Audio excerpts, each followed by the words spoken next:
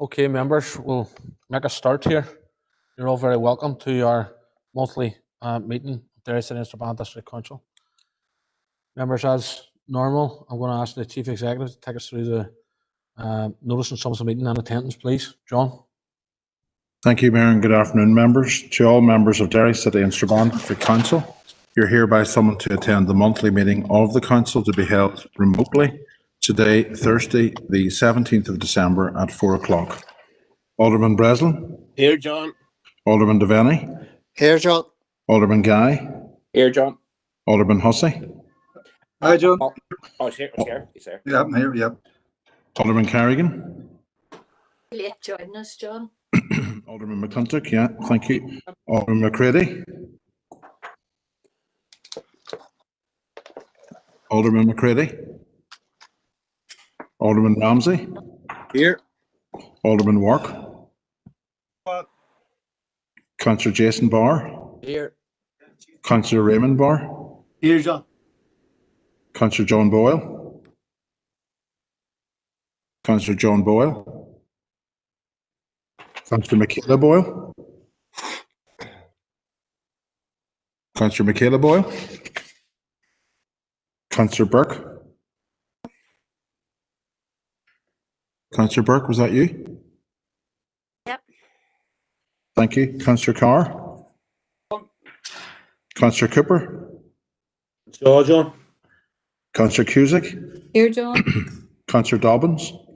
Angela is running late, John. She's on other council business, but she will join us later today. Okay, thank you. Councillor Riley. Councillor Donnelly. And Shaw. Councillor Doyle. Here, John. Councillor Duffy. And Shaw. Councillor Durkin. Councillor Durkin. I think I see you there, Councillor Michaela Boyle, as well. Yeah. Councillor Edwards. Councillor Farrell. Here. Councillor Ferguson. Here, John. Councillor Fleming. Here, John and Shaw. Councillor Gallagher. And Shaw. Councillor Harkin.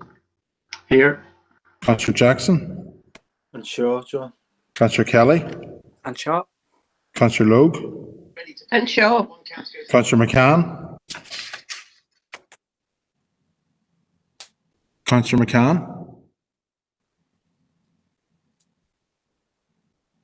Councillor McGuire. And Shaw, John. Councillor McHugh. Shaw, John. Councillor McKeever.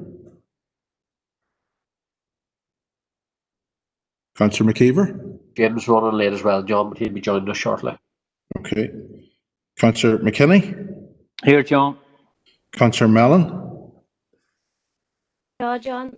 Councillor Mooney. Here, John. Councillor Riley. Here, John. And Councillor Tierney. Here, John. And just checking, Mayor, on Alderman Carrigan. Councillor John Boyle. Here now, John, thank you. Thank you. Councillor Durkin. And Councillor McCann. Councillor Durkin, John has just given apologies. She's stuck on a work call, but she will join us at some stage. Okay. Okay, thank you, members. Back to you, Mayor. Thank you, John. John, just to check, did you get Alderman McCready, who's just put in the chat box that he's here? Thank you, Mayor. Thank you, Alderman McCready. Members, item number 3 is the statement of remote meetings. Therefore, I would like to remind everyone who is in remote attendance that this meeting will be broadcast live via the Council's YouTube channel and will be available for viewing by the public and the media. The broadcast will also be available for repeated viewing at a later date. This broadcast may be terminated or suspended in accordance with the Council's protocol. Members and approved speakers are reminded to only have their mics and cameras on while speaking at the meeting and to use the chat facility to highlight a request to speak. By participating in this meeting, you are consenting to being filmed and to the use and storage of those images for broadcast or training purposes and for the purposes of keeping historical records and making those records available to the public. A copy of the Council privacy notice may be found on the Council website at derrystrabane.com. Members, item number 4 is declaration of members' interest, and as normal members, they can be heard now.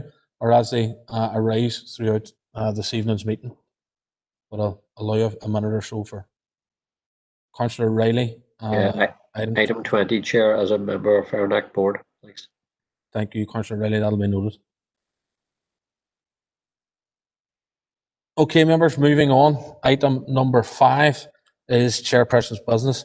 Members, first of all, I would just like to draw your attention to an event which is happening in the Guildhall tomorrow, the staff recognition event. I know that members fully appreciate the efforts that all of the staff throughout the organisation put on every year, but I think particularly this year, it has been quite a challenge for the staff throughout the organisation, and they've held the line in many ways. And I would encourage as many members as possible, if they can, to join that call tomorrow and show our appreciation as an elected body to the staff at that event tomorrow. And I'll also be saying something about that event once we move on to the confidential business of this evening's meeting. Also, members, in terms of proceedings this evening, I would just like to make members aware that around 6 p.m. I'm going to adjourn for a 10 to 15 minute break so that we can get up and stretch our legs and possibly get a cup of tea. Then again at 8 o'clock, we'll take 20 minutes. And if we're still here, and I sincerely hope we're not, but if we're still here at 10 o'clock, we'll take another 10 minutes and we'll look at it thereafter that. Councillor Cooper is also declaring an interest in terms of a board member of ERNECT, which will be noted. Councillor Cooper, thank you. And John, Councillor Durkin has just arrived on the meeting as well, so if her attendance can be recorded. Members, the only other member that has contacted me in relation to Chair's business is Councillor Duffy, and I have asked her to be brief, and I'm sure she will be. So over to yourself, Councillor Duffy.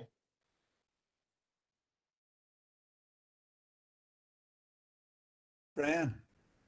Yeah.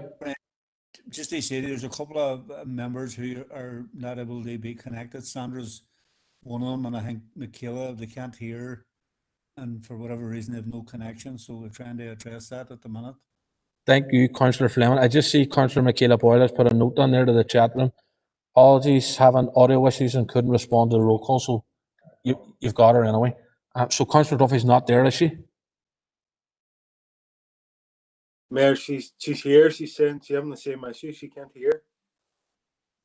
Right. Yep. If members are okay, I once Councillor Duffy gets on, I'm going to come back to that issue on Chair's business because she had contacted me in advance. Chair, Chair, I had sent both to your Brian Tierney and to Mayor at Derry Strabane reference an issue that I wanted to raise. When did you send it, Alderman? A couple of 2 days ago. Right, I haven't seen it. What's the issue? It's really seeking clarification on the protocol around Standing Order 19.9. Obviously, we're in these remote meetings. 19.9 Standing Order states a member may raise a point of order and shall be entitled to be heard immediately. Now, in the normal meeting, you would basically ask loudly for a standing order. What's the protocol surrounding the methodology of seeking a point of order at these meetings? Is it via the chat box, or is it with an open mic where you say you claim for a standing point of order under standing orders? How do we do it in the remote meeting? I'm really asking this because at the last meeting I had put in for 2 points of order, so I want to know, how do we raise a point of order under the current circumstances? Thank you, Chair.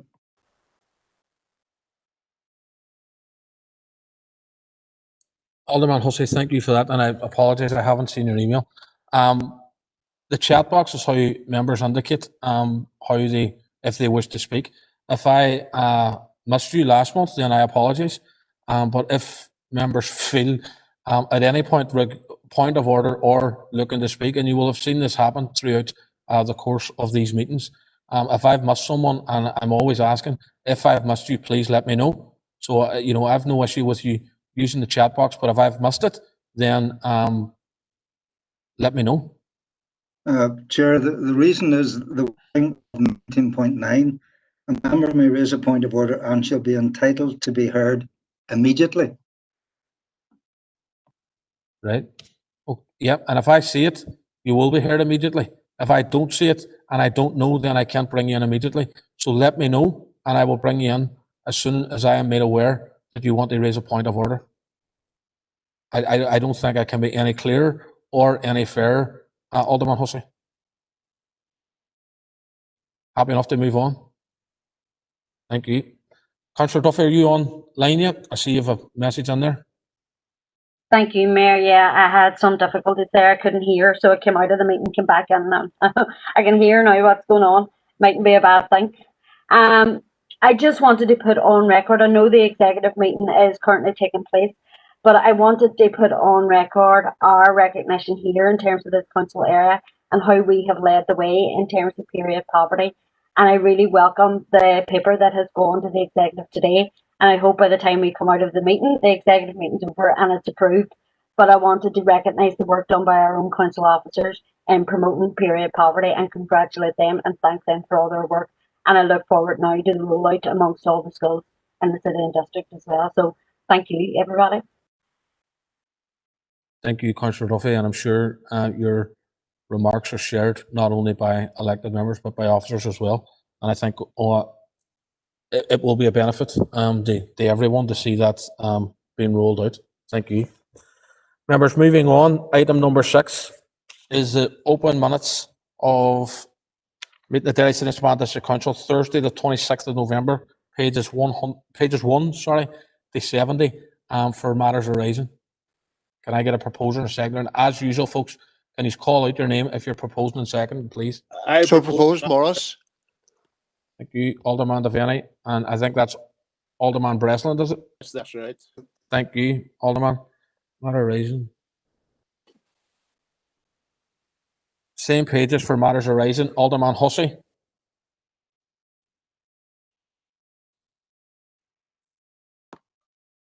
Thank you, Mayor. 3 issues on the minutes of that meeting. Under item 381, pages 6 and 7, referring the NIFL issue to committee. Could I have clarification on what committee that's been forwarded to, because it wasn't at any committee meetings that I'm aware of since the last council meeting. Item 385 with regard to Royal Mail. Chair, I want to raise a particular urgent issue that has arisen at Castleberg Sorting Office. And it's in regard, under this, I'm raising this point under Standing Order 16.2 D and E, where a notice can be raised without notification if it's a referral to an appropriate group or body and the appointment of members to attend that. Extreme concern has arisen throughout the Derry area with regard to post boxes overflowing with mail not being emptied, delays in mail reaching people throughout the area, and general concern at this lack of service from Royal Mail. Now, I know that we have, through various committees, been seeking meetings with members of the Communication Workers Union, with Post Royal Mail management, etc. But this is a matter of urgency. And there seems to be a reluctance, particularly at the Castleberg Sorting Office, to meet with local elected representatives. Remember, this is the time of year when elected representatives would be invited in to the sorting office, and we'd be encouraging people for early posting and all the rest.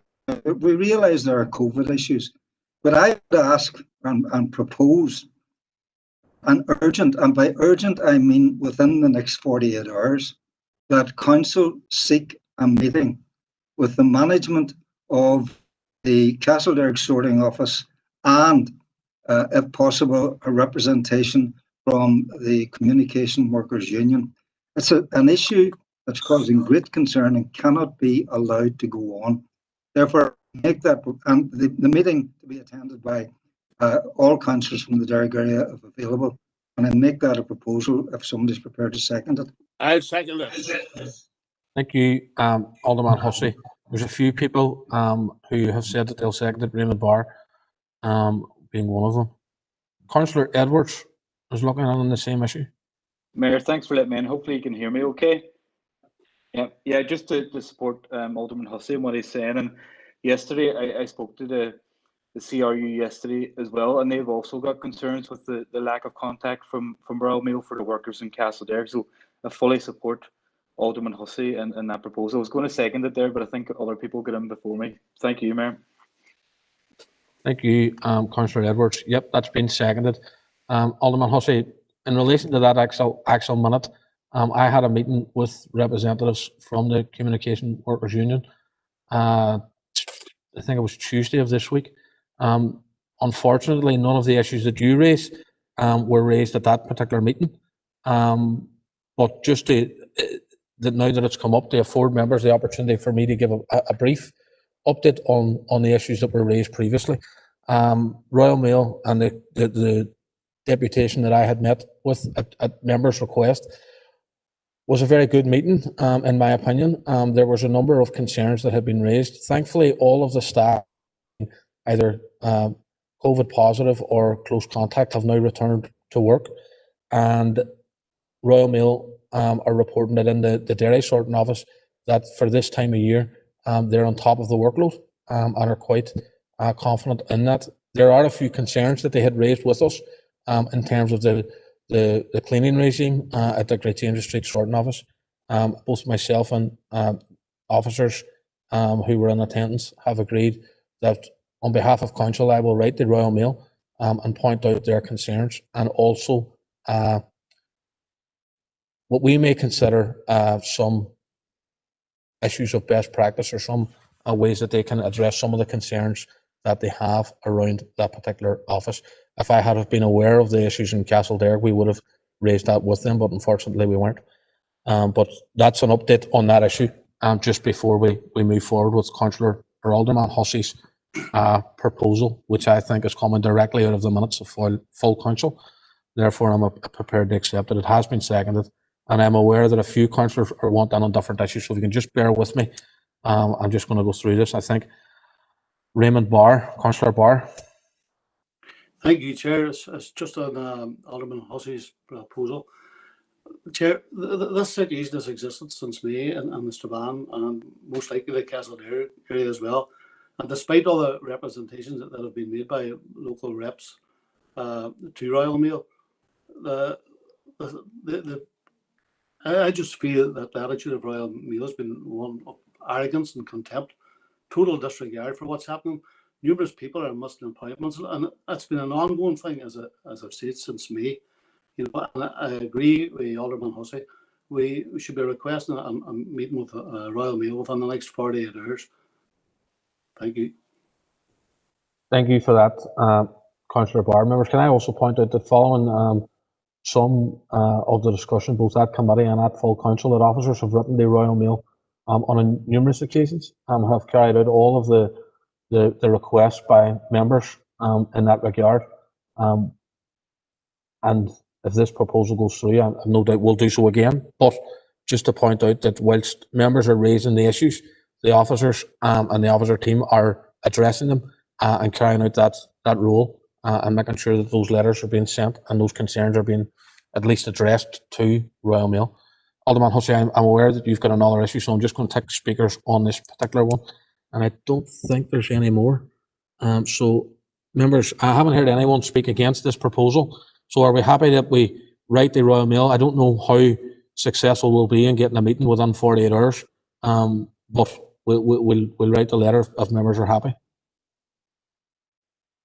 Yep, I don't think anyone is speaking against that, so we'll take that as read. Members, Alderman Hussey was a final issue. Thank you, Mayor. It's on page 37, 406, the column. And making this point, understanding order 21.2, part 6. Within 1 working day of receipt of an admissible column submitted under section 41(1)(b) of the 2014 Act, the clerk shall seek the opinion of a practicing solicitor or barrister in accordance with section 41(2) of the 2014 Act. The call-in was submitted on the 11th of November, and it was submitted on 2 counts. One under section 41(1)A of the 2014 Act, and one under section 41(1)B of the 2014 Act, as referred to in Standing Order 21.2 Part 6. Therefore, was an opinion from a practicing solicitor or barrister sought on the 12th of November, i.e. within 1 working day, and can Council now be furnished with this opinion as per Standing Order 21.2 Part 7 with regard to whether the call-in had merit, or Part 8 as to whether the call-in had merit. And that standing is outside of the issue actually coming to the floor for debate. The standing order states that within 1 day of the call-in being sent or forwarded to the appropriate people, the solicitor's or barrister's opinion should be sought and should be made available to councillors. Thank you, Chair. Thank you, Alderman Hussey. I'm going to ask the City Solicitor to come in and address that for you. Philip? Yep, Chair, I can confirm that at the present time I have not sought an opinion from an external barrister or solicitor in relation to that particular matter. The matter has been taken forward under section 41(1)A. Call-in has been heard. Members have been kept fully appraised of the intentions of officers in that respect throughout. Those members that signed the call-in, that was the process that was intended to be undertaken. Members will be fully aware that in obtaining an external solicitor or barrister's legal opinion can result in considerable expense to the council, and if the issue was resolved under the section 41(1)A call-in process, then it was felt that that was in the best interests of the elected members and of the council generally, that it be progressed in that manner. So you're quite correct that the call-in requires that legal opinion should be sought within 24 hours. That has not been done on this occasion for that particular reason, and I can't offer anything further in respect of the matter. Mayor, can I simply say that that's disappointing? That's all I can say. Thank you. Thank you, Alderman Hussey. And really, Councillor Gallagher. Chair, my interpretation of it would be that the two can run in parallel, because you've got 41(1)A, which is the call-in process that comes back before committee, and before you would seek anything under 41(B), you'd have to go through that process first, and the outcome of the call-in under 41(A) has been dealt with. Therefore, you can't seek a legal opinion on something that now no longer exists, because it has been dealt with under 41(A) and the call-in. So you would be asking for a legal opinion on something that doesn't exist, which would be a total waste of money. I can understand the thing about seeking in 24 hours, but that would only be in the case of if there was only one call-in under one section.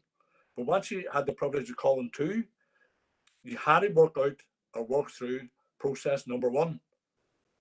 The 2 of them didn't work in parallel, because we're now sitting in a situation where the issue under 41(A) has been resolved, and you'll be waiting on an opinion come back to tell you what do you want an opinion on. Thank you, Councillor Gallagher. And I'm very, very conscious that we could end up confusing matters here. Alderman Hussey has asked the question, and in my view, the City Solicitor has answered it. And in that, we're going to move on that particular subject. Alderman Hussey, in relation to your first point, I understand that is being dealt with by Health and Communities Committee. Your question was what committee would that be referred to? And I understand it's Health and Communities. Thank you. Thank you. Councillor Farrell. Thanks, Mayor. The issue I want to raise is about C386, which is responses to motions. or in this case, it's the lack of response to a motion. So it's about the executive's commitment. They bring forward proposals for the expansion of McGee to 10,000 students. We wrote to the First Ministers in March. They haven't responded. We wrote to the First Ministers in June. They haven't responded. We wrote to the First Ministers again after the October Council meeting, and yet again they haven't responded. So that's 3 times in 9 months that we have written to the First Ministers about this, and they're just ignoring our correspondence. McGee is our baby, and I would expect after 9 months that we'd have some form of delivery. I'm conscious that next month sees the first anniversary of the New Decade New Approach Agreement, which actually saw this commitment put to paper. And there's been no meaningful movement since then. And I am particularly concerned by the abject failure of the First Ministers to engage with this council. It's an actual insult to every man, woman and child from this city and across the council area. Thank you for that, Councillor Farrell. I'm sure once again your points will be noted. Councillor McHugh, separate issue as far as I believe. Brian, it's in relation to C379, bottom of page 2. It doesn't relate directly to Mackie Hart, but it is a GA issue. Just Chair, be very brief. I think we should be sending our congratulations to Antrim County Board on the recent success of their senior hurlers who won the Joe McDonagh Cup recently. So we'd like to make that a proposal. Thank you. Okay. Can I get a seconder for that? Happy to second. Councillor Duffy, thank you. Members, everybody in agreement with Councillor McHugh? Sorry, my mistake. Just before we take that, just so that I can keep everybody right, can you put that in the chat box for me? I know it's short and everybody probably gets it, but it's just so that I can ensure that we're following the correct procedure throughout the meeting, if you don't mind. Members, we'll just give it a minute till Councillor McHugh gets this done. Thank you. Maybe we should congratulate Lauren as well on winning the County Antrim Shield.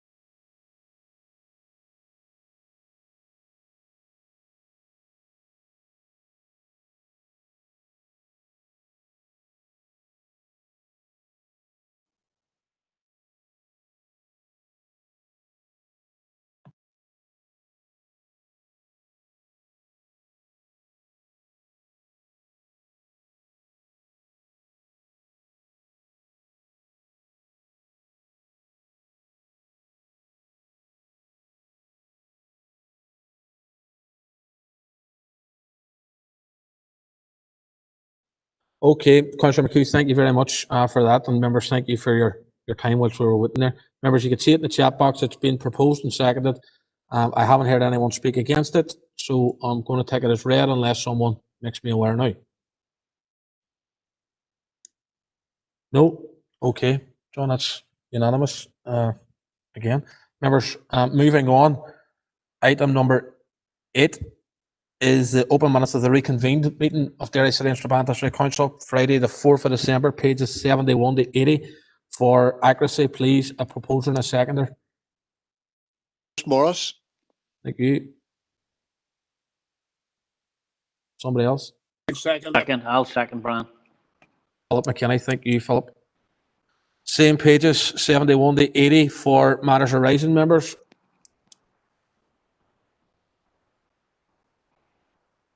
No matters arising. Moving on to item number 10, the adoption of the open minutes for the following committees. A, the monthly governance and strategic planning committee held on Tuesday the 1st of December, pages 81 to 110 for matters arising. I propose it. Sorry, for accuracy, sorry. Ackerman. Councillor Donnelly. Yeah, this for accuracy, Councillor Donnelly, yeah. Yeah, Chair, page 87, regarding there's a report, talks about a report, I brought up, 1 second. Apologies. I actually named the report. It was the Ben Cave report, and I wonder could that be amended to include that? I think it's important. It might seem as small, but I think it could be important down the line. Yep, no worries, Councillor Donnelly. That'll be amended. Thank you. Thanks. Proposer and seconder for those minutes, members. I propose in restaurant. Somebody else? Second them, Councillor Duffy. Councillor Duffy. Same pages, members, 81 to 110 for matters arising. Mayor, members, could I request just the opportunity to provide some clarification on item 18320 in your consideration of matters arising under the minutes, just to provide an update on some additional communications from the department and the rollout of food support programmes going forward. So I'll leave it at your discretion when you want to bring me in. Yeah, Karen, is that under Health and Communities or under? No, GSP? under GSP. Go ahead now if you want to go ahead. Members, you'll recall that we did bring a brief outline paper at item 18320 for your information to appraise of additional funds made available by the department to support a food delivery programme. The approval allowed the development of that programme to proceed subject to a letter of offer. I want to advise we have received that letter of offer, but since then we have also received various other communications from the department which make further allocations to us beyond that reported. I just want to bring those to your attention this evening, given recent representations at meetings where members have sought that we would try to get letters of offer to the various delivery partners to allow those programmes to proceed in advance of Christmas. So firstly, members, there has been an allocation made in respect of a volunteering programme to the value of £55,264.20 and to a warm, well and connected programme to the value of £60,331.10. And I suppose secondly, members, we did approve at Health and Community Committee an allocation of 17968 towards a Meals and Wheels programme, and we now have a breakdown of what that funding will involve. Members, I appreciate that obviously this information wasn't available in advance of the preparation of documents for the committee, but we would intend to issue an update communication to yourselves on the nature of those funds and to bring a full and detailed report to the Health and Community Committee. I suppose also to advise you that funds that will not be administered by a council have also been approved by the department, and that will include support to rural support networks, in our case RAPID, and additionally to healthy living centres within the city. We've consulted in detail and arrived at what we believe is the best allocation of delivery organisations for these programmes, to include neighbourhood renewal partnership programmes, and in the event of super output areas such as Strathfoyle, to work in partnership with the Waterside Neighbourhood Renewal Programme, and in terms of rural volunteering, to work with the volunteer bureaus and the rural partnerships. There's obviously caveats in terms of what that funding might support. So the priority identified has been fuel poverty. In terms of volunteering expenses, the detail of what can be supported in terms of training and actual costs such as mileage, refreshments and PPE are detailed, and that will come to you in a further report. But members, if I could just appraise you of the allocations so that we can have authority to extend the letter of offers, that would be appreciated. So firstly, in terms of the Access to Food programme, that is through the Warm, Well and Connected funds of £60,331.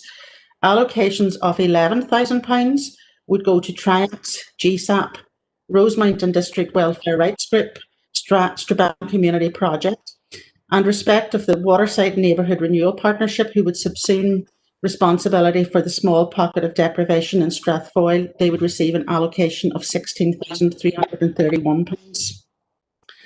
In regard to the Access to Food programme, which provides the volunteering costs, again, allocations of £7,000 would go to each of Triax, GSAP, Rosemountain District Welfare Rights Group, Strabane Community Project, Waterside Neighbourhood Renewal Partnership, and in respect of the Strabane, Derry and Faughan areas, An allocation of 20,264 would be made available through the Northwest Volunteer Bureau.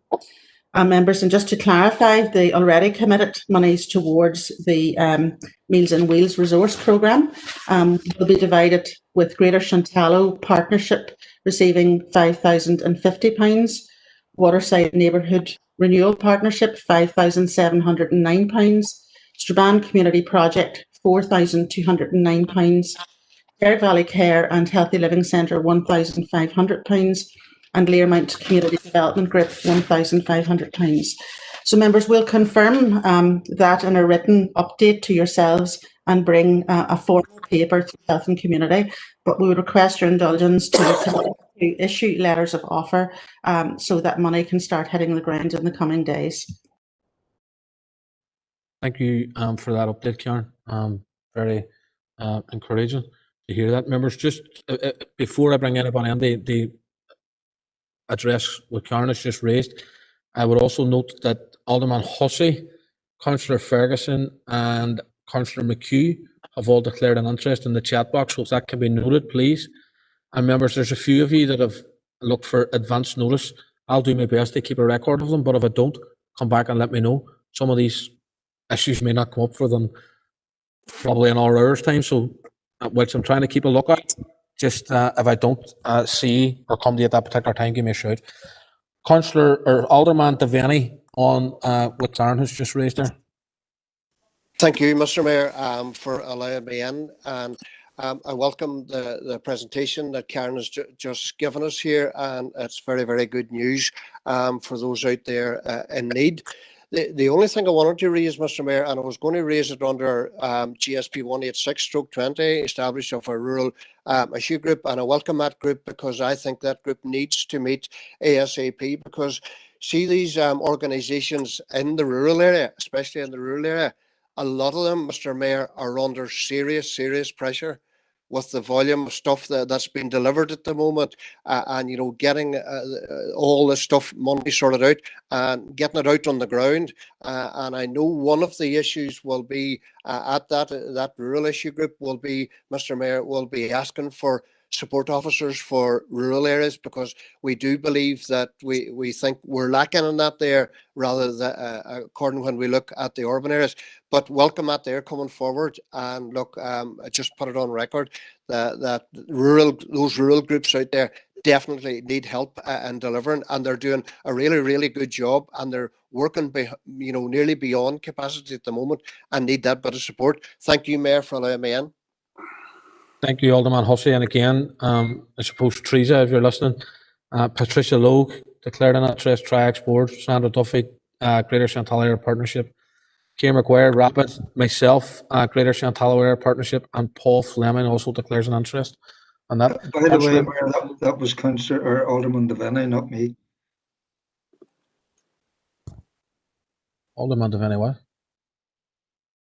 The last speaker, you thanked Alderman Hussey. It was Alderman Devaney was speaking. Sorry, my apologies. Thank you, Alderman Hussey, for pointing that out, and thank you, Alderman Devaney, for your comments. Councillor Michaela Boyle. Mayor, and I too want to declare an interest as a member of the Strabane Local Community Growth Partnership. And just following on the comments that Alderman Devaney has mentioned, I have technical difficulties, so I didn't hear what he said at the outset. But just to support him on that call, we did meet this week with the group, and there are quite a number of issues. Whilst the rural areas do get well funded, there seems to be issues, and I know they've been rehearsed here before in terms of funding support workers. So obviously we have the Rural Issues Working Group come January. So this is obviously an issue that will be brought to the Rural Issue Working Group come January. But just to give a shout out to them and the work that they have been doing with volunteers on the ground and no capacity in terms of funding the volunteers. But as I say, that'll be an issue that'll be brought forward to the Rural Issues Group. Thank you, Chair. Thank you, Councillor Boyle. Members, there's another load of interest on there which will all be noted as as they come in. I'm not going to go through them all. Councillor Burke.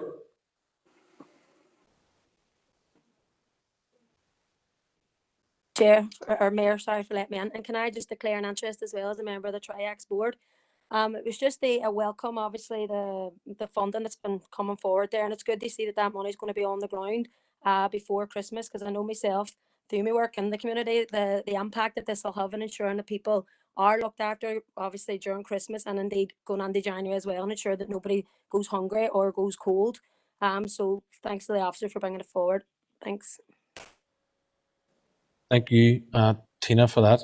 Karen, you had there's no further indicated speakers, but you had asked for some direction or a steer on the proposals before they come to the Health and Communities. Are you happy so far that you're getting that? Yeah, Mayor, if we could just have confirmation that we can proceed the letters of offer based on my verbal input to committee, and we will give you a briefing and bring a further detailed report back to committee in January. Thank you, Karen, for that. Councillor Donnelly. Thanks, Chair. Chair, it's just regarding the remarks now about noting the declarations of interest. And I'm just thinking of maybe the audience as is going out live. Would it not be in the interests of public scrutiny that you could declare them, because they wouldn't have access to the chat box and who's declaring an interest of what? Okay, Councillor Donnelly, if you wish me to call them all out, I will. The ones that I had called out are obviously included. I also have, well, Paul Fleming was where I left off. Councillor Alderman McClintock, Waterside Neighbourhood Partnership. Councillor Cooper, Outer West. Dan Kelly, Rapid. Emmett Doyle, Ballyarnett LGP. Derek Hussey, Rapid. Darren Guy, Waterside Neighbourhood Partnership. Sean Carr, Outer West. Raymond Barr, Strabane, Sean Mooney, Philip McKinney, and my computer's Martin Riley. Bear with me, members, please. It won't move on down. Martin Riley, Michaela Boyle, Maurice Devaney again, Stephen Edwards, John Boyle, Triax, Christopher Jackson, Waterside Neighbourhood Partnership, Shauna Cusick, Outer West, Aileen Millen, Ballyarnett, David Ramsey, Waterside Neighbourhood Partnership, Sean Harkin, Outer West, Jason Barr, Spearin, Mary Durkin, Outer West. That's all of the declarations of interest that I have, and I hope that it suffice, Councillor Donnelly. I have a proposal from Councillor Ferguson, happy to proceed, letters of offer to go out. Can I get a seconder for that proposal, please? Seconded, Morris. Thank you, Alderman Devaney. Members, I haven't heard anyone speak against this, so I'm going to take it as read that members are happy to proceed with the letters of offer as was detailed by Karen, and a paper will come in due course to the Health and Communities meeting, but will also be confirmation will be emailed to members as well. No one speaking against it, members. Thank you. Alderman Hussey, 118, I think it is, or 188, sorry. 188, that's correct. The Universal Basic Income Lab. As chair of that committee, we had deferred the appointment for clarification to that body from council as to they'd sought one representative. It's been clarified, I believe, now that two can serve on that, and indeed the hunt list has been made available to members. And I would ask that at council here we appoint members to that body, as it will have important work to do, and the sooner we get people involved on it, the better. So I'm suggesting that we, mindful of the hunt that is available, would appoint the two representatives that we could have on that body. Thank you, Mayor. Yep, thank you, Alderman Hussey, for bringing that up. I think members all should have received an email today with the hunt run, and as I understand it, the next position is for the DUP, and the position after that is for Sinn Féin. So if I can have a proposal from the DUP and one from Sinn Féin. Thank you, Mayor. We're going to pass on that. Thank you. You're going to pass, okay. I need one now from Sinn Féin. Yeah, we're happy to nominate, and we will nominate. Sorry, that broke up there. I never got that, Sandra.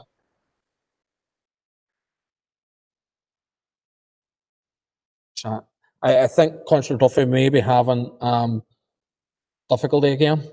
Is there anyone else in Sinn Féin that knows who she was going to nominate? Chair, can I nominate Councillor Tina Burke? Councillor Tina Burke, thank you. There's Councillor Duffy's just confirmed that in the chat. So the DUP have missed, or SDLP, yep. Can I get a proposal from the SDLP for the other position on that body, please? Yes, thanks, Mayor. Can I propose Councillor Rory Farrell? Thank you, Councillor Riley. So that's those two positions filled. And can I also just, Councillor Farrell and Councillor Durkin have both declared an interest in the previous paper that we were discussing, that Cameron McFarland had taken us through, just so that everyone's up to date and up to speed with who has declared an interest in what. Members, that is governance and strategic planning dealt with, as far as I believe. No one else has indicated.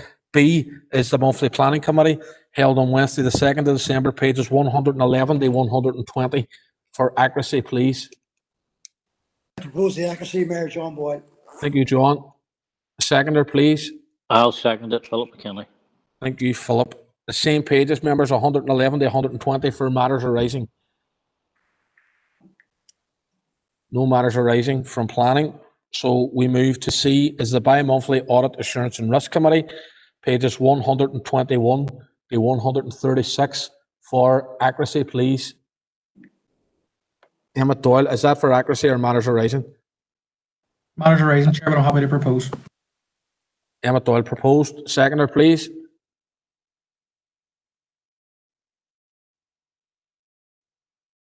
Someone else must have been at the meeting.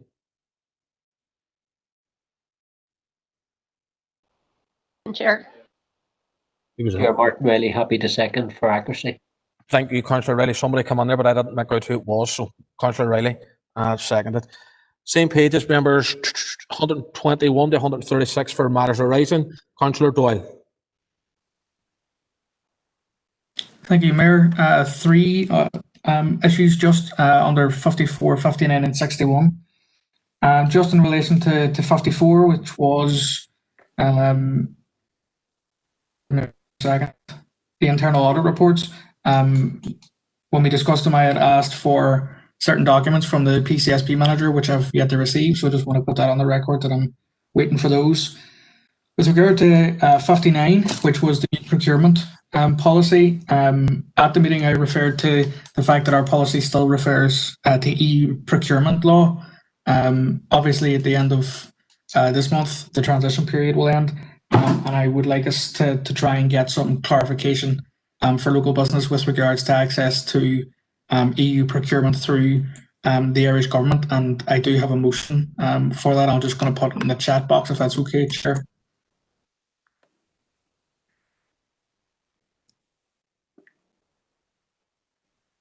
Just for clarity, it reads, this council writes to the Department of Enterprise, Trade and Employment to ascertain how companies operating in the North can access EU procurement systems and how the company's registration office can accommodate the registration of northern firms for that purpose. Just bear with me, Councillor Doyle, please.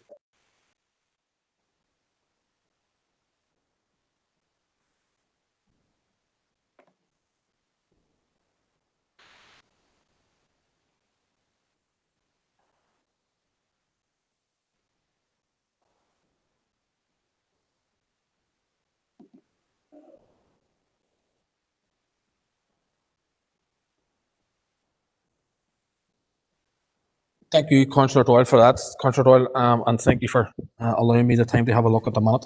Councillor Doyle, I don't believe that this is coming directly out of the minutes at full council, and I also don't believe that there's no reason why this couldn't have been proposed as a motion to full council. So as I did with last month, I'm going to do the same with this particular proposal, and at this stage, I'm not going to accept it, but I look forward to debating it at the next opportunity that we have. So if you want to move on to item number, the next one that you had on that committee, for me, Councillor Doyle, thank you. Okay, Mayor, thank you.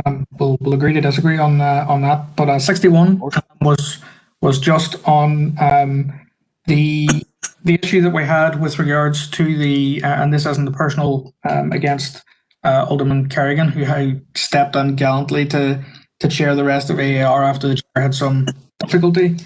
But there was something of concern to me at that meeting, in that the chair sought some information from an officer offline, which to me was a matter of something that should have been dealt with under standing orders. I want to raise it and say that offline when they're chairing a meeting, because as far as I'm concerned, the officers are here to carry out the wishes and carry out the decisions that we decide, not to be giving information with regards to how standing orders should be implemented. So I just wanted to put that on the record, Chair. Thank you. Sorry, Mayor. Thank you for that, Councillor Doyle. I'm sure your concern around that will be noted. Members, there's no further indicated speakers on audit assurance and risk. So moving on to our monthly Business and Culture Committee, held on Tuesday the 8th of December, pages 137 to 158. For accuracy, can I get a proposer and a seconder, please? Proposed, Michaela. Thank you, Michaela. Seconded, Rory. Thank you, Councillor Farrell. Members, the same pages for matters arising, 137 to 158. Members, and I wish to raise an issue myself. Item number BC 181/20 talks about the Colin and the decision to send the Business and Culture, the Decades of Centenary Working Group to meet to discuss the events around NI21. As I understand it, the Decades of Centenary Working Group met on the 15th of this month and made a unanimous recommendation to come forward at full council. Teresa, if you're there and have that online, can we have it on the screen, please? Thank you. Yep, that's it there. Members, that's the recommendation, which, as I understand, is coming unanimously from the Decades of Centenary Working Group. And as Mayor, I wish to propose that we accept the following recommendation, which is on your screen. Mayor, Alderman Work. Alderman Graham Work seconds that proposal as well. So that's a proposal that's before you, members. And I note Councillor Donnelly is looking to come on. Councillor Donnelly. Chair, thank you. Chair, when you look at this, you can't see nothing wrong. It's almost like a new fairs of Dana's, all kinds of everything. It's lovely, it's fluffy, it's warm, but it's absolutely meaningless. And I just don't know why it's here, Chair. I don't see any reason why this came on the back of my initial proposal regarding not the corporately celebrate the injustice of partition. So I just don't understand where this is coming from. I have absolutely no problem with people marking occasions whatsoever. I've made that clear from the start. But I don't see why my motion had to be removed to allow this fluffy, beautiful, all-encompassing one in. It wouldn't have made any difference. So I won't be supporting it, Chair.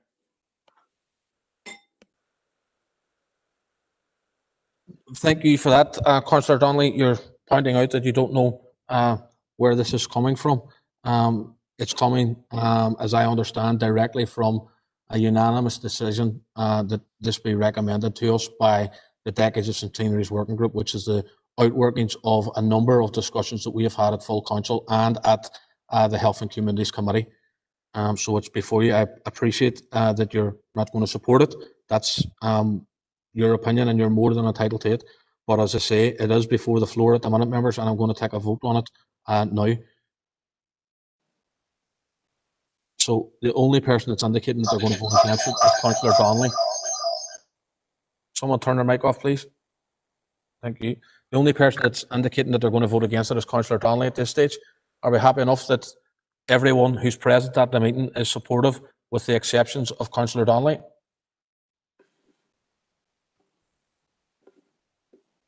Yep. Michael Cooper, Sinn Féin, content to support. Thank you.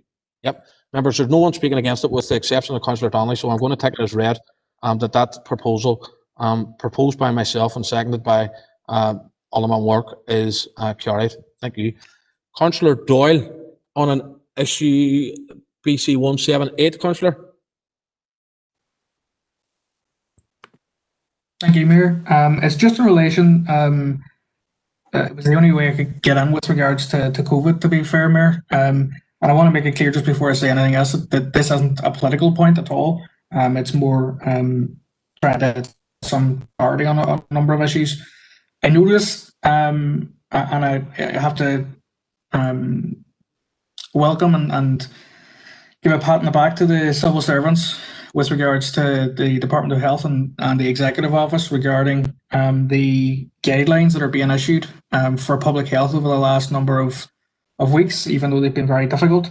But I have found over the last number of weeks, in particular with the most recent guidelines, that there is a lot of ambiguity. And I'm happy to give an example. So, for example, car washes were told to close, but even those that provide under car washing, which is deemed to be an MOT service, were told to close, even though MOT services were actually specifically allowed to open in the latest guidelines. So what I'm seeking to do here, and I do have a very brief motion, Chair, for this, is to see if we can get a singular point of contact with regards to either the Executive Office or the Department of Health, so that elected members can actually seek clarification on guidelines, because I know, even speaking to some local police officers, that they were also quite unclear. So I'm just going to put that in the chat box, Mayor.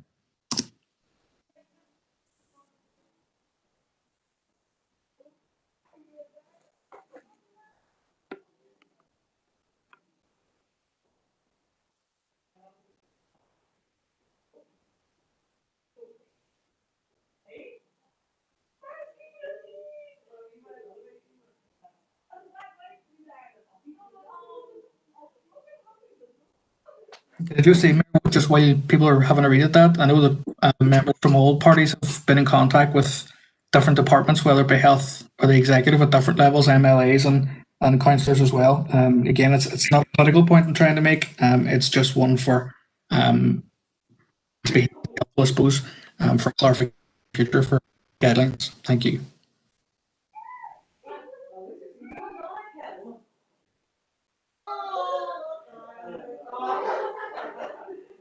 Councillor Gallagher, are you looking to come in there?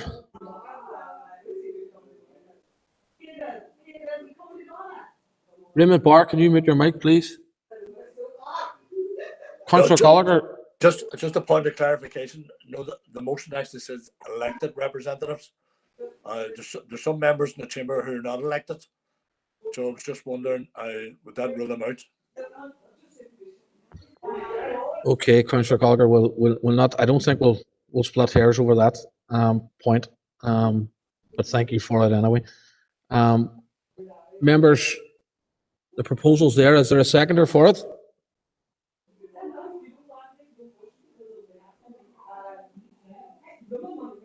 No. Councillor Doyle, unfortunately, you've failed to get a seconder, so we can't accept your proposal. Thank you for it, however. Moving on, members, Alderman Hussey.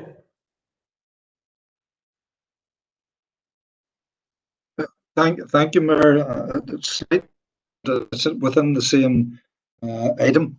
I've noticed recently that COVID ambassadors seem to be assisting with covering the regulations.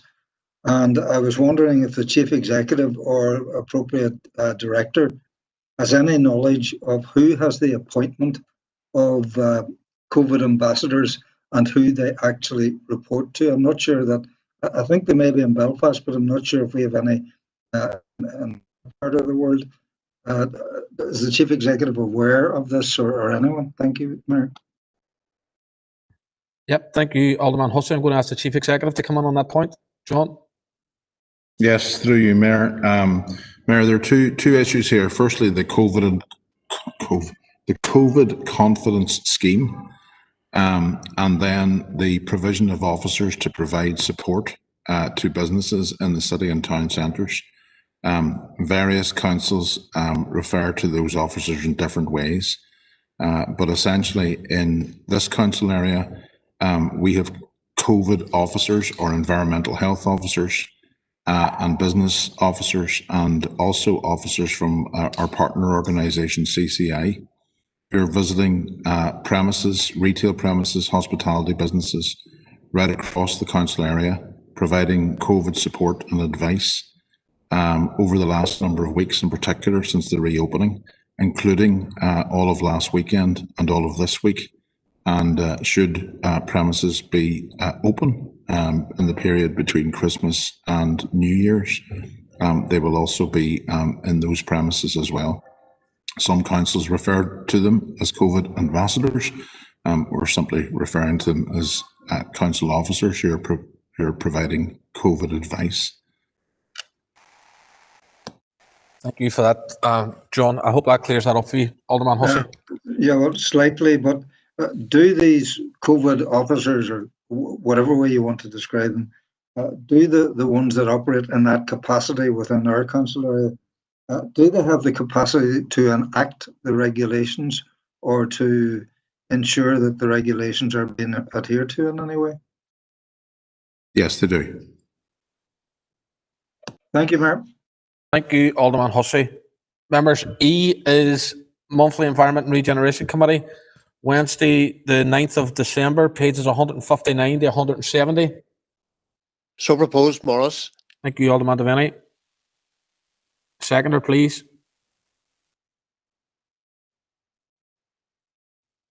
That, Councillor Ramsey. Thank you, Alderman Ramsey.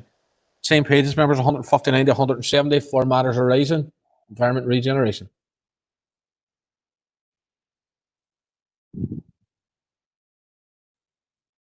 Mayor, sorry, I put it on there in advance. You're right, you did, Councillor Ferguson. My mistake. Go ahead, Councillor Ferguson.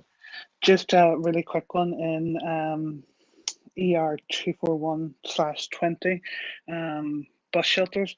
I'm just hoping, I've been contacted today by some of the community groups out here that I've been trying to get a bus shelter in Strabane repaired in Clonmene Drive. If council officers could just look into the delay to the repairs and get back in touch with me if you don't mind. Yep, no worries, Councillor Ferguson. I'm sure that'll be carried out. Councillor Ferguson, just before you move on, have you another issue? No, that's it. No. Okay, thank you. Councillor Sean Harkin on the same issue, first of all.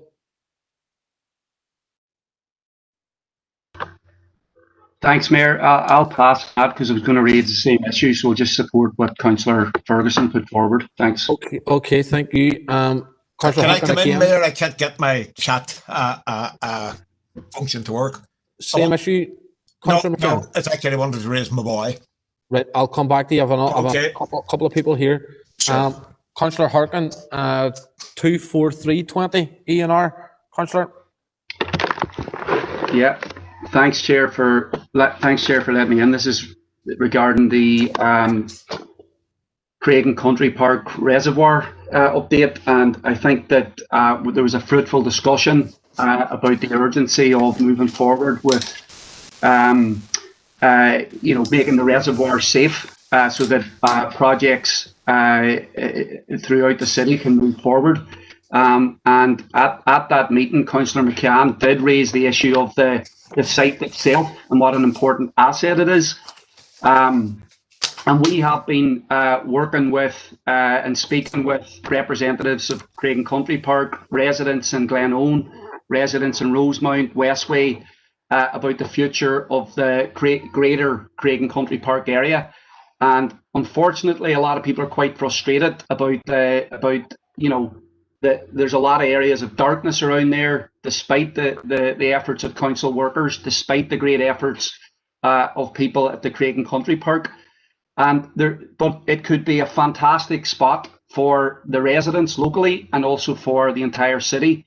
So I think as part of the discussions about funding for that area, we have to, I think we should, as a council, become a full partner with the Craig Country Park and with other stakeholders to really develop that site in line with our local development plan, in line with our climate declaration, and to really turn it into something that people can use. There should be people should be able to run there. There's a lot of darkness there right now. There should be people should be able to use it for walks. There's a lot of areas that just aren't getting used right now, and we know that in Glenone there isn't a play area. There used to be play areas for residents there. So I think a lot of people agree that there's great potential for the site itself. It's a wooded area. There's water. There's wildlife. So it hits so many buttons right now, or checks so many boxes. I think while we're doing the regeneration work for reservoir safety, we should do alongside that a full regeneration of the site. So I wanted to put forward, in addition to the recommendation, I wanted to add to the recommendation that already exists there, more or less what I've just proposed. So I'm putting that into the box, thanks.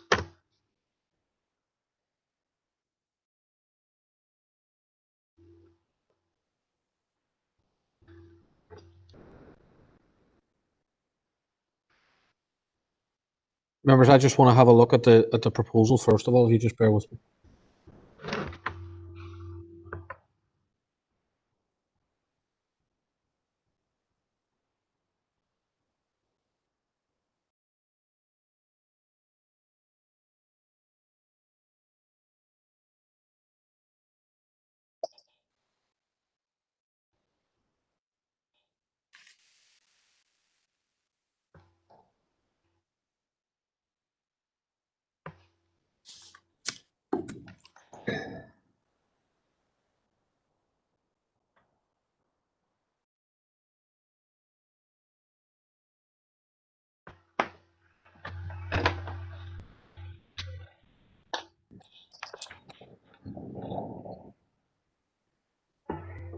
Chair, I'm happy to come in and comment on that if you want me to. Thanks, Karen. Just give us a wee second there, please.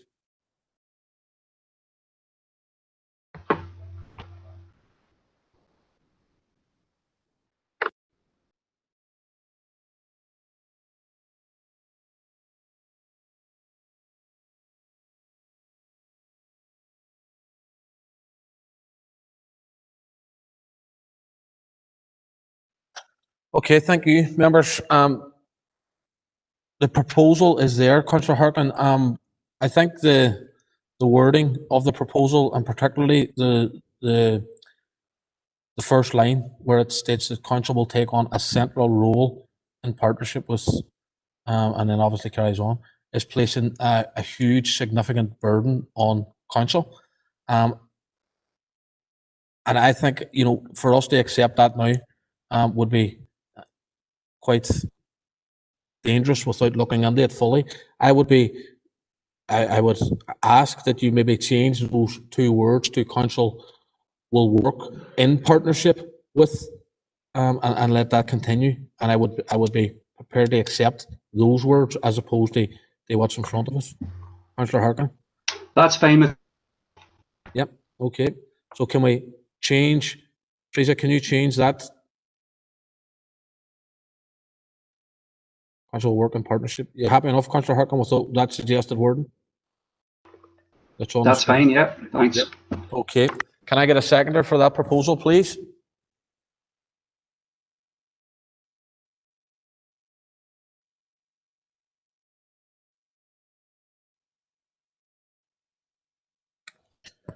Oh, seconder. The chair. Go ahead.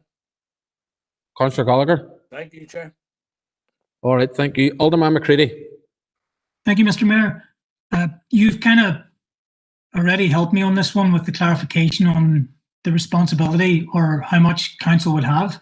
I did take issue with that at the beginning. Secondly, having such a motion with so many variables which have not been outlined yet, I would maybe go a step further and ask, I would prefer a paper being brought back on financial implications, outputs, and exactly what we're going to contribute in the partnership. I'm very dubious sometimes of voting on things I don't have the full understanding of the implications or ramifications. Can someone, council officer, somebody give a bit more detail on this before it goes to a vote. I understand it's well intended. I get that, and I welcome the member's motion, but just in terms of due diligence, good governance, I would like a bit more detail, please. Thank you for that, Alderman, and I would tend to agree with you. I do have another two speakers, and then I had intended to bring Karen Phillips on, as she had indicated. So if you just bear with us, we will get that clarification that you're looking for before we go to a vote. Alderman Hussey. Thank you, Mayor. Mayor, can I agree with Alderman McCready? Recently, some of us in the rural areas have been receiving some updates from council officials with regard to the play plan review, and we're talking here in regard to leisure provision. There's a serious concern, particularly in the rural areas, that many of these projects that occur within the former Derry City council area mitigate against the much needed provision that has to be dealt with in the wider council area. If I refer, and I'm being parochial and deliberately parochial, to the Derry area, there are 14 play parks in the Derry area. 9 of them are deemed by Play Board not fit for use. These are council facilities. So if we go ahead with this sort of thing, no matter what, there will be council finance involved. So I think what Councillor McCready is suggesting, that a report come forward, is a way to actually look at this, and perhaps being dealt with by the appropriate committee. Because in the not too distant future, an officer from Karen's department will be presenting a report on the play plan review. And I'll be honest with you, when it comes, I can tell you that it's a damning indictment of lack of provision in the Derry area, and the Strabane area doesn't fall far behind it. So that has got to be taken on board, the overall financial implications of moving forward. Thank you, Mayor. Thank you, Alderman Hussey. Councillor Burke.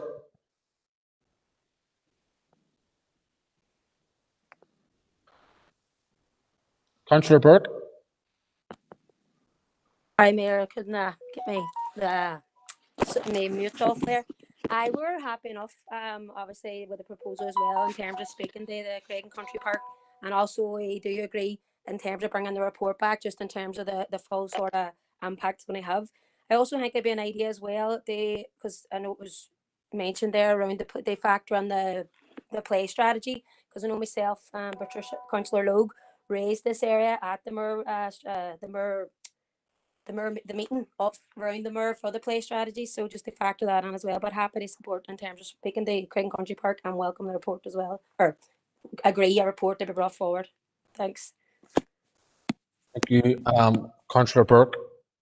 Members, there's a proposal there. In my view, the wording now would suggest that a report will come, and I know some members asked for that clarification, but I'm going to ask Karen Phillips to come in at this point. Karen, if you're on there. Yeah, through you, Chair, members. We've had, as members will be aware, a number of dialogues with Craig Country Park over the last couple of years, and certainly they have sought some support in terms of their development of a master plan for the asset, and members will be aware that Craig Country Park have a long lease, so in effect are the owners of the asset, and council officers have sought to provide some support to them in that, and members, those discussions are ongoing, but certainly we would be more than happy to bring a report into Environment and Regeneration Committee to outline I suppose the parameters of that, and to see to get members steer on the specifics of that in terms of the partnership with Craig Country Park. Certainly there is great potential for this asset for the city and district. Indeed, Craig Country Park have shown a willingness to develop the asset, and certainly, as officers, we've provided some initial support, but members, we would be more than happy to bring a report back in to Environment and Regeneration Committee to provide members, I suppose, with some more details on the nature of that, and seek your further clarification and support in terms of moving forward on that issue. Thank you for that, Karen. And that clears a lot up for me, and I hope it's cleared up for those members that asked for the clarification as well. Members, the proposal is in front of you. I've got no further speakers, and it's been seconded. I haven't heard anyone. I wish to propose an amendment. And it's a very simple amendment, and it follows on from what we've just heard from the Director, that Council will bring a report on the creation of a master plan. Remove the rest of it. That line. Council will bring a report on the creation, and then the rest is as stands. So you want this above or at the end? Just where it is now on screen? In place of will work in partnership, that's a commitment. I think we need the report. Council, the officers need the opportunity to bring a report of the implications. So you want it all removed? No, just Council will bring a report on the creation of a master plan. That's removing work in partnership with and other stakeholders. Okay, Alderman Hussey, that's on screen. Have we got a seconder for that?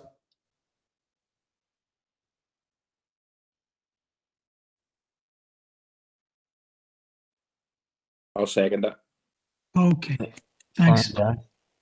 Okay, members, the amendment is now, we'll just give a wee second so Teresa can get it in front of us.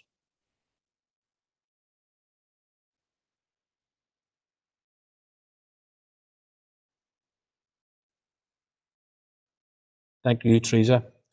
Members, the amendment is in front of you and it's been seconded. No indicated speakers. So I'm going to go for a vote on the amendment, members. Can people let me know their thoughts on it? Or are we taking it as read?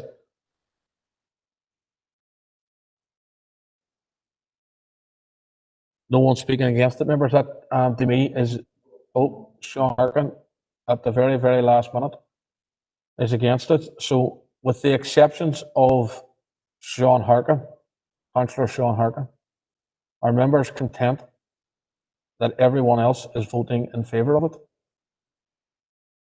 Yes. No, I'm not. Sorry, I'll be voting along with against. I'll be voting against. I expected that, Councillor McCann, but I didn't want to speak for you. So with the exceptions of... I'm amazed that you were able to work that out. It's early yet, Councillor McCann, it's early yet. With the exceptions of Councillor Harkin and McCann, are we content that everyone else present is in favour of the amendment? Yes, in my view, that's passed. Members, the amendment now is before you as the substantive motion. And can I take it as read again with the exception of Councillor McCann and Councillor Harkin, that everyone else is supportive of the substantive motion? Yes. Yep, thank you, members. Sorry, Chair. Yeah, just for clarification there, I'm voting for this. Oh, sorry, my mistake. I beg your pardon. Thank you, Sean. Whilst not wanting to speak for Councillor McCann, can I assume that he's now going to vote? He's now going to vote in line with you as well. And everyone present is in favour of that proposal. Yep. Okay, members, that's unanimous. Thank you very much. Members, F is the monthly Health and Communities Committee, Thursday the 10th of December, pages 171 to 204. Proposed Morris here. Thank you, Alderman Devaney. Seconded, Darren. Thank you, Alderman Guy. Councillor Cooper on matters arising, if I remember correctly. Councillor Cooper? I might have got that wrong. Oh no, Derry's got a proposal. Oh no, I'm away.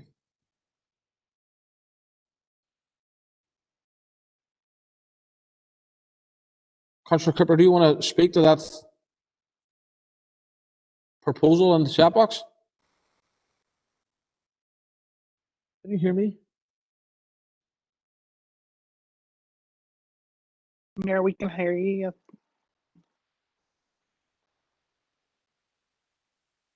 Okay, Councillor Cooper, are you online there? Mayor, I'm assuming that he may have a technical issue. If you allow me, I'll try and contact him. Thank you, Councillor Duffy. If you can do that for us, and I'd allow members an opportunity to read the wording of his proposal. But at this point, can I get a seconder, please?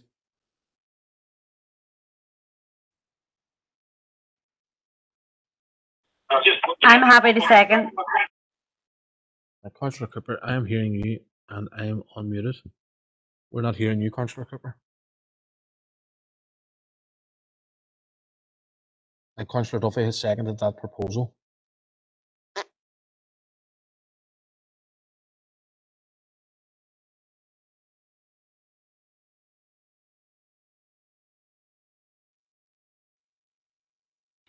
Mayor, he can hear you loud and clear, but you're not hearing him. No, well, I'm not hearing him. And I can't hear you. no, I don't think anyone can hear him. Councillor Cooper, if you can hear me, can you log out and log in again?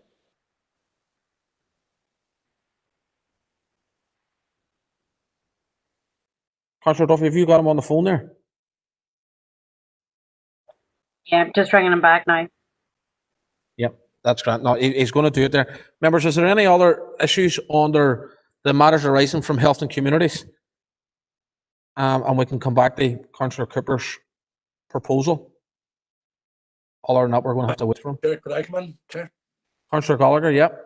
Just as a point of clarification, like, and I'm not on the health committee, but the health committee made recommendations on this matter that's coming before us, this proposal, and it made a matter to refer the decisions to the next meeting. And I'm wondering, as part of this proposal, does that mean we don't adopt the minutes? Do we take that decision that the committee made out and replace it with this if it was to be passed?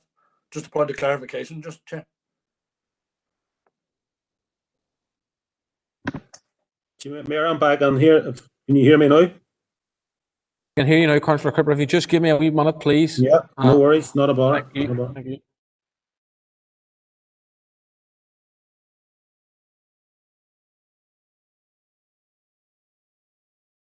Thank you, members.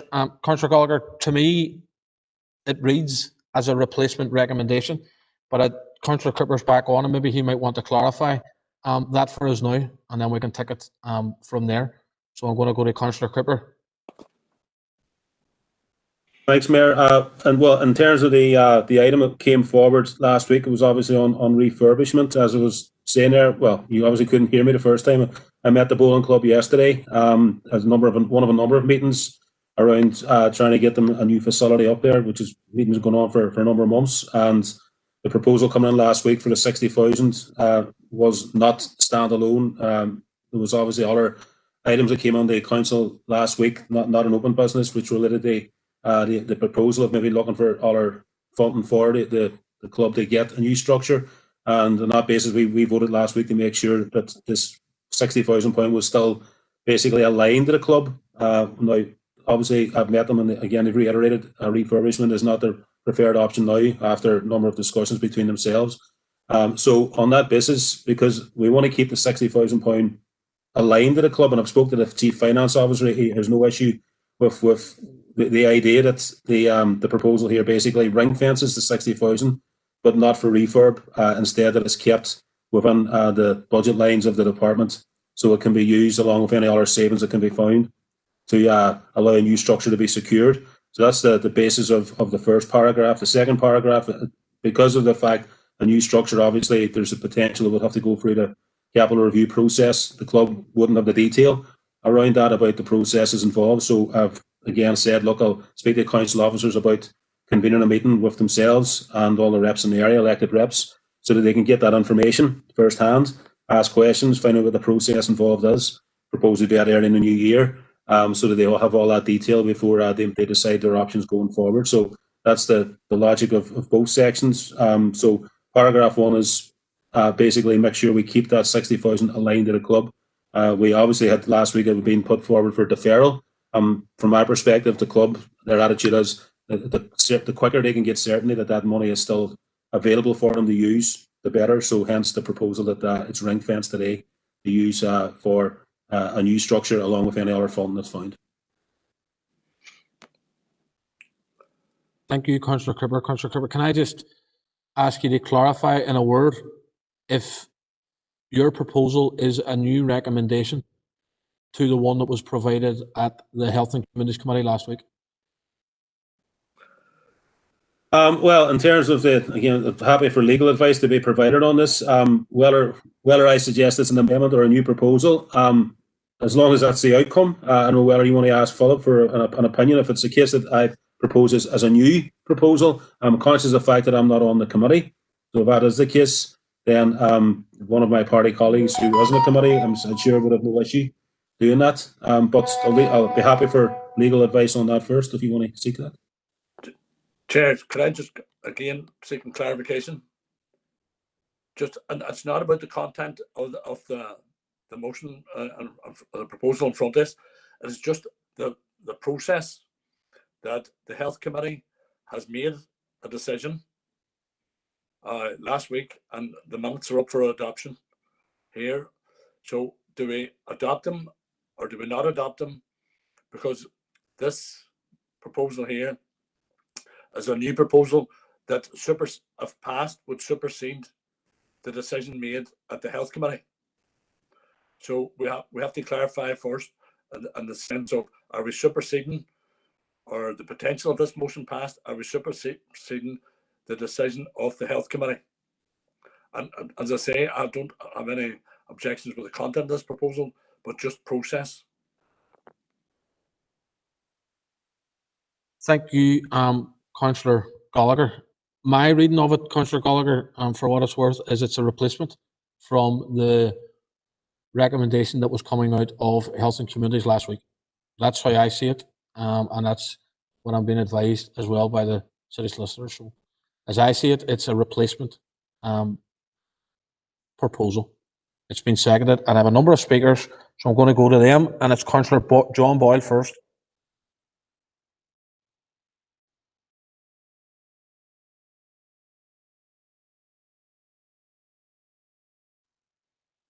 Councillor Boyle.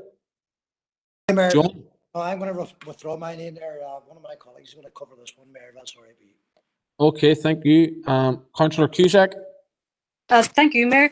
Mayor, obviously we are supportive of this motion. However, I'm just concerned about the pinpointing of Foyleside DA elected representatives, given that this club should be open to all in the city, not just the district, but it also borders on the Moor ward as well too.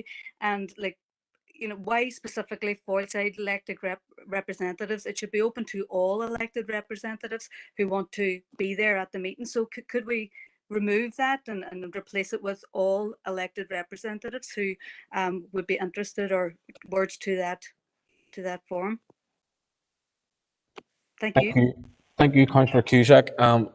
Members, Councillor Cooper has just clarified in the chat box that he's happy to remove that and it be open to all elected representatives if they desire to attend that particular meeting. So that's been removed, as you can probably see on your screen. Councillor Donnelly. Councillor Cusack has just made the point that I was going to make, so no longer have to make it. Just that I was there the other day. I've used Brook Park. Many constituents from the Moor ward use Brook Park. I was there the other day with Councillor Sean Carr, Councillor Mary Durkin and Councillor Sean Harkin, standing shoulder to shoulder with the bowlers and the committee. So just the point has been made. Thank you. Okay, Councillor Donnelly. Councillor Harkin. Thanks, Chair. Look, we had a long debate and a sharp debate about this at the last meeting, and I don't think we want to go over all that again. So there's a number of things. One, we were told at that last meeting if we didn't vote for option 2, the £60,000 would be lost or could be lost, and I don't think that there's any danger of that. I don't think there's any danger that the £60,000 that was the preferred option in terms of the proposal will not be available come the January meeting. So I actually don't think we need to support this. I think we should just stick with the recommendation as is, because these are the things we're going to be talking about at that meeting. And I think what we need to do between now and then is actually engage with the club members. There's already a meeting being set up by the club to invite all interested elected members. So they're doing that. They had a rally of 40 people on Tuesday that, as Gary said, a number of us attended, and they made their demands very, very clear. So they're speaking for themselves, and I think we have to listen to them. And before we go off making decisions or trying to make decisions on their behalf, we have to get their input. So I would say, there's nothing necessarily in this that I disagree with, but I don't think we need to change the recommendation. I think we just stick with the recommendation, engage with the club members, and then have a full discussion with more input and more information about what funding is available at the next meeting. Yeah, just for a point of information. Just bear with me, Councillor Cooper. There's a number of speakers here. Councillor Kiar. Thanks, Chair, for bringing me on. I would concur with Sean Harkin there. I don't know what the rush is today. I would like is to go to Health and Communities, what was decided at the last meeting, and maybe have a more further report from officers if there's other avenues for funding, because I think as elected members we all should hear that at the one time if there is. So I'd be voting against this here, that we take it to, I'll be supporting that we take it to the Health and Communities, so we all can be briefed by officers at the same time. Thank you, Chair. Thank you, Councillor Kiar, for that. Members, there's no further indicated speakers. And at this point, the proposal, whether you agree or disagree with it, is before you for proposed and seconded. So I'm going to put it to a vote. And at this occasion, I'm going to ask the Chief Executive to take us through the vote, because there's a number of people who've indicated that they would be supportive of it. So Chair, can I just clarify? Can I get something clarified that £60,000 is safe if this doesn't go through?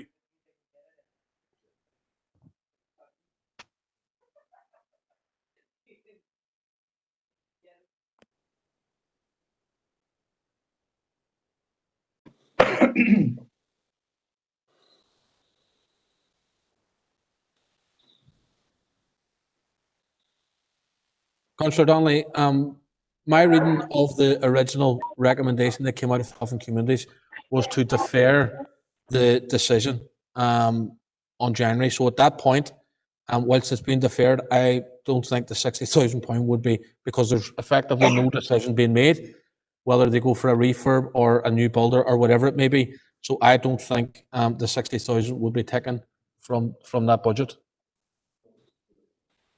at this stage. So I think the 60,000, to answer your question in a word, is safe, regardless of this proposal, because if this proposal falls, it will revert back to the original recommendation from Health and Communities, which is to defer any decision.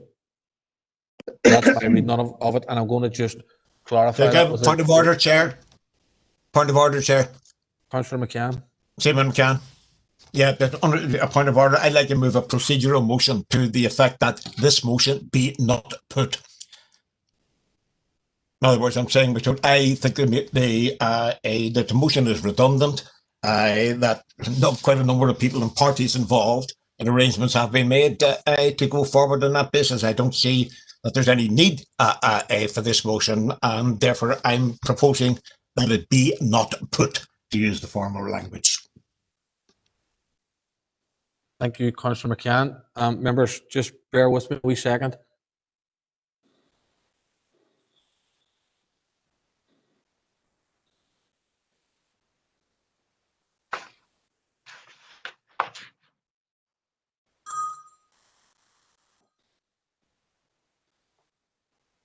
I don't think anybody wants to vote against this. Hello?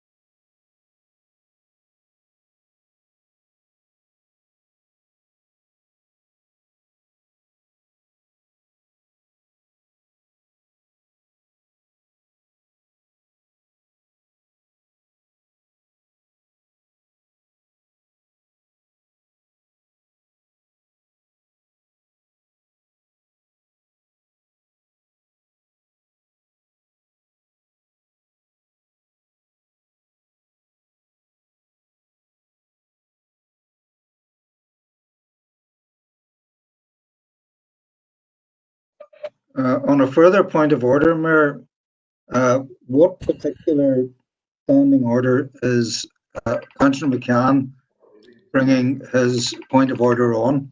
Can you just, if you just bear with me, Councillor Alderman Hussey, I'm just going to clarify that right now. Members, this, in my time on council, this has never happened before. So we're just trying to get, I'm trying to get my head around it. Now, the exact wording that Councillor McCann has suggested doesn't fall within our standing orders, but what I am assuming that he is talking about is 16.2I, is that we proceed to the next business. Mayor, another point of order, please. You had actually called the vote prior to Councillor Donnelly speaking.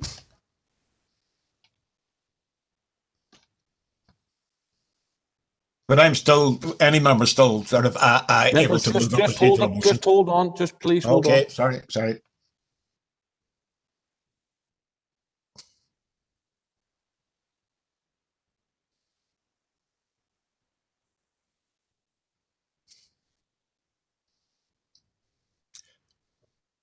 Okay, members, at this point, I'm going to ask the city solicitor to come on and hopefully clear things up for us.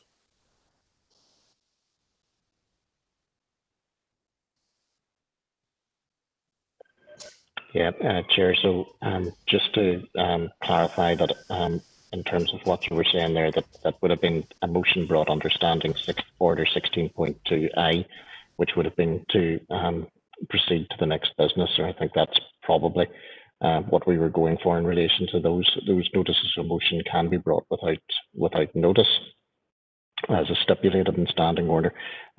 But on this occasion, I think that the position seems to be that the vote had been called, Chair. That's my recollection of the matter. And where the vote has been called, the vote must be taken before we would be able to move on and deal with anything else. The effect will be the same. Thank you for that, follow-up. Members, I hope that clears it up for you. The vote, as Councillor Duffy points out, was called, and I allowed Councillor Donnelly in.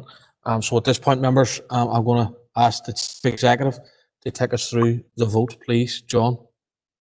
Okay, thank you, Mayor. Members, Alderman Breslin. Against. Alderman Devaney. Against. Alderman Guy. Against. Alderman Hussey. Against. Alderman McClintock. Against. Alderman McCready. Against. Alderman Ramsey. Against. Alderman Wark. Against. Councillor Jason Barr. Alderman Kerrigan here, John. Against. Thank you, Alderman Kerrigan. I didn't realise you were there. My apologies. Yeah. No problem. No problem. Councillor Jason Barr. John. Sorry, Councillor Barr, didn't hear that. Against. Thank you. Councillor Raymond Barr. Abstain, John. Councillor John Boyle. Against, John. Councillor Michaela Boyle. For, John. Councillor Burke. Councillor Carr. John. Sorry, Councillor Carr, just say again. Against. Thank you. Councillor Cooper. For, John. Councillor Cusick. Against. Councillor Donnelly. John, is Councillor Dobbins here? I'm against. Thank you. Councillor Dobbins, again, I hadn't realised you joined the meeting. Thank you. Councillor Donnelly. Against, John. Councillor Doyle. Against. Councillor Duffy. For. Councillor Durkin. Against. Councillor Edwards. Against, John. Councillor Farrell. Against. Councillor Ferguson. Abstain. Councillor Fleming. For, John. Councillor Gallagher. Councillor Gallagher. Against, John. Councillor Harkin. Against.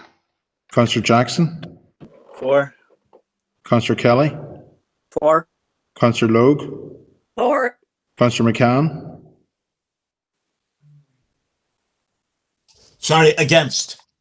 Councillor Maguire. For. Councillor McHugh.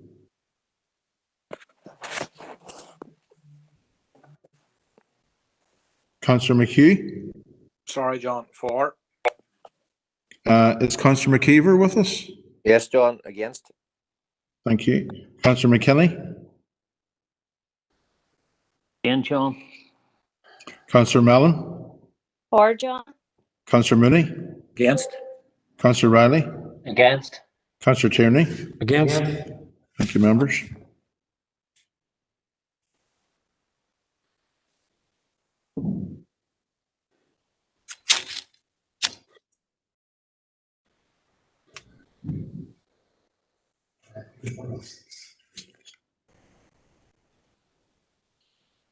Mayor, I've recorded 11 for, 26 against and 3 abstentions.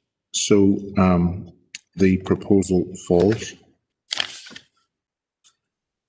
Thank you, John, for that. Members, that proposal from Councillor Cooper falls. So we revert back now. I need a proposer and a seconder for the minutes of. No, we got that, didn't we? No, we've got that. Members, there's no further indicated speakers on health and communities. So at this point, we're going to move on. And item number 11 is notices of motions. Members, as we get to this stage, as has become the norm, I would remind members that to propose a motion, you've got 3 minutes, and to respond to a motion, you've got 2 minutes. And I would ask members to try and stick to those times, please. Thank you. So, Councillor Mooney. Chair, thank you, Chair. And I would ask members to take the motion as read. Thank you, Councillor Mooney. Councillor Mooney, just put there, do we get a seconder, please? Oh, sorry, thank you. Mayor, I would like to second his motion, please, Ryan McCready. Thank you, Alderman McCready. Go ahead now, Councillor Mooney. Thank you, Alderman McCready, for that. The basis of this motion was brought to my attention by constituents from our council area. The query was relatively simple. Why couldn't residents in this jurisdiction not avail of some of the provisions that are currently enforced in England and Wales? By way of background, powers of attorney and enduring powers of attorney already exist in this jurisdiction. As I'm sure everyone will know, they are essentially legal documents that allow a person to pass over control of their financial affairs to another person, namely the attorney. The difference between the two is that power of attorney can be activated now, whereas enduring power of attorney can only be activated when the person loses mental capacity to look after their own affairs. However, members should note that the operation of these documents have only really been used for the management of financial affairs. Upon further inquiry, it came to my attention that provisions are currently in place under the Mental Capacity in Northern Ireland Act 2016, but the only provisions in at this moment in time are for deprivation delivery, or what was commonly known as being sectioned, and this commenced on the 2nd of December last year. The provisions for health and welfare within the Act have been provided for in Part 5, Sections 97 to 111, of which provide for lasting powers of attorney, but they have not been commenced yet. Upon checking with the Department of Health, there is no clear appointed timeline for this to happen soon. At present, health and welfare decisions in this jurisdiction would be made on what's known as a best interest basis. This will enable to include doctors or social workers with input from the family and or those who are close to the person. With care decisions, there's also the financial dimension too, so whoever holds the purse strings might have a greater say. The health and welfare component will provide the donor to appoint another person to make decisions on their behalf in relation to health and welfare matters. This will allow the appointed attorney to make decisions on medical treatment and the provision of care, but including wider decisions such as those who the donor has contact with and where they live. The attorney could possibly make decisions on life-sustaining treatment if the donor has provided for in the lasting power of attorney, but in accordance with the law operating at the time. Members should note that the benefits are that this will allow the donor to keep control, protect their own interests, avoid conflict amongst family members, save time and money, and to be prepared for the future. So members, these provisions are provided for, but simply haven't been commenced yet by the department. The constituents who contacted me feel that it is time that they were brought into force to allow them to avail of this facility for essentially future planning and for all our residents and citizens in our community. Thank you, Chair, and I would commend the motion to the members. Thank you, Councillor Mooney. First speaker, Councillor Michaela Boyle. Thank you, Mayor, and I would like to thank Councillor Mooney for bringing forward this motion. And just to say that I was delighted to say that I played a part in the introduction of the Mental Capacity Act when I was in the Assembly, meeting with stakeholder groups, and I was able to bring forward their ideas and concerns at the initial stage as a member of the Justice Committee. Mayor, we in Sinn Féin have been supportive of the Mental Capacity Act in its work of an ad hoc committee made up of the Department of Justice and Health. The Mental Capacity Act came about from a review into mental health and learning disability services, namely the Bamford Review, and it called for a single piece of capacity legislation. The Mental Capacity Act is large and was introduced in stages. The first phase introduced here in December of 2019, and for the purposes, as Councillor Mooney says, of deprivation, liberty, research and money and valuables. Mayor, we in Sinn Féin are supportive of the lasting powers of attorney, as it would streamline the ability to support a person when they lose capacity. The Lasting Powers Act may give you permission to make decisions while the individual still has the mental capacity to make their own financial decisions. If it does not, you can only start making decisions when they don't have the mental capacity.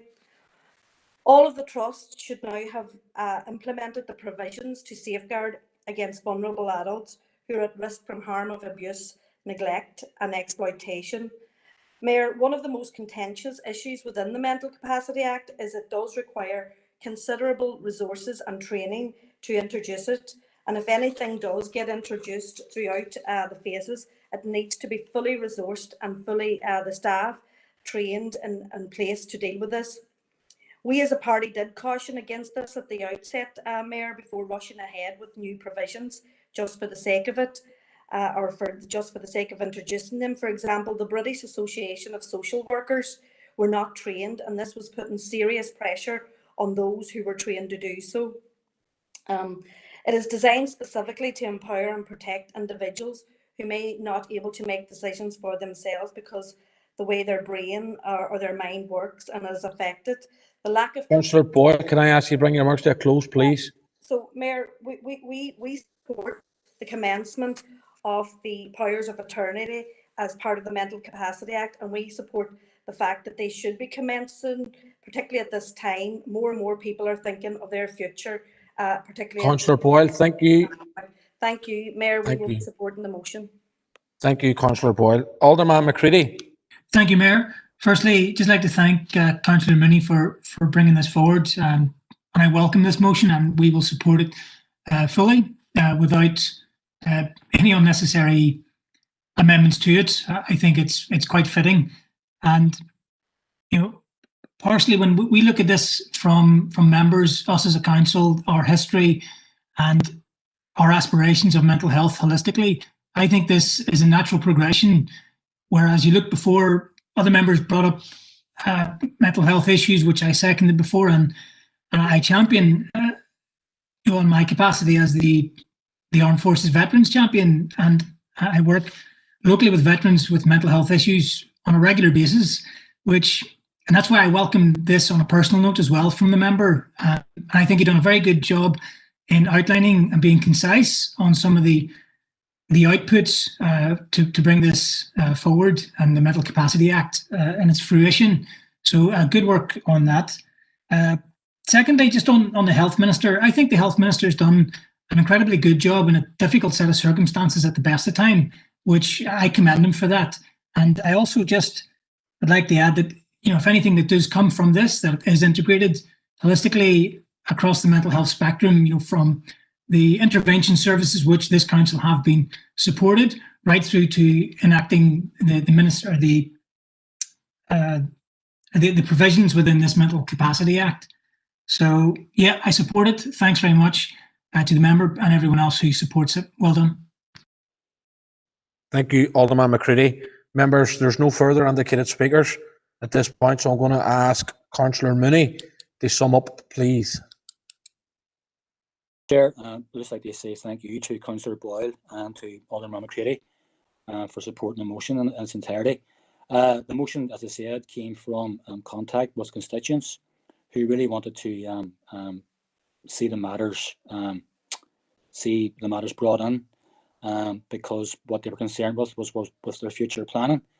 And it follows on from the motion previously that I brought in about dementia and Alzheimer's, that essentially these tie in.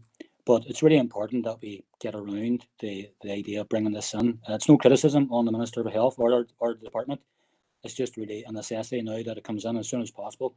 So it allows everyone over the age of 18 to have certainty in their planning for the future, and especially in relation to health and welfare matters, which was a really important matter for everyone involved. So thank you again, Mayor, and to all the members. Thank you, Councillor Mooney. Members, there's no one spoke against that motion, so am I happy to take it that it's unanimous at the moment? Yep.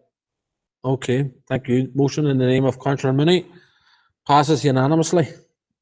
Moving on, the motion in the name of Councillor Michael Cooper. Point of order, sorry, Derek Hussey. Thank you, Mayor. It's just to question the relevancy of the motion under Standing Order 16. There are 4 relevant factors that have to be in play for a relevant motion to come forward. And the very last one, and it relates, I suppose, to the last paragraph in Councillor Cooper's motion. The last requirement under Standing Order 16, for which the council is legally competent. And I have to ask the question, it's a long motion, yes, but are we legally competent with regard to what's sought within the motion? I await your judgment on that, Mayor. Thank you.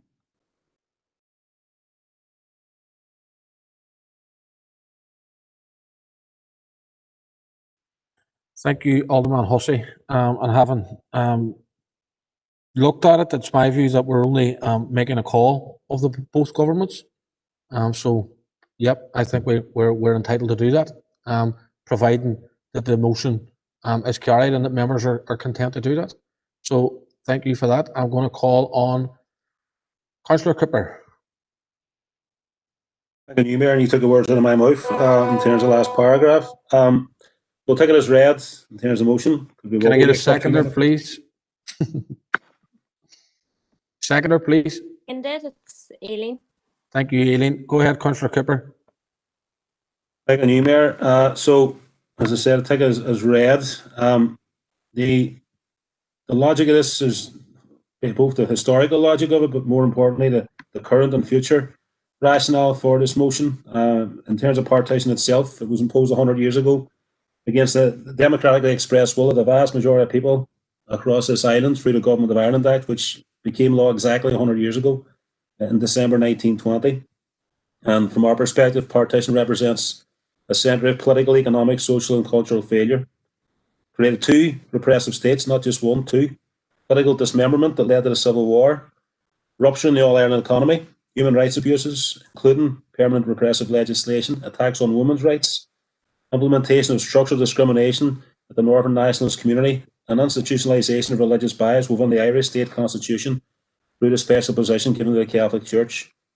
It's had a disastrous economic and political impact on the people of Ireland, but in particular, both unionist and nationalist communities living in the border counties, both within the 6 counties and also Donegal, Leitrim, Cavan, Monaghan, Louth as well. The repeal of the Government of Ireland Act by Westminster was secured by Sinn Féin during the Good Friday Agreement negotiations, but we all know partition remains a continuing barrier to economic and social progress across the islands. The need for a one island approach across our public services in particular and across our economy has been starkly demonstrated by the COVID pandemic.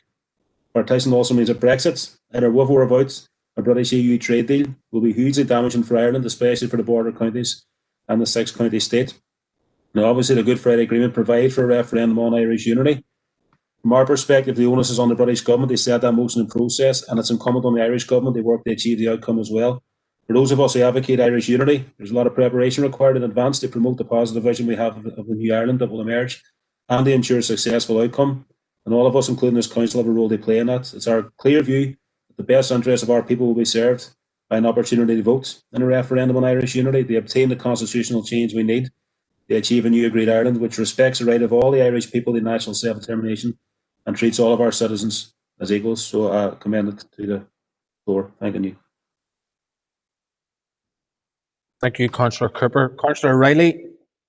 Thanks, Mayor, for bringing me in, and I don't think it'll come as any surprise to hear the SDLP are supporting this motion in respect of the commentary in relation to the Good Friday Agreement. It's a long time since 1998 since the Good Friday Agreement was signed and voted on by the citizens both in the Northern Ireland part of our island and in the Republic of Ireland. The first time that people voted on the same day on our island in a generation, and I think that there's a huge amount of work that went into getting political parties to that position in 1998, and obviously it wasn't unanimous, but there was an overwhelmingly strong support for the Good Friday Agreement across this island. We all know that the promise and the energy that was brought forward in 1998 hasn't led to all the positive changes that we wanted to see. But 20 years later, as the motion outlines, there are many things in the Good Friday Agreement that are not yet implemented. There are many things that have happened, not just Brexit, that also has led to the agreement being chipped at and the integrity of the Good Friday Agreement has been challenged by many of those things. I think that the biggest challenge currently as we enter into December is Brexit, and the motion touches on that and the importance that that Brexit will have. But I think the key to this motion is the point in relation to the fundamental right of citizens to have their say on the future of this island. That conversation has to take place, is taking place, and no doubt when people have the chance to have their say at the ballot box, the democratic wishes of the people of this island should be respected. So happy, Chair, with the text of the motion and happy to support it. Thank you. Thank you, Councillor Riley. Councillor Ferguson. Thank you, Mayor. I'd like to note that, we at Alliance are fully supportive of any centenary being given the respect and ability to be marked. We also support and encourage the space to debate the different perspectives around the constitutional question. But I do feel like this motion, it calls Brexit inward and narrow, which we know it is. But we feel like if we were to call for a referendum before the right time without a plan in place, that it could possibly turn into another Brexit. So that's why I did send, I'd like to propose an amendment that I sent through the trees earlier on. If needs be, I can put it on the chat box, but Teresa, can you put that amendment on the paper, please? Thank you.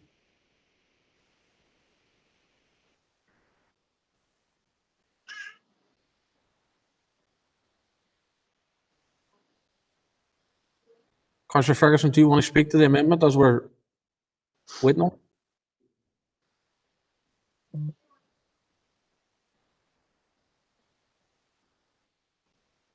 I'm trying to put it up here in the chat box. It's just pretty much making it a bit more simplistic, that this council notes the centenary anniversary of the Westminster Parliament's Government of Ireland Act, and the council also recognises that the rules of a border poll are set out in the Good Friday Agreement and the conditions upon one should be called are not yet met.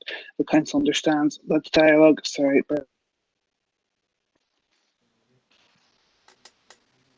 The border poll should be inclusive and respectful for all. Is this in addition to? No, it was two. And then basically the first line, add that in, and then to take away the back part.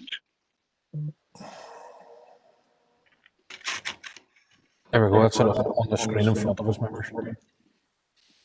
Is there a second for Councillor Ferguson's proposal? Second that, Chair. Councillor McKinney. Mayor, just before we go on, can I just ask? Just bear with me. Just bear with me. I'm seeking it myself here, Councillor Cooper. So just bear with me, please.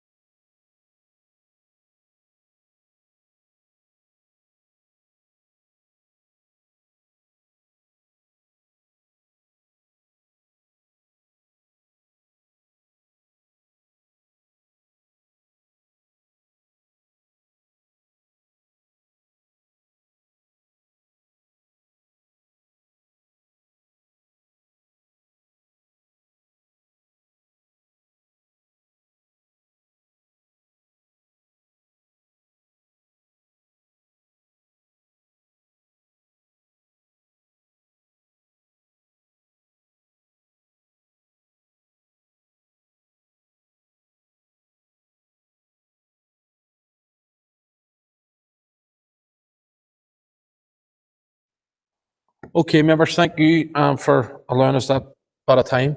Councillor Ferguson, your amendment, as I see it, sorry, Councillor Cooper's original motion has got two key actions within it. One is to call on the council to around debating, and the other is to call on both governments to act as well. Your amendment has taken out both of those actions, and in my view, is a direct negative to the original motion. So therefore, we can't accept your amendment, unfortunately, Councillor Ferguson. Thank you. If we can, Teresa, if you don't mind, if we can just revert back to the original wording from Councillor Cooper, please. Thank you. Councillor Cooper, I know we were looking for clarity there whilst I was getting it. I hope that clears it. Same issue, folk. Yeah, no issue, Mayor. That's great. Thank you. Alderman Ramsey. Thank you, Mayor. Can you hear me okay? Yes, can hear you fine, yeah. Yeah, thank you. Just on that motion, there were attempts from 1911 to 1920 to get the Government of Ireland Act over the line. The 1920 Repealing Government Act was passed but never enacted. In 1921, instead of Home Rule, Northern Ireland was born. Sinn Féin, the political wing of the Republican movement, must take some responsibility for the deep and wide divisions. The glorification of terrorism and the failed terrorist strategy is proof of that. In Londonderry and Strabane council area alone, 276 people were murdered, Protestant, Catholic and dissenter, also migrants who were in the wrong place at the wrong time. The divisions east-west are due to the continued Brit bashing and the past terrorism in the mainland. It was the intelligence services and peace builders that helped eventually lead to ceasefires and the Republican movement turn away from violence. Well, most of them. We also welcome the support. We support the welcome and support the agreed framework provided by the peace process and allowing the democratic methods to move us forward. The Good Friday Agreement is clear about what is needed before the border poll could be called. These include a sustainable devolved government and Stormont being the first. Most would agree that it is not sustainable after many breakdowns over the years due to mistakes and political opportunism. Yes, the Good Friday Agreement is still work in progress. The partition of Ireland was self-determined by 96% of unions supporting it. When we look at how things have panned out in the Republic, the vote 100 years ago, it was also about self-preservation for unionists. We can see by the absence of unionism, Protestantism, culture in the Republic of Ireland. The Republic of Ireland narrative goes from top to bottom across society about fighting off the Brits. A date can't be set for a border poll because everyone knows that unless there's a sizable majority agree to a united Ireland, it is doomed to fail, as this will cause deeper divisions as the unionist people will rise against what they see as a victory for those who murdered and destroyed relationships and lives forever. There is no feeling of support to unite Ireland within unionism of all persuasions. Unionism is not just a Protestant thing, it's about livelihoods, health, welfare, and the security of being part of the fifth strongest economy in the world. The Good Friday Agreement is clear about how it evolves, and we agree debate is good, but this motion really is about forcing a referendum, creating a sectarian headcount, and causing hurt and fear within the broad unionist community. Therefore, we can't at this time support the motion. This motion should be deferred for further consideration. Thank you. Thank you, Alderman Ramsey. Councillor Donnelly. Thank you, Chair. No problem with an independent Ireland, no problem with the sentiments about how disastrous partition was. But the 1920 Government of Ireland Act had been made redundant by subsequent acts enacted in Westminster concerning the constitutional status of the 6 counties within the United Kingdom. All subsequent legislation, including the 1949 Ireland Act, the 1973 Sunningdale Agreement, and the 1985 Anglo-Irish Agreement, were geared towards strengthening unionist control over that status. Any claim to political credit for its revoking is in itself redundant. The true political cost of the Belfast Agreement was the removal of Articles 2 and 3 in return for the official revoking of the redundant 1920 Act. The Southern state was now no longer legally, constitutionally, or politically obliged to pursue Irish unity. In fact, Dublin are now talking about 50+1 now no longer being enough, and about the need for a majority of unionists to support unity, which means that unionism will always have a veto, no matter what the circumstances. The primary political direction of both London and Dublin is to sustain an internal settlement, with Westminster recognised as the sole sovereign authority. The Belfast Agreement does not impinge on the rights of Westminster to enact legislation for the 6 counties, as referenced clearly in paragraph 33 of that agreement. Quote, the Westminster Parliament, whose power to make legislation for Northern Ireland would remain unaffected, unquote. The referendum which delivered Brexit was passed by the majority of people in the United Kingdom because it is that entity which was a member of the EU and not separately to its component parts, i.e. England, Scotland, Wales, or the 6 counties. The border which partitions Ireland is now also a border between the UK and the EU. Partitionist agreements like those in 1920 and 1998 serve only to sanitise the illegality of partition and therefore perpetuate it. The only basis upon which political progress and stability can be made is to formally recognise the right of the Irish people to self-determination without external impediment. The implementation Councillor Donnelly, can you bring your remarks to a close, please? Nearly finished, Chair. The implementation of the Belfast Agreement, to whatever extent, is such an external impediment. I can't support the motion, Chair. Thank you, Councillor Donnelly. Alderman Guy.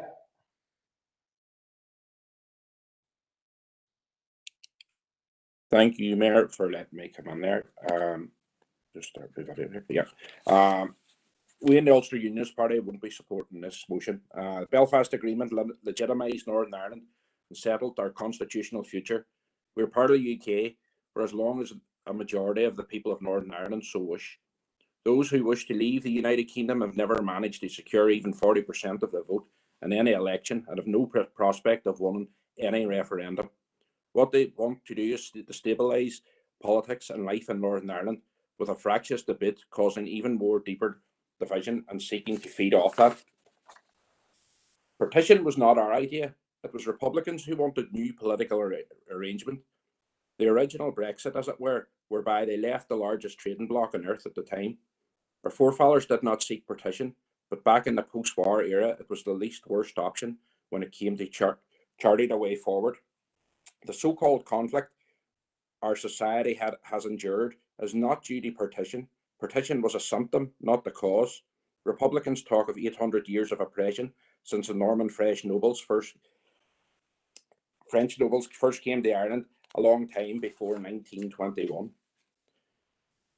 There's absolutely no evidence to back up calls for the Secretary of State to call a border poll. These calls reduce the Belfast Agreement to only one idea, and that is being anti-partition. That certainly doesn't reflect what the Belfast Agreement was all about. This is just more polarising politics from Sinn Féin. We should be using our constructive political and civic energy to make Northern Ireland work and addressing people's priorities today, which are health, education, employment and welfare. And it is everyone's interest, whether your goal is unity or whether it is union, to create a Northern Ireland at ease with itself, as Seamus Mallon put it, sharing a common home place. The UK is the 5th largest economy on the planet. It has traded the world for centuries and nothing will change. If some people want to treat with global leader or want to retreat from a global leader, that is up to them, but we will not be joining them. Alderman Guy, can you bring your remarks to a close, please? That's me finished, Mayor. Thank you. Thank you very much. Councillor McCann. There's a couple of wee things I wanted to mention. And one is, for a start, I'll say it very briefly, I do not regard the Belfast-Good Friday Agreement as holy writ. It's been spoken of here as if it is unassailable. We're talking about division and so on. As far as I'm concerned, as far as people before profit is concerned, the traditional centuries-old division in Ireland is enclosed in the Belfast Agreement. It's reflected in the Belfast Agreement. Sorry. And if you look at this, Article 6, there, where it says that, at the first meeting of the members of the assemblies under the agreement, I quote from the, from the agreement, will register a designation of identity, unionist, nationalist, unionist, or other, for the purposes of measuring cross-community support in the assembly. Nationalist, unionist, or other. The reason why I repeat that phrase is that if you read the agreement from start to finish, you will discover that that's the only mention of others in the whole agreement. Having mentioned that people can designate themselves as others, the agreement forgets them. Every other thing in the agreement is about getting an agreement between the two communities, orange and green. So the Belfast Agreement does not challenge sort of the basic historical division, sort of in this part of Ireland or in Ireland generally, or anywhere else. Now, we're in favour of a united Ireland. We've said that over and over again. And we're in favour of a struggle for a united Ireland. But we don't see this as going through the Belfast Agreement. I say sort of that everywhere that you see people north and south joining together to overthrow oppression, there is a struggle for a united Ireland. When women north and south came out in thousands and tens of thousands to fight for the right to abortion in Donegal and Derry, the same women for exactly the same objective, the same type of change in Ireland north and south, that's part of the struggle for Irish freedom. Rather than unless you sort of spell that out, what you're talking about is a merging of orange and green, sort of, and I dare not speculate sort of on what type of colour sort of the orange and green mix up together would amount to. I think we have to take a step.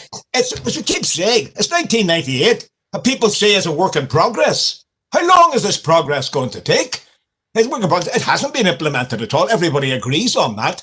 We can argue and bicker about whose fault it is that the agreement hasn't been fully put into practice. But it's a fact that it hasn't, and the reason why it hasn't, or one of the reasons, is that the traditional division in our society, can you bring your remarks to a close? Traditional division in our society is right there at the centre of the agreement. It's not an alternative to sectarianism.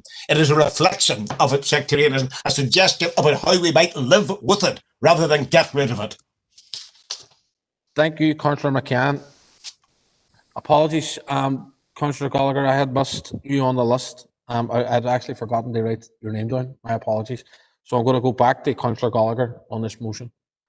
Thank you, Chair, for that, my son. Just to have a wee reminder. But thank you. I just reading this motion, and this motion is causing, like some sort of illusion that the Good Friday Agreement is going to bring self-determination for the Irish people. And I'm afraid it goes nowhere near that. We can explain it on a number of occasions, and I see the Alliance Party talking about bringing on the rules of the Good Friday Agreement. And the rules is very much around a triple lock that has been built into the Good Friday Agreement, and that's around everything lying at the hands of the British and that includes the Secretary of State, his behest or her behest, if you want to call a border poll, of whether Westminster will accept the result of that border poll, whether the House of Lords will accept that border poll. And I was on a webinar last night, and your party leader was on it, Colm Eastwood, and was around questions on United Ireland. And it's very much, and one of the architects of the Good Friday Agreement, Bertie Hearn, was also on it. And what I would say to you is partition 100 years ago was a gerrymandered process. 100 years later, the tables are turning, but it's now, and it's getting future of it, is also becoming gerrymandered, where your party leader, Bertie Hearn, was advocating that there needs to be a majority of the Union's population in the north, needs to be in support of United Ireland. Democracy has gone out the window.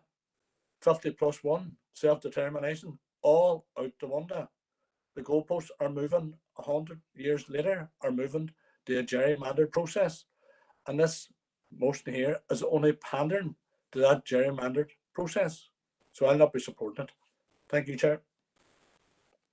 Thank you, Councillor Gallagher. Councillor Gallagher, I'm sure you're aware this proposal is from Councillor Cooper of Sinn Féin and not from a member of the SDLP, which Colm Eastwood is actually the leader of. But however, we'll move on and we'll go to Alderman Hussey. Thank you, Mayor. Thank you, Paul. Thank you, Mayor. Mayor, I'll be very brief because I'm probably the only person on here who was there in 96 to 98 in the Forum for Political Dialogue. I was in Castle Buildings when the Belfast Agreement was being constructed and know a lot more than maybe I should know, but that's for by the point. And I find it interesting within Councillor Cooper's notice of motion that he's referring in glowing terms to the Belfast Agreement or Good Friday Agreement, whatever you want to call it, whilst at the same time complaining about a lack of progress when it was unionism in the UK government, and indeed I have to admit the government of the Republic of Ireland, who were moving forward, whilst it was others, such as Sinn Féin, who were not living up to their responsibilities within the agreement that they had signed up to. That aside, I also wonder what Councillor Cooper's, and when he's doing his response, he can answer the question, does he reject, therefore, the subsequent changes to the Belfast Agreement that have occurred since 1998, such as, for example, those implemented via the St. Andrews Agreement and other agreements indeed. So,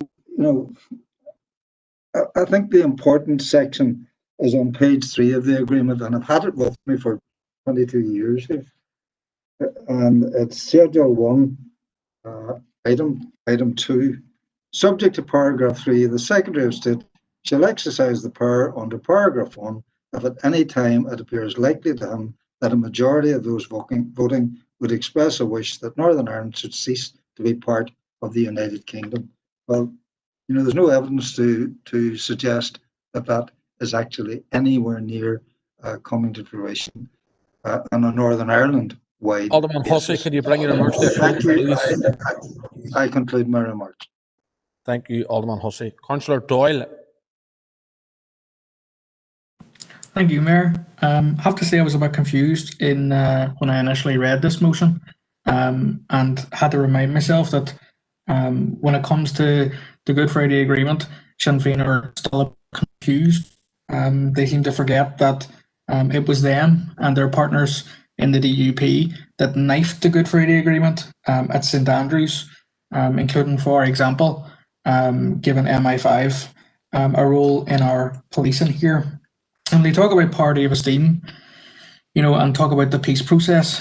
Let's be clear, Sinn Féin and the DUP have shown again and again that the only peace process that they're involved in and that they ever want to be involved in is a PIECE process. Here, one for you and one for me. And it is only about maintaining power for them that they have ever actually come together in the first place. And that's well known. With regard, of course, I listened intently to Councillor McCann's comments, and I noticed that whilst he was waxing lyrical about people who are neither orange nor green, that actually the people who are deemed orange or green and other are going to be affected by, as the motion says, the inward-looking vision of Brexit Britain, which his party actually supported and then tried to do a U-turn on. I'm very conflicted, I have to say, because I and Aintu have nothing to fear from a referendum. We want to see a unified country, but it's certainly, we're not going to be taking any lessons about parity of esteem from the two parties, the DUP and Sinn Féin in particular, when it comes to having public discourse, given when apparently when you have public discourse within Sinn Féin, someone comes knocking at your door. So whenever they learn exactly what public discourse means, then we're more than happy to have this conversation. Thank you, Councillor Doyle. Members, I think everyone has had a fair crack at the whip on this, and I'm going to go to Councillor Cooper to sum up. Thank you, Mayor. Where do I start? I'll try and go from the initial speakers, from the unionist side, if we want to sort of frame it in that perspective. The wording of this motion was very, very specific in terms of referring to the disaster of partition for everybody, and the fact that it led to violent situations within the north. And though they didn't appear out of the blue, there was a clear context for those, as far as we're concerned, in terms of the treatment of the Northern Nationalist community as being referred to in the motion.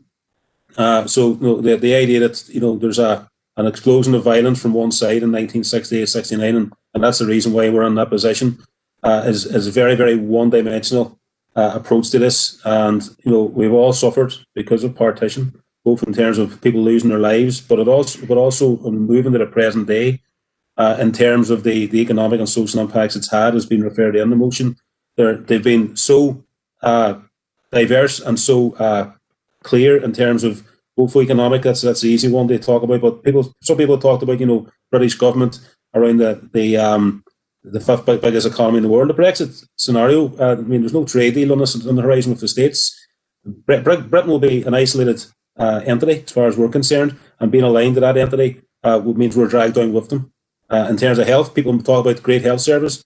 Look at COVID. Look at the impact that we've had because of partition, and two separate responses because there's two separate jurisdictions on this island that could go on and go on.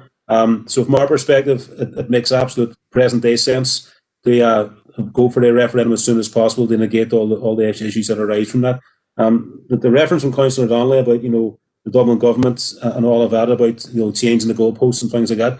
As far as we're concerned, the agreement is crystal clear. It's a 50+1 outcome. Councillor Hussey referred to this as well about St Andrews. The provisions around the border poll and the Good Friday Agreement have not changed since the date it was signed. As far as we're concerned, it's 50+1, and that means we should be preparing sooner rather than later for it, because we're not going to be sitting here in 20 or 30 years' time discussing it. From our perspective, that figure will come about very quickly because of the impacts of all the issues. Councillor Cooper, can you bring your remarks to a close, please? Not a problem. So, from our perspective, it's a no-brainer for anybody in this island. They have the debate. We're not saying everybody should agree with what we're proposing, but the debate has to be had. And the quicker we achieve what we're looking to achieve, the quicker we can have a new start, a fresh start. Not sticking two entities together. Councillor Cooper, please. A new start for the whole You've had a island. fair enough whack at it now and previously when you were proposing the motion, so I'd appreciate it if you bring your remarks to a close, please. Thank you. I'm going to, at this stage, ask the Chief Executive to take us through the vote on this. John. Thank you, Mayor. Alderman Breslin. Against. Alderman Devaney. Against. Alderman Guy. Against. Alderman Hussey. Against. Alderman Carrigan. Against. Alderman McClintock. Against, John. Alderman McCready. Against. Alderman Ramsey. Against. Alderman Wark. Against. Councillor Jason Barr. For. Councillor Raymond Barr. For. Councillor John Boyle. For. Councillor Michaela Boyle. For. Councillor Burke. For. Councillor Carr. Councillor Carr. Councillor Cooper. For, John. Councillor Cusick. For. Councillor Dobbins, For, John. Councillor Donnelly, Councillor Donnelly, Against? Councillor Doyle, Against. Councillor Duffy, For. Councillor Durkin, For. Councillor Edwards, For. Councillor Farrell, Councillor Ferguson, Against. Councillor Fleming, For, John. Councillor Gallagher. Sorry, Councillor Gallagher. Abstain. Thank you. Councillor Harkin, Abstain. Councillor Jackson, For. Councillor Kelly, For. Councillor Logue, For. Councillor McCann, Abstain. Councillor McGuire, For. Councillor McHugh, For, John. Councillor McKeever, For, John. Councillor McKinney. John. Is that against, Councillor McKinney? Against, John. Yeah, that's correct. Thank you. Councillor Mellon, John. Councillor Mooney, For. Councillor Riley, For. Councillor Tierney. For. Thanks, members.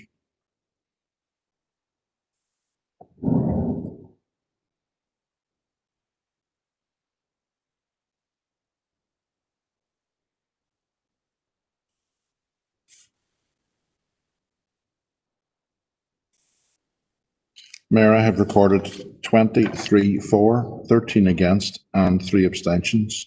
So the motion passes. Thank you, John. Members, as the Chief Executive has outlined, the motion in the name of Councillor Cooper passes with the vote which was recorded there by the Chief Executive. Members, we've run on a little from what I had suggested, but at this point, I'm going to take a 10-minute interval, and I'll see you all back on here at 25 to 7, and I'm sure you'll all be all waiting patiently for the next motion that's before us. Thank you.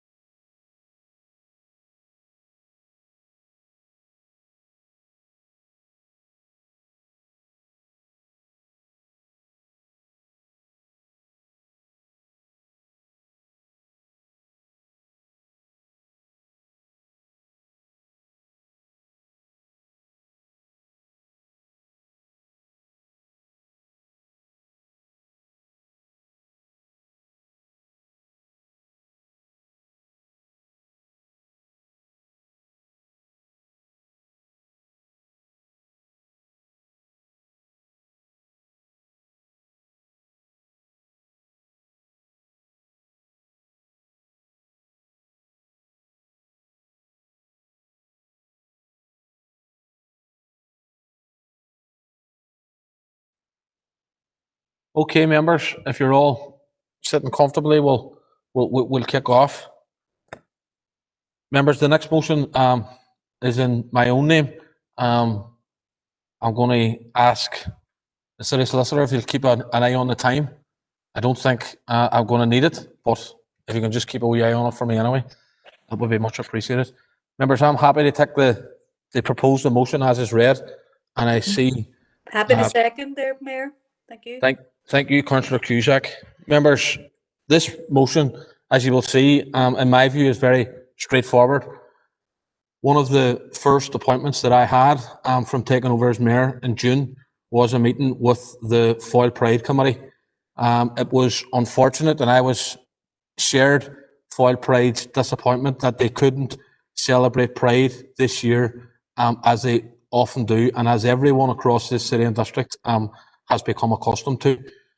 What I did do in terms of supporting Foyle Pride was I worked with them and facilitated a number of public art displays that they were able to try and spread the message of their campaign throughout the city and district due to the pandemic. Members may have seen stenciled writing in certain parts of the city centre, which was promoting the Foyle Pride campaign. I also then, members, met with representatives from, first of all, I wrote to the Minister for Infrastructure, Nicola Mallon, and asked for her support to locate a rainbow crossing in the city centre, and I know other elected members have done the same as well. Minister Mallon came back with a very supportive letter, I may add, and we met, myself and members of Foyle Pride met with representatives locally of DFI, and I must say, members, they have been very, very supportive of the issue and have been accommodating both myself and Foyle Pride throughout this process. Members, I believe from our last meeting with Foyle Pride that we've moved this campaign to a very substantial level where I hope very, very soon that we will see a rainbow crossing located somewhere within the city and district. Foyle Pride's ideal spot is just at the Guildhall, the crossing between the Guildhall that leads over to the Peace Bridge. It would be the first on this island, and I think that would be a terrific occasion and a terrific statement from this city and district to say that everywhere, everything that members of the LGBT plus community have come through, that we are supporting them. And that's why I've brought this motion to you tonight, members. I think to move this and to get this rainbow crossing installed and to take the project to delivery, that we need the support of council officers to do that. Foyle Pride and DFI have worked extremely hard with myself, but I think at this point we need that support from officers just to get it over the line, so to speak. And I'm also very conscious that I leave office in 6 months' time, and I'm not sure whether or not it will be done by then. So I want to leave it with you, members, that we can, as a council corporately, say that we are going to support Foyle Pride and work with them to locate a rainbow crossing in this council area. And I would put that to you, members, as a proposal. Thank you. Now, I'm also trying to catch up on the speakers who have come on, and the first one that I've seen is Councillor Burke. Tina. Thanks, Mayor, for letting me in. We're in Sean Faber fully supportive of this motion and the campaign from Foyle Pride. The work they do in this city and district, it's to be commended. They've campaigned tirelessly on a number of similar initiatives to promote equality for all citizens of Derry and Strabane. If this is brought to fruition, it'll be a great show of support from our council. Our own MLA, Martina Anderson, had been campaigning for this back in the summer, and I had done a huge amount of work along with a number of people to try and have the cross in the Free Derry corner painted the colours of the rainbow flag in support of Foyle Pride as part of the failure. But this was obviously blocked at the time by the Infrastructure Minister. So hopefully if it passes with this council's cross-party support, and maybe our mayor, who, as he has said, has written to the minister, might have a bit of influence over his colleague in the executive office, and we see a different decision undertaken by the Department of Infrastructure this time round, and this delivered. It's a small token, but would send a massive message that our city is fully supportive and believes in equality for all. Thanks, Mayor. Thank you, Councillor Burke. Alderman McCready. Thank you, Mr. Mayor, for bringing me in, or for bringing your motion to members this evening. I believe it's very sincere and well intended. However, I would like to discuss and highlight some potential ramifications of the motion were it to be carried in its current form. The first part of the motion on, quote, council continuing to work with and supporting Foyle Pride, end quote, no issues in absolutely the same way any other grouping within the city and district seeking such support. As no group should feel excluded and avail of their freedoms of expression in a responsible manner. And that brings me on to the part where I have some issue. It leads me on to the kind of core issues. So the group itself, the colours, is not necessarily the issue or what they represent. The emphasis on the motion and the specificity on painting part of public infrastructure, the pedestrian crossing, I find this aspect concerning, and I do not believe the ramifications have fully been appreciated or understood, at all levels, I suppose. A quick look into DFI policy, which I am ashamed to say I had to dig deep for some policies to find out, can we do this? How do we do this? And the precedent that it would set. The history that we have of painting public infrastructure is still a problem we face today for different groupings and reasons, which I'm not going to go into on this one. But if I can just bring members and yourselves attention to one and two parts of the policy. Current policy at the moment allows such changes. And I'm going to quote, painting white stripes on black roads made the contrast colour combination distinctly visible to human eyes, especially for drivers, making it safer to notice and to be cautious about pedestrian crossings, end quote. I think there's a serious risk at some point if this is not handled correctly. Albeit, it may be inadvertently increase the risk. And I'm going to bring the second point to consider the visually impaired, guide dogs users, and other people who depend on a lot of these crossings. And it is dictated primarily to the colour.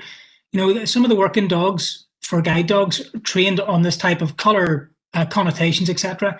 And so if we have not only the rainbow colours, but any part of the rainbow colours in any variation throughout the DFI crossings, it does create huge consequences for that.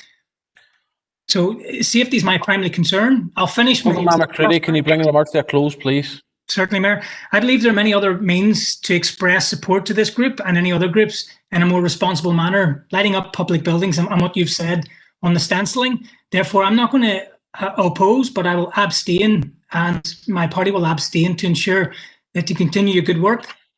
But my point stands. Thanks, Mayor. Thank you, Alderman McCready. Alderman Guy. Thank you, Mayor, for letting me in. I am unaware of Alderman McCready's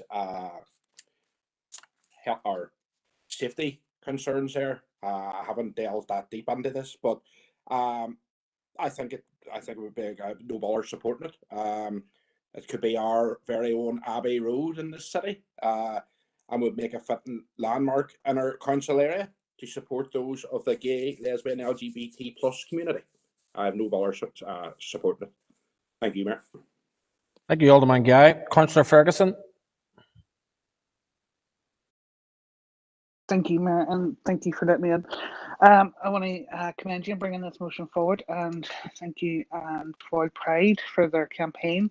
I think Rainbow Crossing will be a fantastic idea, and we fully support it. It'll be promoting equality, and it will show our city and district that our city and district is inclusive, and also it's a small token that will have a huge impact to show our support for Foyle Pride and the work that they've done with our LGBTQ community.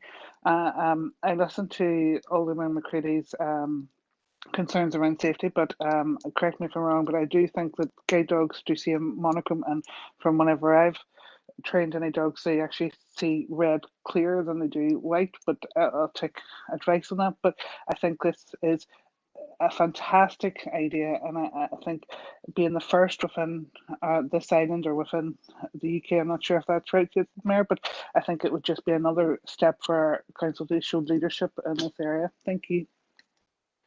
Thank you, Councillor Ferguson. Councillor Doyle. Thank you, Mayor. I just want to commend you firstly on your leadership on this issue. I know that it's very deeply felt within the LGBTQ+ community. More than happy to support this, and would, if we do get any pushback from DFI. We've got a big runway out there on Derry City Airport. Maybe we could paint the colours on that, but definitely more than happy to support the motion. Thank you, Councillor Doyle. Councillor Harkin. Thanks, Mayor, for letting me in. Yeah, People Before Profit are happily supporting this motion this evening tonight, and we commend you in bringing it forward. I spoke with members of Foyle Pride today, and they're eager for the entire council to give its endorsement of this. And I think, as is obvious, the LGBTQ community have made major strides, north and south, in recent years on doing all sorts of shackles. But we're not there yet in terms of full equality or freedom. And there's many in our society, people who should know better, who still discriminate against the LGBT community and don't treat them as full equals, and haven't backed their campaigns. So I think that by doing this, and I think we should work to make it a success and back the Foyle Pride initiative, I think it does send a message that, like, everybody in this city, people who've been marginalised and excluded, are welcome to be part of this city and this district. And that's what this is about. It's about saying, your marginalisation's over. You're a full human being, just like everybody else, with the same rights. And I think that that's the message that this would convey. It also celebrates the LGBT community and their contributions and their struggle for social justice. So for all them reasons, I think that this is a great proposal, and I really encourage everybody in all parties and councillors to back this. Thank you, Councillor Harkin. Councillor Cusack. Thank you, Mayor. Mayor, I'm very proud to second your motion, and I just want to say I think this is a fantastic proposal. And despite all our historical, political and cultural divisions, and we see many of these played out every month in this meeting, I believe that we all want, and indeed future generations deserve, that we move forward as a society. And we need to be inclusive, tolerant and celebratory of our differences. And as you know, the SDLP believe a rainbow crossing will be a wonderful symbol of these ambitions and this progress. So congratulations on this motion, and I really wish you every success with it. Thank you. Thank you, Councillor Cusack. Members, at this point, there's no further indicated speaker, so I'm going to take the opportunity to sum up. Councillor, first of all, I would like to thank members for their support and for their kind words. This proposal in no way is about me. It's about Foyle Pride and my help that I was able to offer them. But I appreciate all of your kind words. Councillor Burke spoke about Martina Anderson's call with members of Foyle Pride to have the zebra crossings at Free Derry Corner painted a rainbow flag in the summer. My understanding is that there is a European law around that zebra crossings have to be black and white, and that's why the Department for Infrastructure Minister Nicola Mallon could not grant that request, which is why then Foyle Pride and myself we're working on the one at the back of the Guildhall. Alderman McCready, I think, is possibly using that directive or that law from the EU to try and block or try and as some type of an excuse to vote or to abstain on this motion. And I note, and I've got written down here that in part of his speaking notes, he mentioned the word handled correctly. This is exactly why this motion is before the council, because I want to make sure that this is handled correctly. And I think with the help, support and expertise of our officers, that it will be handled correctly in conjunction with officers from DFI Roads. So I fully agree with you that it needs handled correctly. That's why it's before this council. And just in terms of the safety concerns that Alderman McCready raised, as he may well know, I'm a member of Life After, who is an organisation which was set up in this city to help and support families who were bereaved by road traffic accidents, as are other members on this meeting. And one of the main things that Life After try and do is campaign around road safety matters, and you will see more of those coming in the new year. There's no way that I would bring anything to this council which I didn't think was or which I thought was going to make people unsafe or was going to hinder people as they were trying to cross the road. I think that this is a good proposal. I think it's a good idea from Foyle Pride, and I think with the help and support of officers that we can get this delivered, and we can show that this city and district is leading the way in terms of supporting our LGBT plus community. And for that reason, I've brought this motion to the floor. I would like to thank everyone else for their support. And at this point, I'll ask the Chief Executive to take us through the vote on this. Thank you very much. Thank you, Mayor. Alderman Breslin. Benny. Abstain. Alderman Guy. Alderman Guy. For John. Alderman Hussey. For. Alderman Carrigan. Alderman Carrigan. Alderman McClintock. Alderman McCready. Abstain, John. Alderman Ramsey. Abstain. Alderman Wark. John. Councillor Jason Barr. For John. Councillor Raymond Barr. For John. Councillor John Boyle. The very idea of having to vote at all on this, John, but obviously for. Councillor Michaela Boyle. For John. Councillor Burke.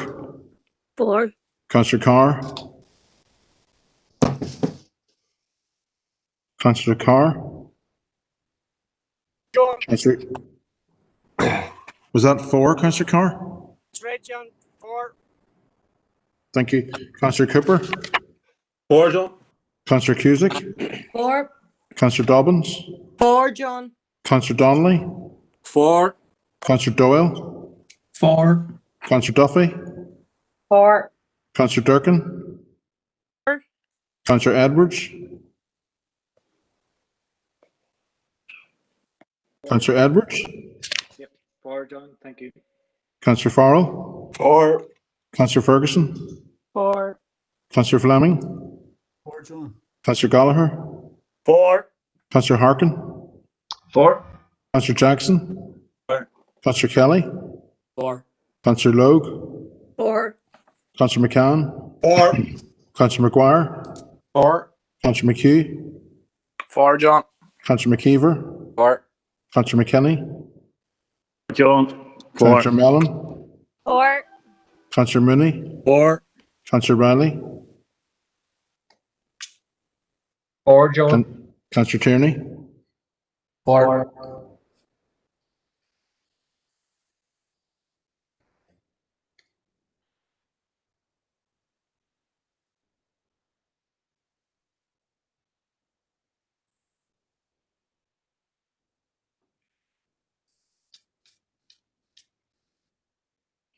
Now I've recorded 33 for, none against, and 6 abstentions, so the motion passes. Thank you, John. Thank you, members. The motion in my own name passes with the vote which follows there. The next motion is in the names of Councillors Ferguson and McKinney. Thank you, Chair. I'll take this one, please. Yeah, okay. Can we get a seconder just before you move on, I assume? I second that, Councillor Dobbins. Thank you, Councillor Dobbins, and you also like to speak. Go ahead, Councillor McKinney. The motion is as read. Can I start off with some statistics here, please, if you don't mind? It's really, these are stats which run a bit in arrears for the PSNI. From the 1st of Jan to 31st of August, we had, this is stats from the PSNI, we had 5 pedestrians killed, drivers of motor vehicles 19 killed, motorcyclists 7 killed, pedal cyclists 2 killed, passengers 5, pillion passengers 1, other road users 3, seriously injured 76 pedestrians, 155 drivers of motor vehicles, 53 motorcyclists, 26 pedal cyclists, 61 passengers, pillion passengers 3, other road users 8. I could go on, right? The totals of people injured or killed up to the 31st of August, from the 1st of January this year, was 4,134. These are shocking statistics. I'd just like to go into now our own area. September alone, we had no fatalities. We had 3 serious collisions, 26 slightly, and in total 29, and that is just from our area. Serious injured 3, slightly injured 44, all casualties 47. These are shocking statistics, and I'll tell you why I'm sort of pushing this really is because I've spoken to, last month, Angela brought a motion about the drink driving, and I totally agree with their motion. But also, I have noticed that there was a distinct lack of pushing anything at all, really, in this district on what was called the road safety campaign, which was a week in November. Now, I've spoken to, I spoke to the road safety committee member, the chair, and he said the last meeting that they had was in July 2019, and 3 people attended. Okay, I've also spoken to Life After's Christopher Sherrod, and you all know Christopher. He's a big campaigner for road safety, like myself. I then contacted the local paper just to ask if that information could help me maybe find some statistics on Garda over in Donegal. And he actually sent me a campaign that Donegal County Council are running on the drink driving campaign. So I got speaking then, I got a phone number for the Donegal County Council, actually have a designated road safety officer. And if you just bear with me here 1 second, I'll give you some of the things he does basically, right? The role of road safety officer provide road safety education awareness among key groups within the community and to further promote road safety to reduce road fatalities and serious injuries on the roads to develop and implement in Donegal. County Council's various road safety initiatives as part of the Donegal Road Safety Working Group Road Safety Plan. They have a plan from 2016 to 2021, incorporating consultation with community and key activities. The aim of the position is to contribute to improved road safety outcomes.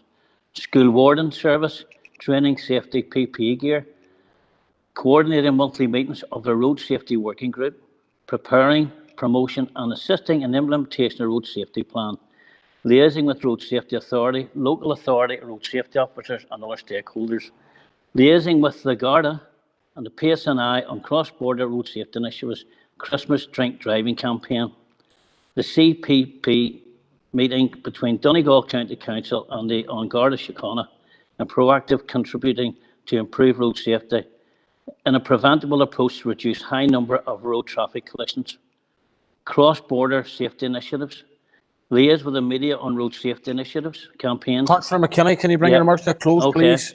So what I'm basically asking for is that we would possibly have a road safety officer within the council boundaries who would work with the other agencies to try and prevent road traffic accidents and reduce road traffic and deaths.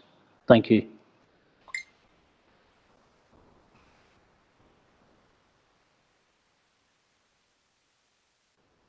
That's me, finished, Brian. Thank you, Councillor McKinney.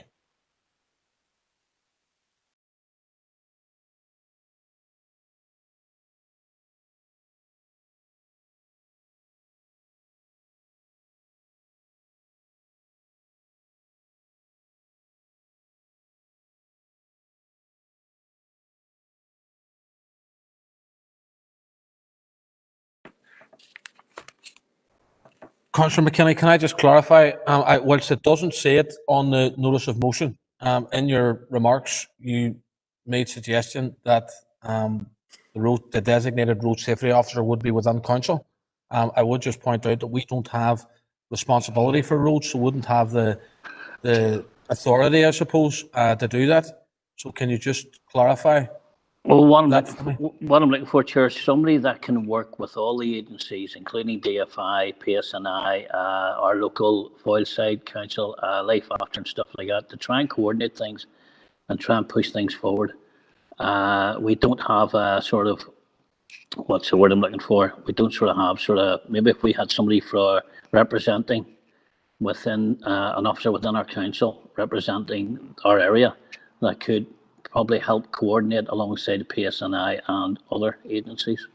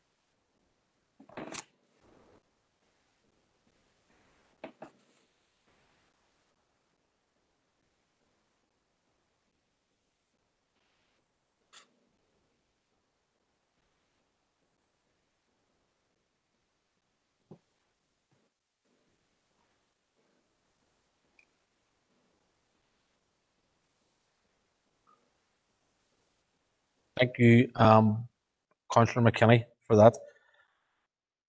And if in the event that this motion does pass, it will obviously require a paper to the relevant committee with all of the detail to move it forward, Councillor McKinney. Chair, I'm happy enough with that. Yep, thank you. So I'm going to go to Councillor Dobbins, please.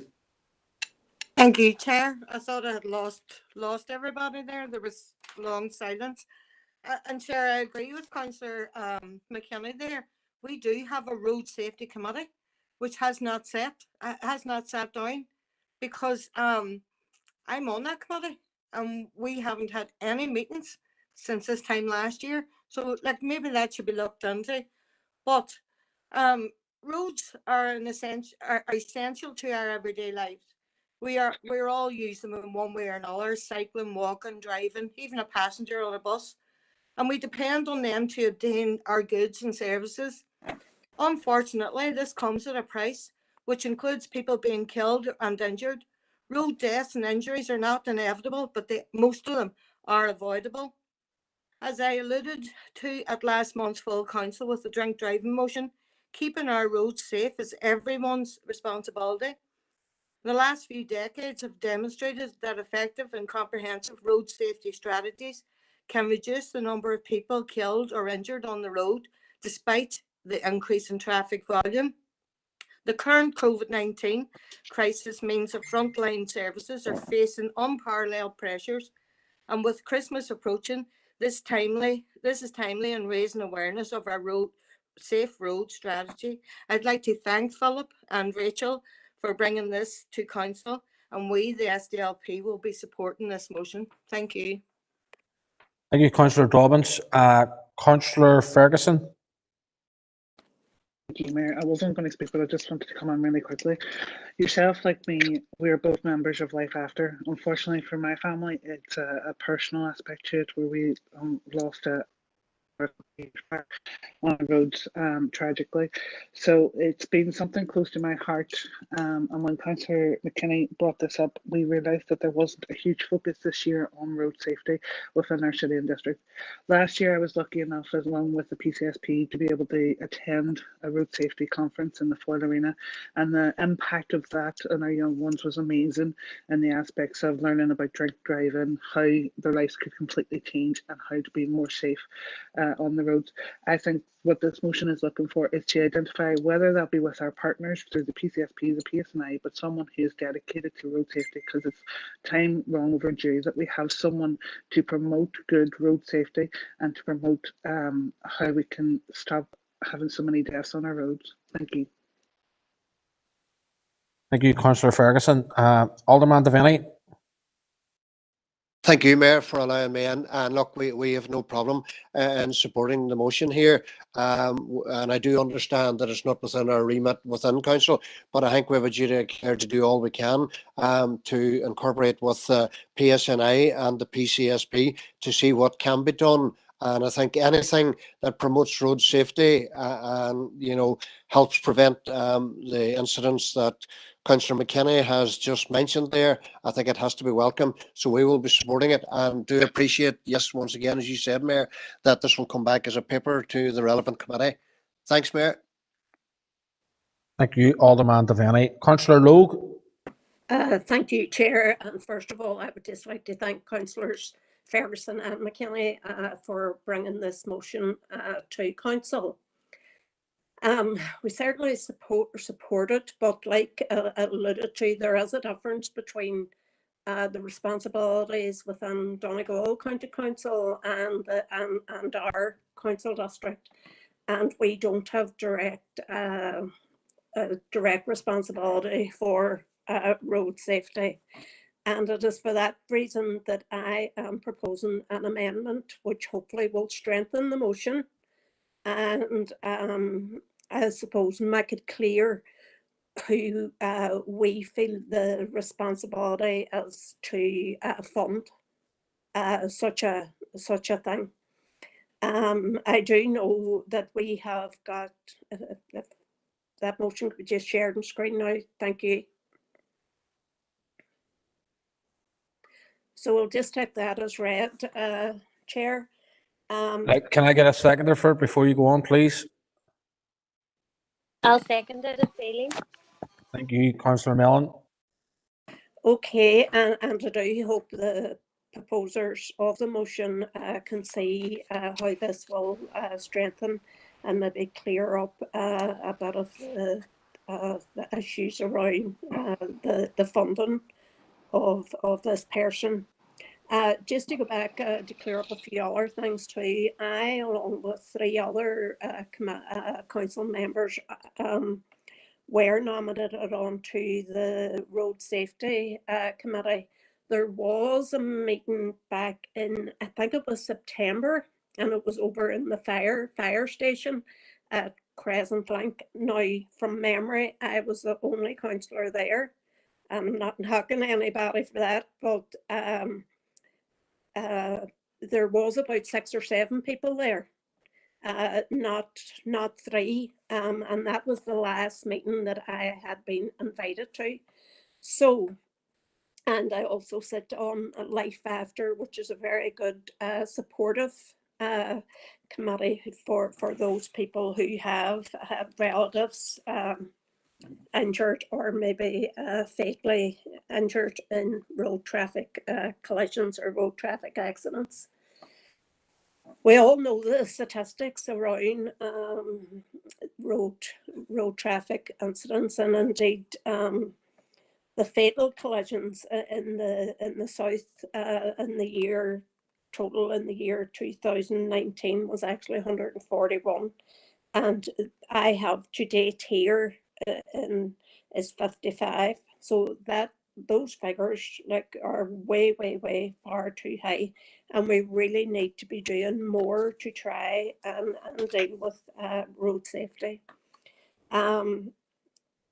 It's just, for me anyway, I think it's just a bit of a pity that the Irish Road Safety Week is held in the week between the 5th and 11th October, while the Road Safety Week here in the north is the 16th to the 22nd of November. Now, for me, and especially being a border council, we really need to get those aligned, and I would look forward, if this motion was passed here tonight, that the person that would be funded will work closely with our counterparts in Donegal so that we can have a more joint up approach and plan for providing road safety advice for pedestrians and road users alike. So I'm proposing that you support this amendment, please.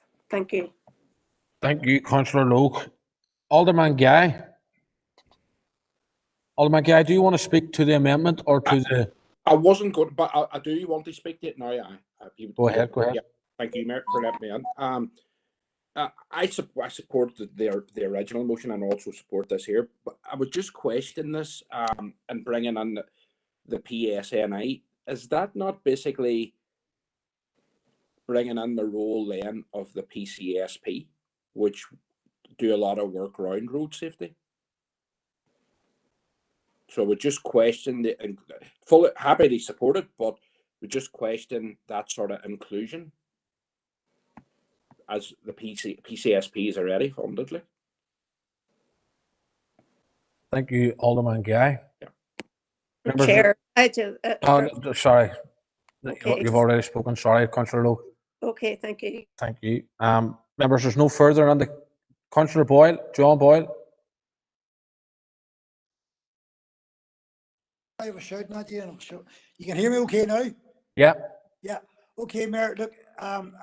Look, we're entirely supportive of the concept of what's being put in front of us, but I'm afraid to say, from our perspective, Councillor Logue's amendment is being a little bit prescriptive, in that she's trying to identify departments that might be responsible for funding the work.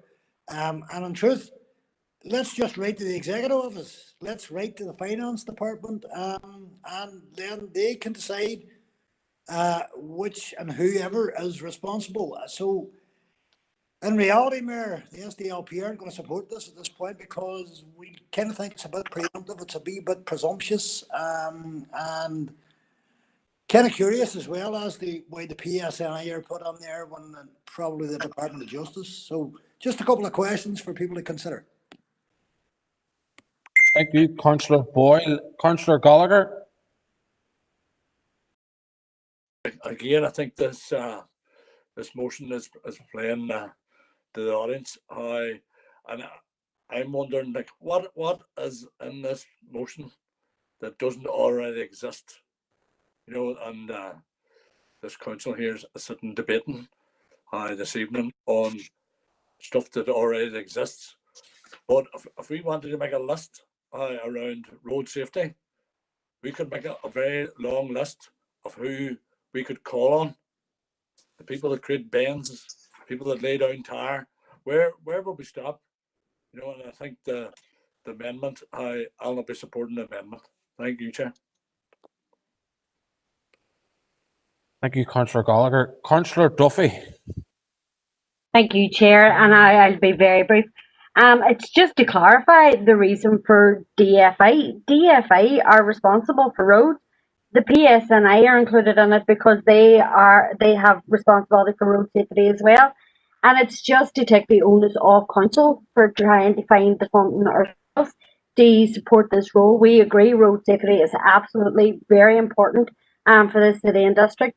But as a council, as we move into a rates process where we know that that we're looking at savings, we're looking at this and that, to put an onus on us to provide for another role without looking outside of council to people who are responsible for these issues to provide the funding for it would be irresponsible, which is why we have named the two departments, the Department of Infrastructure of Roads, Police, because they're responsible for road safety as well.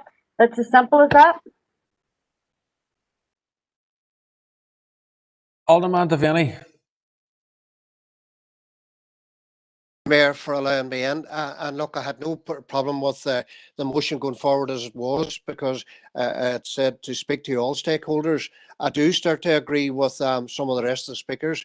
This has been very prescriptive here. You know, we'll call on the Department of Infrastructure and the PSNI. Yes, we know they are two vital components, but what we would like to be, you know, we could include the PCSP and, you know, those bigger those stakeholders as well. And, you know, those groups out there, the likes of Life After, discussions with them and around it and see what they would think. So I believe, Mayor, we will not be supporting the amendment.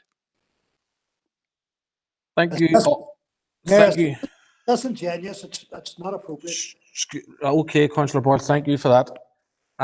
Members, there's no further indicated speakers.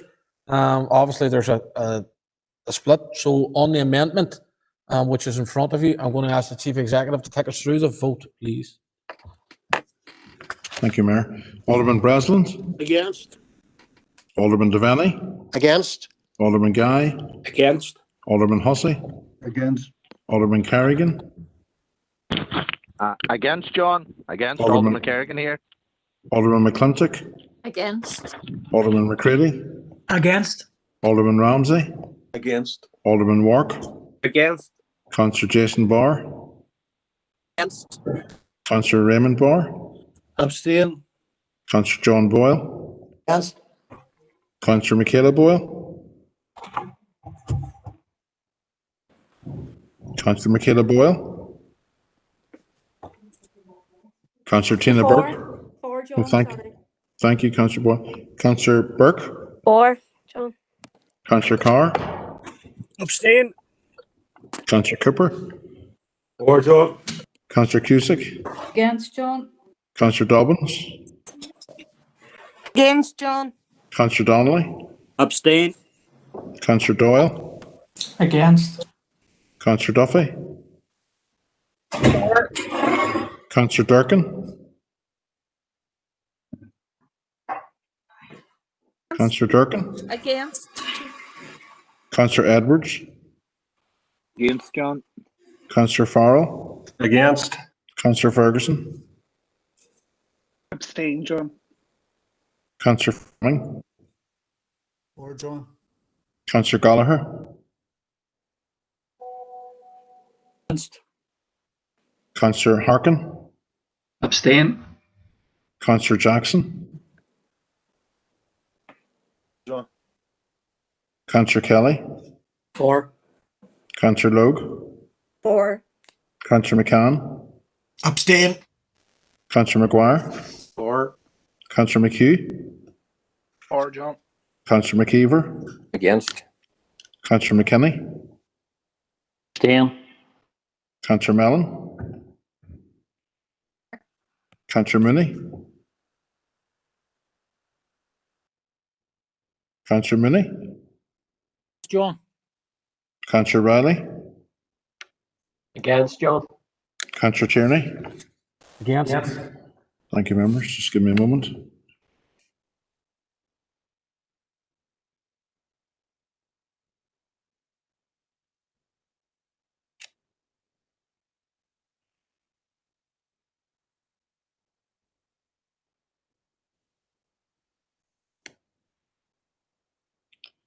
Mayor, I've recorded 11 for, 22 against, and 7 abstentions, so the amendment falls. Thank you. John, amendment falls. We revert back to the original motion, which Teresa's going to. There we go. And Councillor Riley. Yeah, thanks, Chair. I'm conscious that we've just dispensed with one amendment. Can I table another amendment, please, which I'll put in the chat box? But it is very similar to Councillor Logue's amendment, but it was just to change the word from Councillor Logue, which he says about writing to the Department for Infrastructure, change that to write to the department, or sorry, to write to the Northern Ireland Executive. I'll put that in the chat box. Thanks. Thank you, Councillor Riley. Whilst you're doing that, can I get a seconder for that amendment, please? I'll second that, Chair. Angela, sorry. Thank you, Councillor Dobbins. Members, just bear with us while Councillor Riley gets this in.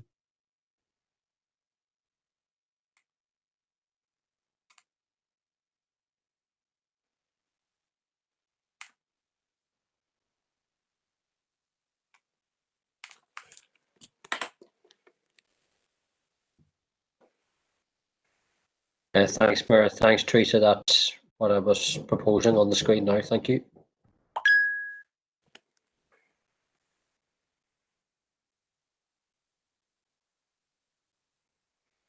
With the addition of the words "to fund" after the Northern Ireland Executive.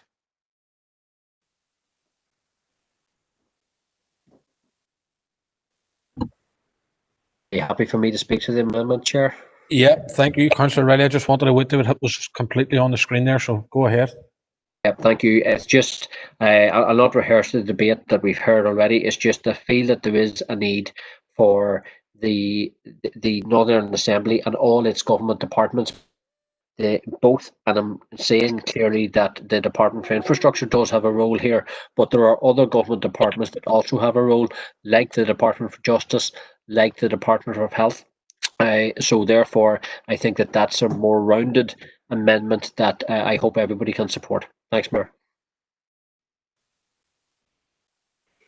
Thank you, Councillor Riley. Councillor Duffy. Yeah, thank you, Mayor. We will support the amendment so that we will write to the executive, who will then transfer the request to the Department of Infrastructure, I'm sure. Through you, Chair, that'll be a matter for the executive. Councillor Riley, please. Thank you. Councillor Ferguson. Mayor, we're happy to support the amendment. We didn't see this getting so party political. We thought it was a road safety issue that we tried to keep it as vague as possible so that council could work with a number of different partners, not necessarily just to different departments, but for example, you have Road to Zero, which is a community program.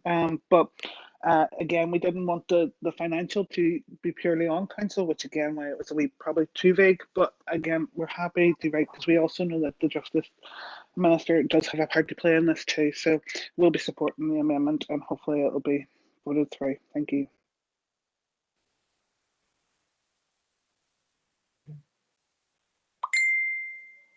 There we go. Thank you, Councillor Ferguson. Members, there's no further indicated speakers on this. Now, Can I come in, Mayor? Sorry for lateness, but can I come in? Councillor McKenna, go ahead. Can I just have some clarity here? You see, we're going right to the exec. Does that mean that there will be no papers brought to council by officers then? For writing directly to the executive?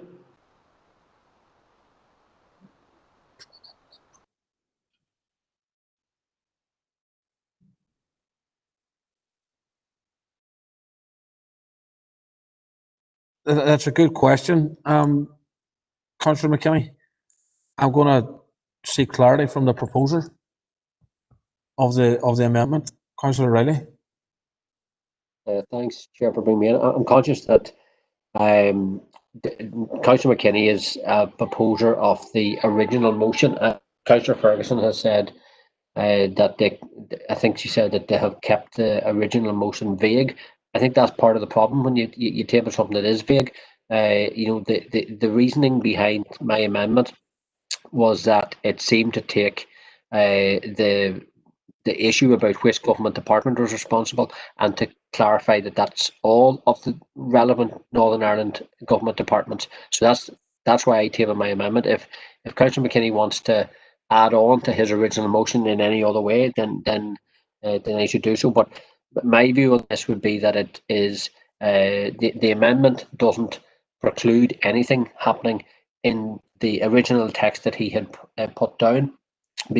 It allows officers to do the opening line, which is recognise road safety is vital. It promotes Road Safety Week, and it also then asks the Northern Ireland Executive to help try and find funding to create the specific role. So it's not an exclusion of any of the other parts of the motion. Thanks, Mayor. Thank you for that clarity, Councillor Riley. Councillor Boyle, John Boyle. Thank you, Mayor. And again, I think a number of elected members have commented this should not have actually gone in the direction that it has gone in, because all of us have a concern for the safety of absolutely every road user and pedestrian out there. However, I did want to say one thing, because Councillor Duffy suggested that we would write to the Northern Ireland Executive, and then the Northern Ireland Executive would then direct a particular department. Well, I would love to know how Councillor Duffy knows that.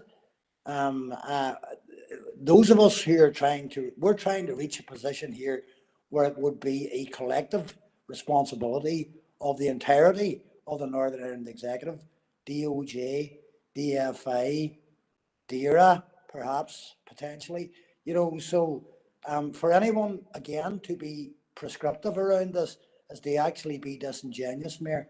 And I find that very offensive. Thank you, Councillor Duffy. Councillor Duffy, thank you very much. Members, there's no further indicated speaker. Councillor Mellon. Thank you, Mayor. I too am disheartened by the way this motion has been discussed in this council, and I think for anybody to be called disingenuous whilst commenting to see whose responsibility it is, other members here has no issue to specify the Department for Communities when it is their role, and rightly so. And I feel that it's some members, particularly the SDLP, who are calling out people disingenuous, that are defending responsibilities of DFI, or deflecting responsibilities of DFI, I should say, on their behalf. I think there's nothing wrong with naming a department where the responsibility lies. Thank you for that, member, Councillor Mellon. Councillor Emmett Doyle. Chair, this is becoming a bit ridiculous now. We've taken a very serious issue and put it in the washing machine. Look, let's be very clear with this. I know from experience, having written many a letter in professional circumstances to the Northern Ireland Executive, that this is going to be passed on to the Department for Infrastructure. Is it just because the SDLP's Minister is Minister for Infrastructure that we're going round and round in circles here? Let's just get on with it. This is a really important issue. Let's send a letter to every single department if that's what you want to do, but let's get on with getting this motion passed, please. Thank you, Councillor Doyle. Members, there's no further indicated speakers, and at this point, I'm going to take a vote on the amendment, and I'm going to ask the Chief Executive to take us through the. I don't think we have to. Is it possible that members, that everyone is in support of the amendment, leaving the party politics aside? No one is speaking up against it, so the amendment passes, in my view. And we revert back to the point of order. Alderman Hussey. It's on the Sorry, yep, just see that. Sorry, my mistake. I just wanted to make sure that I was bringing you in immediately whenever you were calling for a point of order. However, probably too immediate for you. Members, we now revert back to the original motion, or sorry, the substantive motion. And there's no indicated speakers in that, so I'm going to ask Councillor McKinney to sum up on it, please. Okay, Mayor, for everybody's pains, I'll make it quite simple. I just want to point out some things here, right? In September alone, we had 24 people stopped for drink and drugs driving. We had 41 people driving with no insurance and 28 mobile phone offences. That is just within our district in the month of September. So I'd also like to thank everybody for support my initial motion. Thank you, Mayor. Thank you, Councillor McKinney. Members, I'm assuming that this is going to pass unanimously, as it was the amendment. So if not, can people let me know? No. Thank you. The motion in the name of Councillor Ferguson and McKinney has passed unanimously. Thank you. Next motion in the name of Councillor Donnelly. And before we get to Councillor Donnelly, we've got Councillor Alderman Hussey with a point of order. Alderman Hussey. Similar to a previous point of order under Standing Order 16, can legal officer assure us that this affects the local government district or its residents, which is one of the requirements for a submotion. And again, council has no legal competency in this, so I'm asking for advice from the legal officer. Thank you.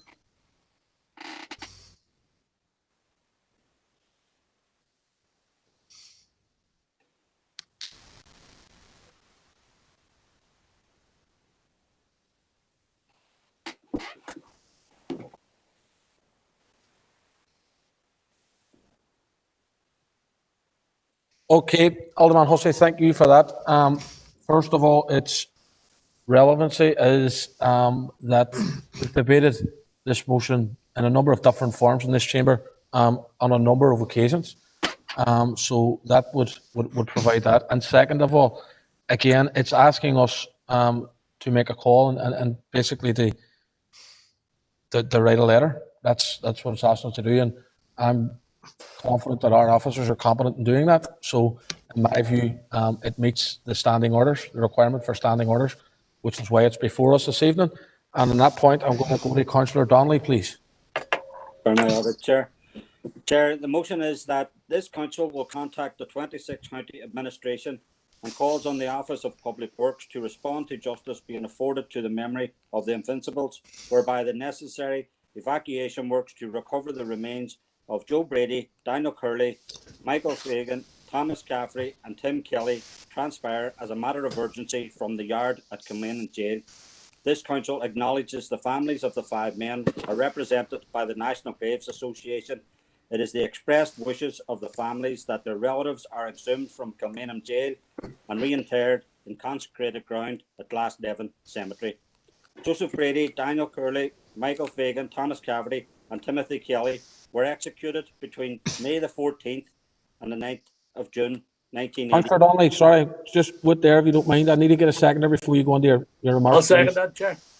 Thank you, Councillor. Who's that? I've seconded it there in the chat box, Chair. Councillor Doyle seconded. Yep, go ahead, Councillor Donnelly. Thank you.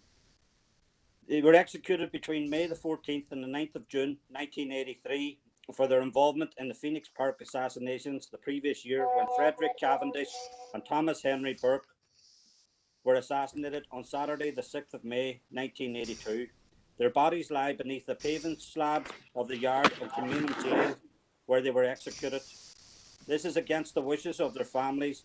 Today, coincidentally, is the anniversary of the death of Patrick O'Donnell from Donegal, who was executed on this day in 1883 for killing Invincible informer James Carey. The campaign to have the Invincibles reinterred was initiated by the late Dr. Shane Kenna. Shane wrote to the Minister of State with responsibility for the Office of Public Works in 2013, asking the Minister to consider exhuming the 5 executed members of the Irish National Invincibles from Kilmainham Jail. In June 2017, the Secretary of the National Graves Association also wrote to the Minister of State with responsibility for the OWP, asking for the Invincibles to be exhumed from Kilmainham Jail and reinterred in Glasnevin Cemetery.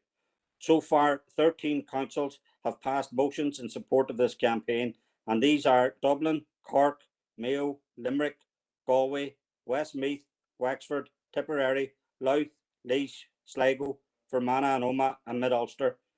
I would ask that this council joins the growing list of local authorities and support their families. Gurmila Mayagat. Thank you, Councillor Donnelly. First indicated speaker is Councillor McHugh. Cormac Rivera, and wish to acknowledge Councillor Donnelly in bringing forward this motion.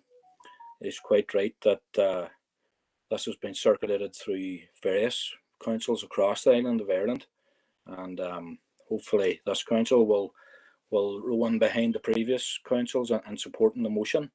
I just think that context is key as well when discussing this. You know, these the killings in Phoenix Park and the resulting deaths of the group that was known as the Invincibles, no doubt were unfortunate deaths as a result of the repression and subjugation of the Irish people. It was a tumultuous time too, and in the course of Irish political history. You know, they took place at the time of the land war was taking place at the time, and the coercion bill was in operation, which was effectively an earlier form of internment without trial. So the Phoenix Park's killings, I suppose, you know, they didn't just arise out of thin air. Obviously, as an Irish Republican Party, we support the notion that these patriots would be reinterred into Glasnevin Cemetery to take their place beside so many other Irish patriots who gave their lives in the struggle for Irish freedom during that generation and subsequent generations. So in that political context, we obviously support the motion, but at a human level as well, I think it's the right of every family, no matter who you are or what your political persuasion is, that you enjoy the right to have your family members interred in consecrated ground, and that has been my party's position right up until the present day. So I think on a human level, as I say, it's only right and proper that we support. Councillor McHugh, could you bring your remarks to a close, please? Yeah, no problem. That's me, Chair. Thank you. Thank you, Councillor McHugh. Councillor Riley. Thanks, Mayor, for bringing me in. You know, this motion has came to a number of councils, and the SDLP has supported it in other places, and we'll be doing the same here this evening. I think this, you know, some of the history lessons that has been touched on already. It speaks to the politics of these individuals and their actions at the time. You know, I don't think that that's necessarily the objective of the motion. The objective of the motion is to allow people to be placed in consecrated ground and to have their final resting place as to where they would wish. So it's on that basis that we supported it elsewhere, and we'll be supporting it here tonight. Thanks, Mayor. Thank you, Councillor Riley. Alderman Devaney. Thank you, Chair, for allowing me in. And as I look through the history of this, the motion and the history of these people who lost their lives in this manner, you know, these, remember, they called themselves the Irish National Invincibles. They weren't that invincible when they got caught. And when you look at the history of them, they were a more radical breakaway group from the Irish Revolution Brotherhood. And when you look at the names that are listed here, the Councillor Donnelly has listed here, once again, as I read through the history on it, informers within the group were the ones that brought them to jail and had this offence charged against them for murder of government officials. And when you look at the name, even the leader of the group was one of the ones who informed on them, James Carey. And I think I heard someone mention there about James Carey. He was murdered by Donegal man, which is right, on a boat. And it just shows you just how they dealt with informers back then within their own ranks. And it just reminds me of the IRA during the recent conflict that we have had, how they murdered those people who are informed or turned Lundies. And I have to say, I know they have mentioned here human rights, but I'm going to ask the question, what about the human rights for those people of the disappeared? Some have spent decades looking for their loved ones, finding their loved ones, cost a lot of time to find them and efforts, some of them found in bogs, Mr. Mayor. And, you know, we talk about human rights, so it has to be human rights across the board. And, Mr. Mayor, we will not be supporting the motion because this is setting a dangerous precedent. Because, let's be honest, all these people who lost their lives because of these consequences, we could all ask that they all be brought back into consecrated ground, but we'll not be supporting the motion, Mayor. Thank you, Alderman Devaney. Alderman Hussey. Thank you, Mayor. Like the previous speaker, I clearly have issues with the motion, and I suppose it is coincidental that O'Donnell, who is from Gweedore, this was the anniversary of his hanging in London, and it was O'Donnell who murdered Kearney, and Kearney and Kavanagh were the two informers. I suppose it's the advantage of having had a history teacher who taught more than British history when I was at school many years ago. I mean, I don't think, well, I would hope anyone, that no one would deny that the assassination of Burke and Cavendish was an absolute atrocity, an horrific event carried out by Brady and Kelly, actually. And then the investigation, which was via the Dublin Metropolitan Police and led by Superintendent Mullen, revealed the 5 who were hung at Kilmaine, and not forgetting, I suppose, Skin the Doat Fitzharris and Joseph Poole, and also remembering those who got away to America, whether it was Walsh, Higgins, Sheridan, Byrne, or Tynan. They ran away, but I suppose, like some others on the I ran away list, they might be included there. I find it interesting that somebody says these people have the right to be buried in consecrated ground. And I suppose there is something in that, but it's a right that applies to a lot more people, as Alderman Devaney has referred to there. There are those that disappeared, and indeed others who were not allowed or not given the privilege, the right of burial on consecrated ground. Thank you, Mayor. Thank you, Alderman Hussey. Councillor Harkin.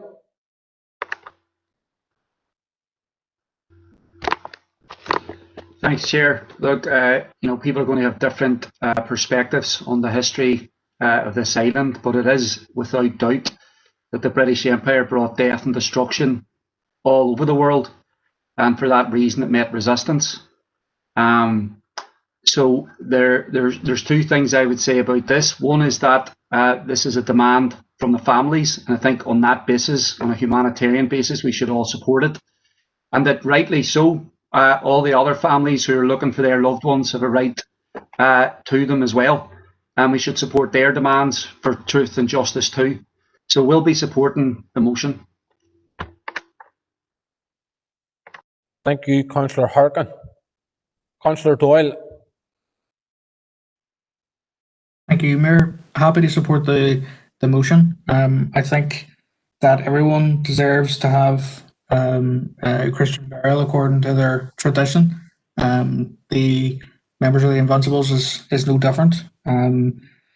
This week we also celebrate 101 years since Martin Savage, and our party are involved in commemorations there this week, involving his family as well. So, we have to take this in the context of the time, and certainly, Ether are more than happy to support the motion. Thank you, Councillor Doyle. Members, there are no further indicated speakers. I'm going to go to Councillor Donnelly to sum up. Look, I would like to thank the members who have pledged their support to this. I think it's a bit disappointing that some of the attitude of some of the unionist councillors here. However, I don't disagree with some of the remarks, particularly when they're talking about the disappeared and about people having the right to be buried in consecrated ground. I have absolutely no problem with that, and I don't distinguish with who has or who shouldn't have that right. I'm just a wee bit confused on how somebody can describe this as a dangerous precedent. Chair, this is a request from the families, and I think them families deserve that right to have their loved ones buried at a place of their choosing. Thank you. Thank you, Councillor Donnelly. Members, I'm going to ask the Chief Executive to take us through the vote on this one, please. Thank you, Mayor. Alderman Breslin. Against. Alderman Devaney. Against. Alderman Guy. Against. Alderman Hussey. Order for the Irish Government. Against. Alderman Carrigan. Against, John. Alderman McClintock. John. Alderman McCready. Against. Alderman Ramsey. Against. Alderman Walk. Against. Councillor Jason Barr. For. Councillor Raymond Barr. For. Councillor John Boyle. For. Councillor Michaela Boyle. For. Councillor Burke. For. Councillor Carr. Councillor Carr. For, John. Councillor Cooper. For, John. Councillor Cusick. Councillor Cusick. For John. Councillor Dobbins. For John. Councillor Donnelly. Councillor Doyle. For. Councillor Duffy. For. Councillor Durkin. For. Councillor Edwards. For, John. Councillor Farrell. For. Councillor Ferguson. Abstain, John. Councillor Fleming. John. Councillor Gallagher. Councillor Gallagher. For, John. Councillor Harkin. For. Councillor Jackson. For. Councillor Kelly. For. Councillor Logue. For, John. Councillor McCann. For. Councillor McGuire. For. Councillor McHugh. For, John. Councillor McKeever. For. Councillor McKinney. Abstain, John. Councillor Mellon. Councillor Mellon. Aye, for John. Councillor Mooney. For, John. Councillor Riley. For, John. Councillor Tierney. For. Thank you. Members, that is 9, 2.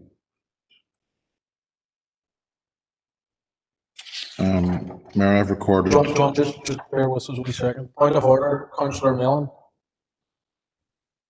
Thank you, Mayor. It was just a point of order. We were asked for a vote, not a comment. So if Alderman Hussey wishes to follow the orders, I'm just pointing that out. Thanks for that, Councillor Mellon. John, back to you, please. Mayor, I've recorded 29 for, 9 against, and 2 abstentions. So the motion passes. Thank you, John. Members, the motion in the name of Councillor Donnelly is carried. Next motion is in the name of Councillor Sean Harkin.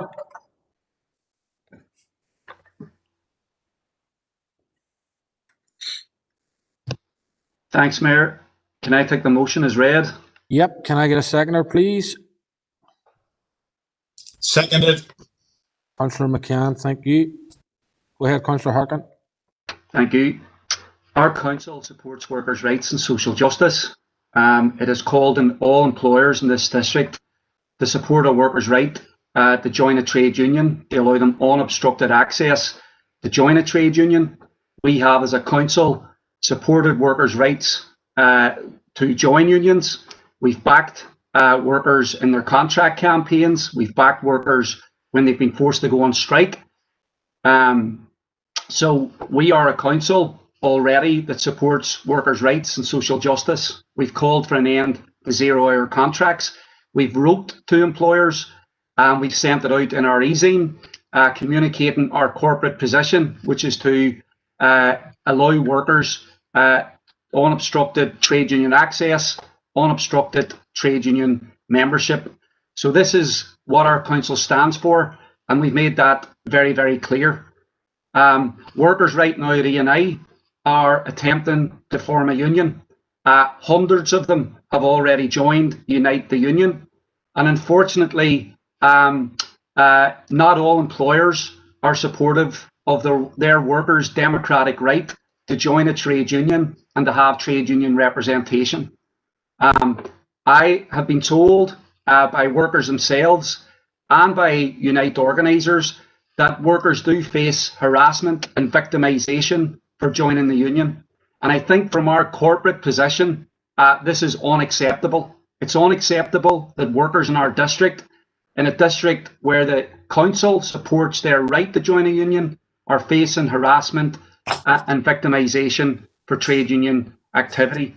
So I think we should send a clear message that we are with the workers at E&I who have chosen to join a trade union. It's their democratic right, and that we will support their effort going forward to have trade union representation. And we should call on the employer to recognise their workers' democratic rights, and they also recognise the corporate position of this council. Now, Unite have asked for a meeting with the employer about a collective grievance that the workers have put forward, and they're refusing to meet. And these are issues that workers across this district are dealing with: low pay, shifts that don't make sense, and that have an impact on workers' health and family issues and so on. So I think our message to the employer should be, let your workers have trade union membership if they so choose, and treat them democratically, treat them as you yourself would want to be treated. And I think the pandemic has made it very, very clear why workers need a collective voice. Workers have stayed on the front lines, including E&I workers, because they were deemed essential, while many others were able to stay at home. And workers on the front line kept society going when there was a real threat that there could be, that many things could be locked down. So I want to call on everybody here to back the E&I workers campaign. If you want Councillor Harkin, can you bring your remarks to a close, please? I will wrap up. If you want more information, you can go and look on Facebook at the E&I Engineer and Unite branch, and they've got lots of information there about their campaign and about the issues that they're campaigning on. Thank you. Thank you, Councillor Harkin. Councillor Riley. Thanks, Mayor, for bringing me in. And in relation to the text and the motion that's before us here tonight, I've submitted an amendment which I've provided to Teresa in advance, so hopefully the committee clerk can get it on the screen. The reason for our amendment, Mayor... Councillor Riley, just before you do, can I get a seconder for your amendment, please? Okay. Mayor, Councillor John Boyle here, second the amendment. Thank you, Councillor Boyle. Go ahead, Councillor Riley. Thanks. So as you'll see as the amendment goes up onto the screen, the reason we feel that the amendment is important is for a number of reasons. First of all, we do agree with the points that Councillor Harkin is making up on this council being a council that values trade unions, supports workers. Can I make a point of order on this amendment?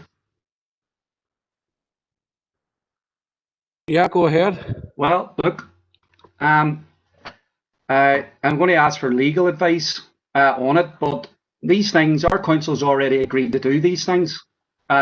We've already agreed the right to all employers in the district. And in fact, I already worked with legal advice to take out a number of things that were redundant. And it seems like those things are being brought back in here into this motion. So if I can just get a legal opinion on that. Yeah, just bear with me. A legal opinion on the admissibility of the amendment. Is that what you're looking for, Councillor Harkin? That's right, yeah. Thank you. Just bear with me, please.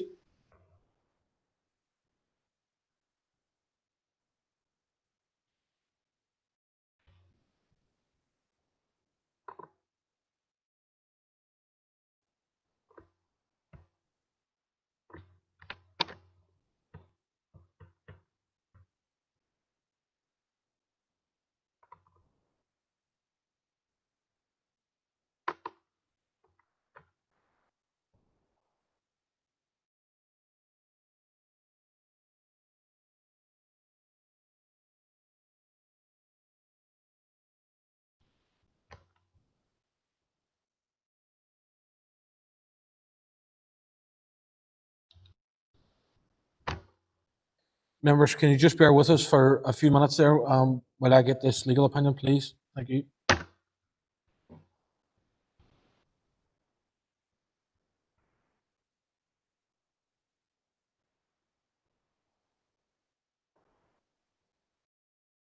Mayor, do you mind if I come in for a second?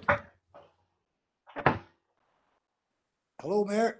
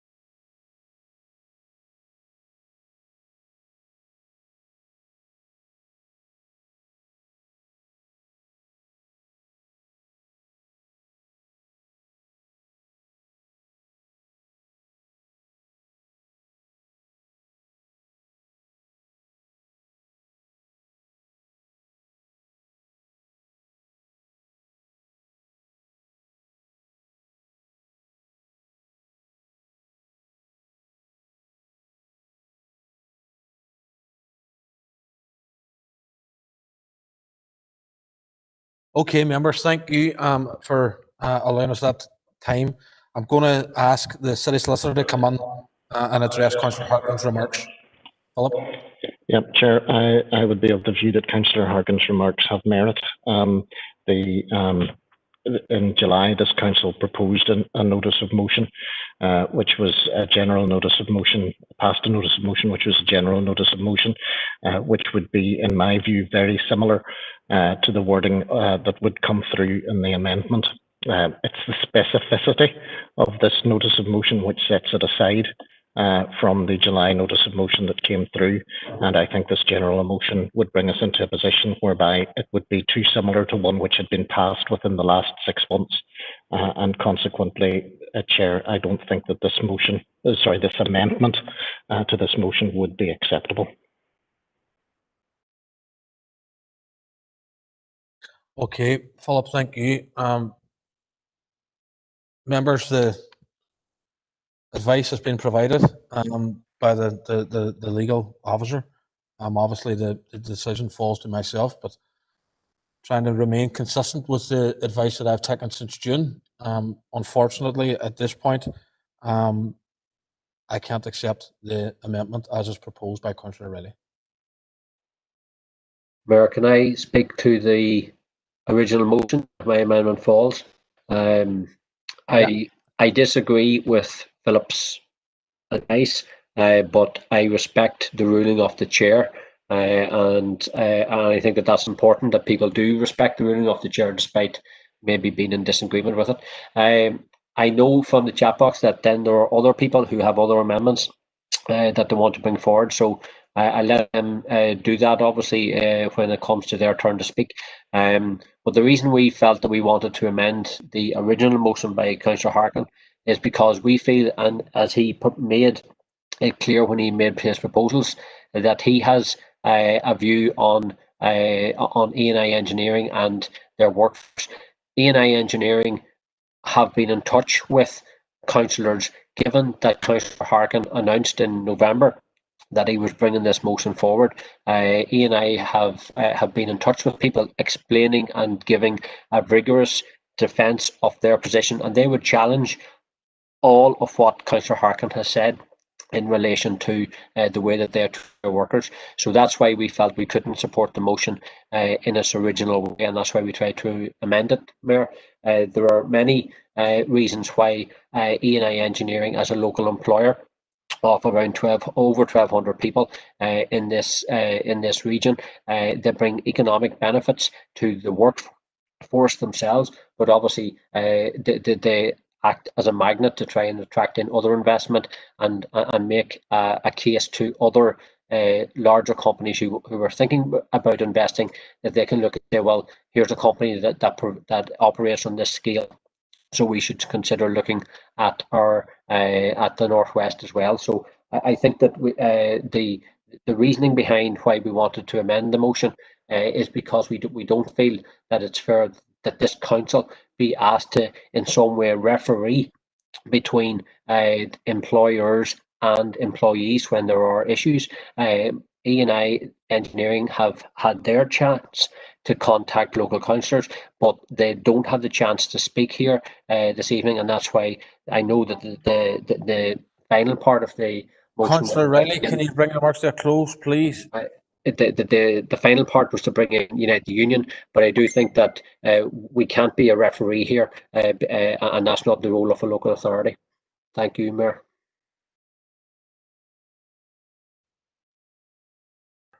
Thank you, Councillor Riley. Members, Councillor Duffy has asked, can we take 5 minutes to consider, I don't know. Councillor Duffy, do you want to come on there?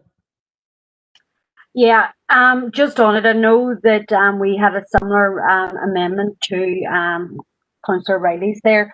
So we would just like to take 5 minutes to consider our position in terms of the motion as it now stands. Okay, Councillor Duffy, what I'm going to do, I had suggested at the start of the meeting that we were going to take a break at 8 o'clock. So I'm minded to go and try and stick to that time frame. So what I'm going to do is take a 20-minute interval. Sorry there. Can I raise a point of order here? We went to 6:30 the last time when we agreed we were stopping at 6. I would like to move forward with the discussion of the motion. Yeah, but Councillor Duffy has asked, can we take 5 minutes? And I don't see... Mayor, Councillor Boyle here, Mayor. I was trying to get on about 5 minutes ago to suggest the same thing. Yep, thank you, Councillor Boyle. Therefore, I will second. Well, look, Mayor, we're setting a precedent here. We're setting a precedent here. Please, members, please. Okay. I don't see the point in taking 5 minutes now and then taking 20 minutes after this motion.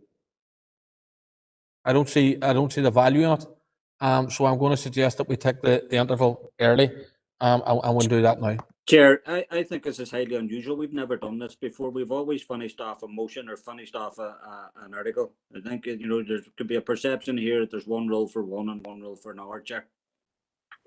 Mayor, in the chamber, we would regularly Members, can take we just 5 hold on a minutes. second, please?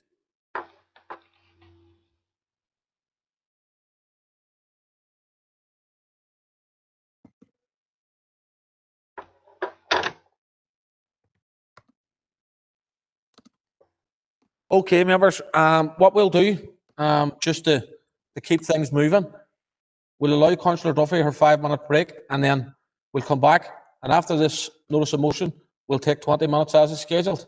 So I'll see you back on at 8:10. Thank you. Okay.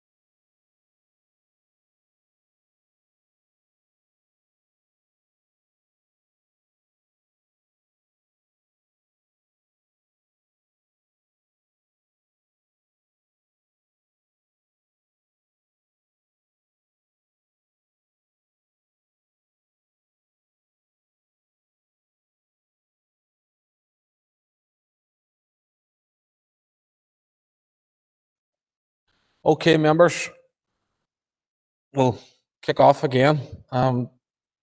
Teresa, can you put the motion on the screen? Thank you.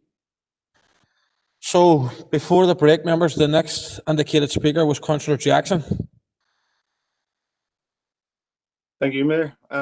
Mayor, I've another amendment I wish to table. I know I tabled a very suspiciously similar amendment to Councillor Riley, but Can I just get a seconder for it before you speak to it, Councillor Jackson? see before I table the amendment that I submitted to Teresa is very similar to Councillor Riley, so I'm assuming that it isn't going to be accepted.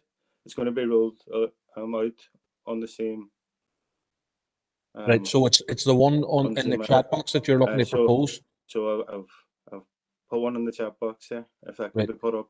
All right, thanks, Councillor Jackson. Just bear with us. Teresa, so it's the wording in the chat box that Councillor Jackson's looking to propose at this stage, Teresa, please.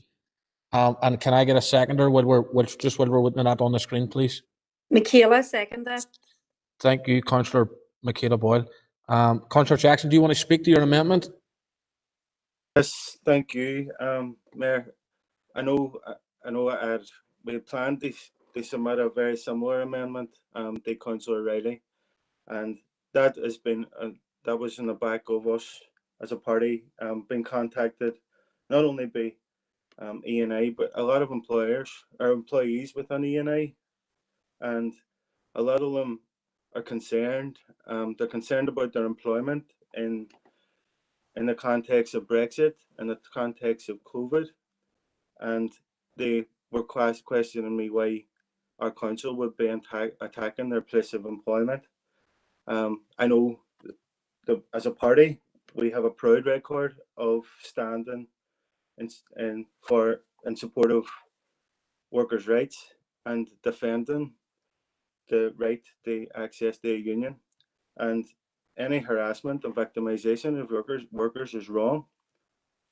Councillor Harkin has alluded to the reliance of us all over the pandemic on people who have stepped forward, worked in the front line throughout the pandemic, and that's something that's we're all thankful for. But and in relation to the trade unions play a very important role in advocating on behalf of workers.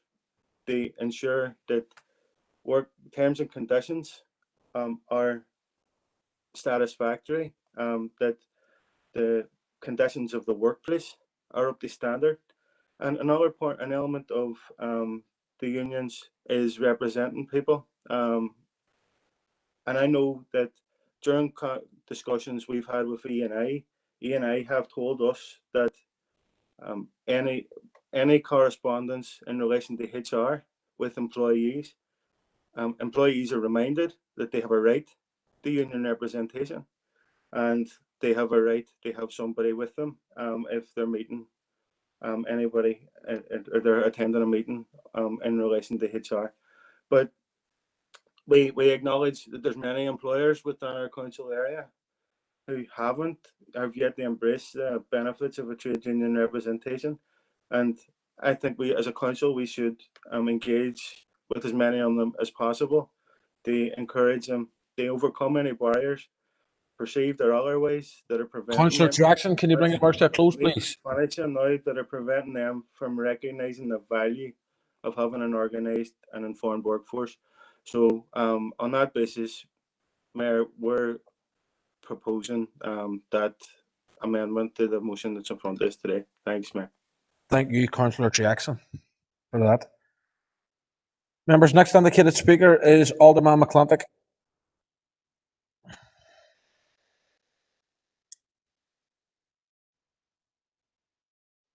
Alderman McClintock.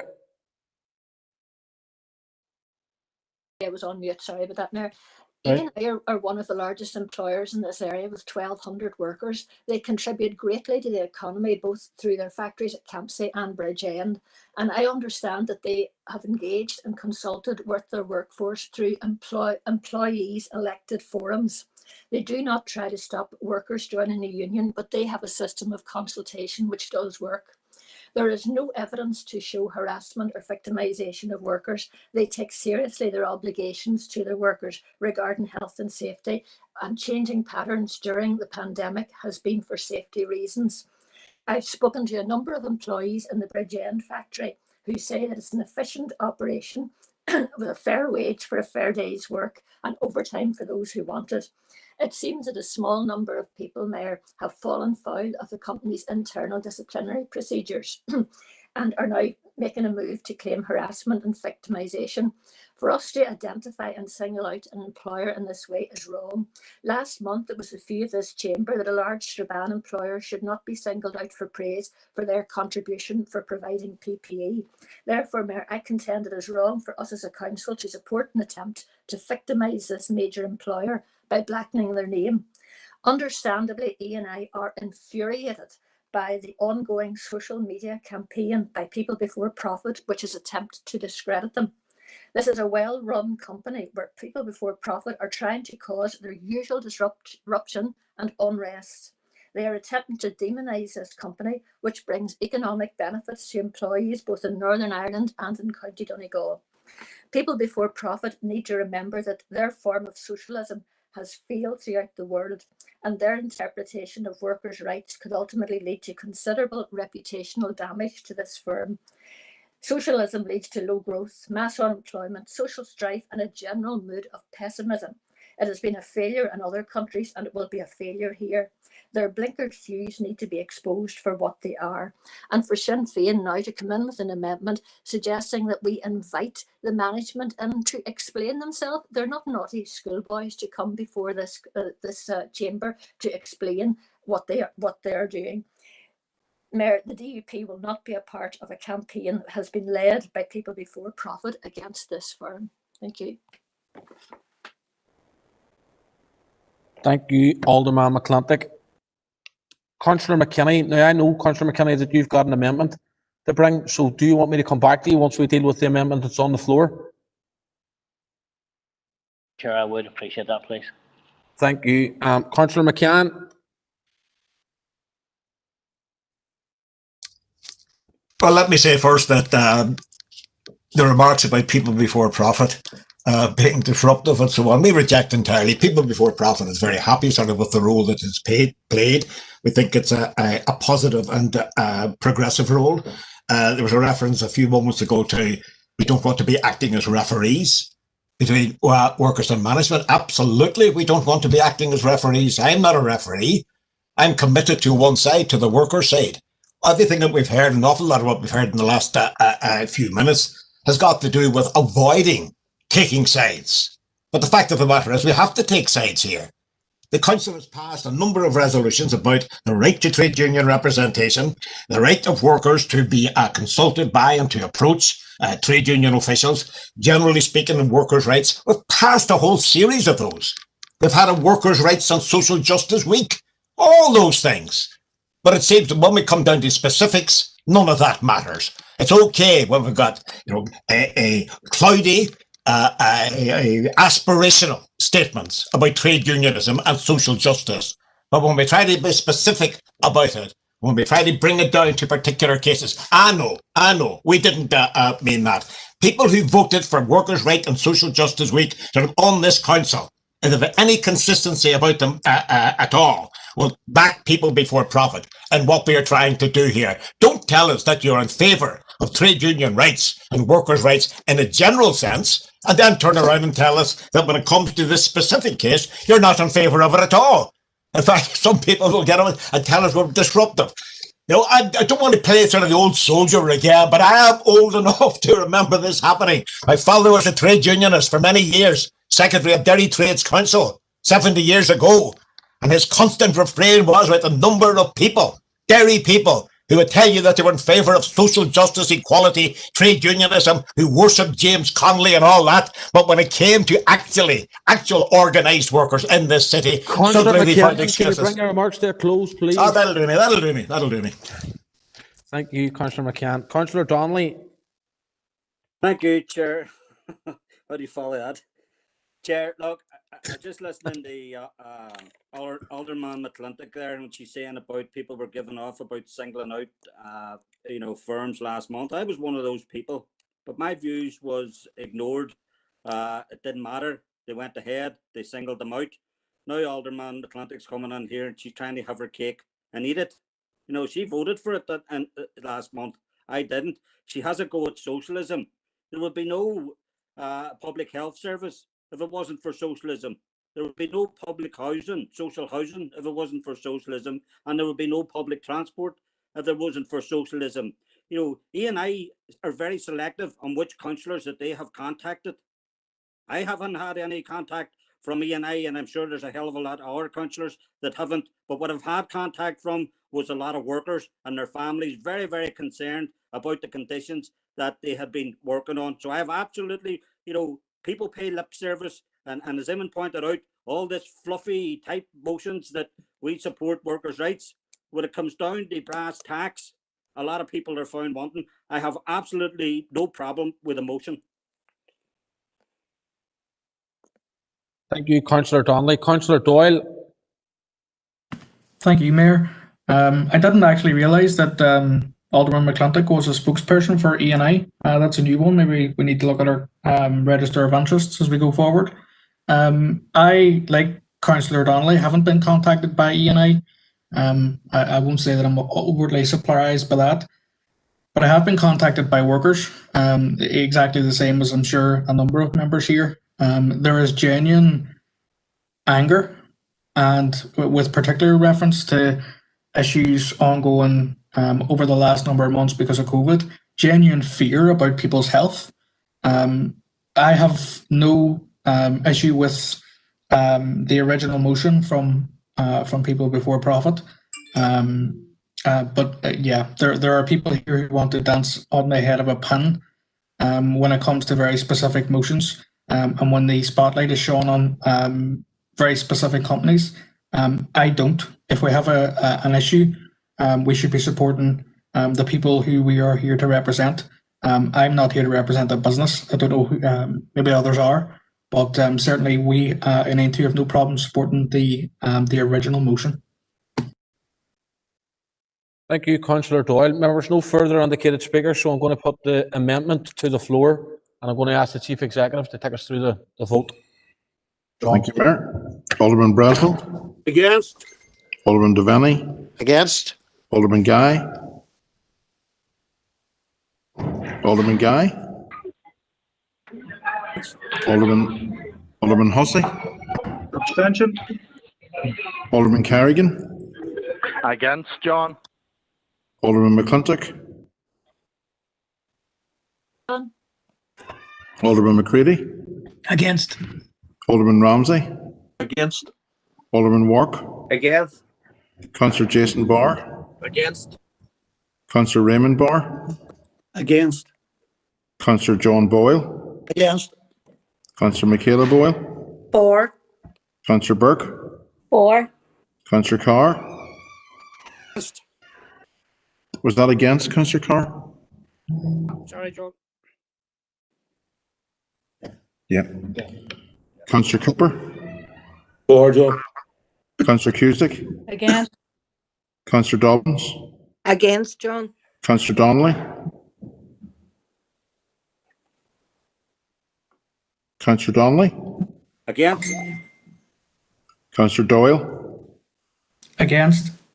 Councillor Duffy. For. Councillor Durkin. Councillor Durkin. Councillor Edwards. John. Councillor Farrell. Against. Councillor Ferguson. Abstain. Councillor Fleming. Councillor Gallagher.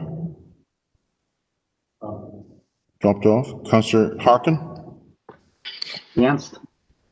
Councillor Jackson. For. Councillor Kelly. For. Councillor Logue. For. Councillor McCann. Against. Councillor McGuire. For. Councillor McHugh.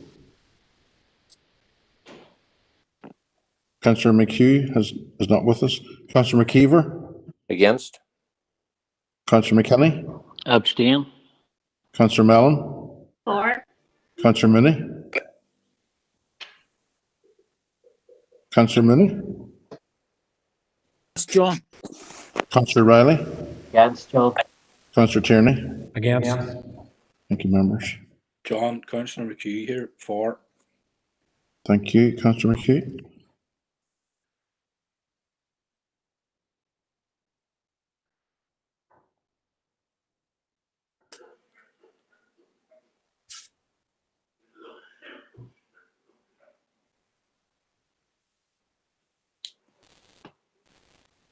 Mayor, I have recorded 11 for, 23 against, and 3 abstentions, so the amendment falls.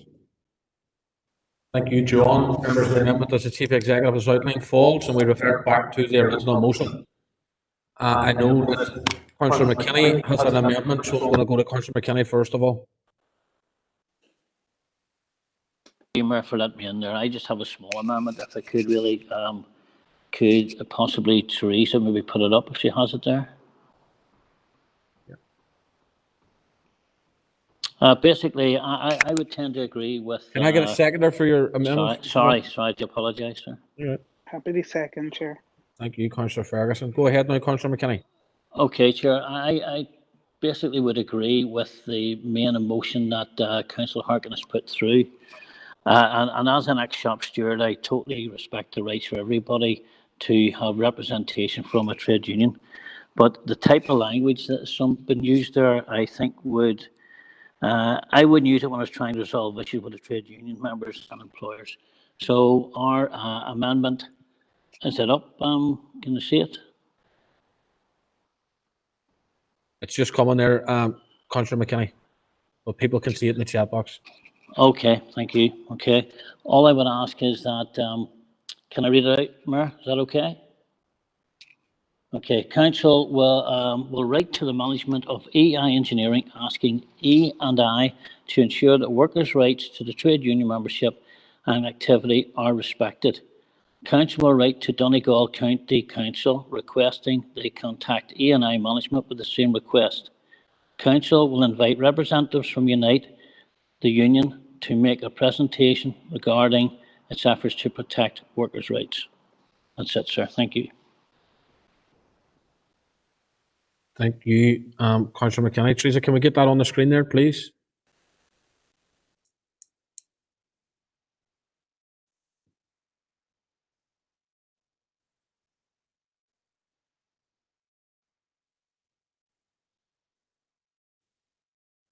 Thank you, Teresa. Members, there's the amendment in front of you. Not very many. No actual indicated speakers, so I'm going to put it to a vote. Happy to accept that. Alderman Hussey, please. Thank you very much, Mayor. Firstly, like Councillor McCann, my late father was a transgender workers shop steward. I myself represented my union when I was teaching the NAS, and believe that workers' rights need to be respected. However, I haven't heard anything that convinces me that E&I are not permitting trade union representation. In fact, I think somebody did say they do allow trade unions within their midst. And I haven't been contacted by E&I, nor have been contacted by workers. And at this moment in time, I would be minded to appreciate and support the amendment that is being put forward, because we're not treating E&I like schoolboys. We're making a request, which is a very reasonable request. And Unite can come in, and if they have issues, well, let's hear what the issues are. And we're not being referees in the middle of it. So I would be minded to support the current amendment. Thank you, Mayor. Thank you, Alderman Hussey. Alderman McClintock. Mayor, we will not be supporting the amendment. are still singling out in this amendment E&I engineering. We're interfering in E&I engineering. And just for the record, Mayor, I want to make it very clear, I am no spokesperson for E&I engineering. I don't know anybody on the management of E&I engineering, but I was one of many councillors that has been contacted by E&I who are infuriated at this, at what is happening, or at all the social media attention that this has got. We won't be supporting it. I don't think it's it's in anybody's interest for us either to write to Donegal County Council asking them to question E&I as well, nor do I think that there is any evidence to show victimisation or harassment. I have spoken to a number of employees and they have not said that. The only ones who have an issue are the few who fell foul of the disciplinary procedure within the factory. So we will not be supporting the amendment. Thank you. Thank you, Alderman McClintock. Councillor Jackson on the amendment. Thank you, Mayor. And we're happy, or we're content to support the amendment.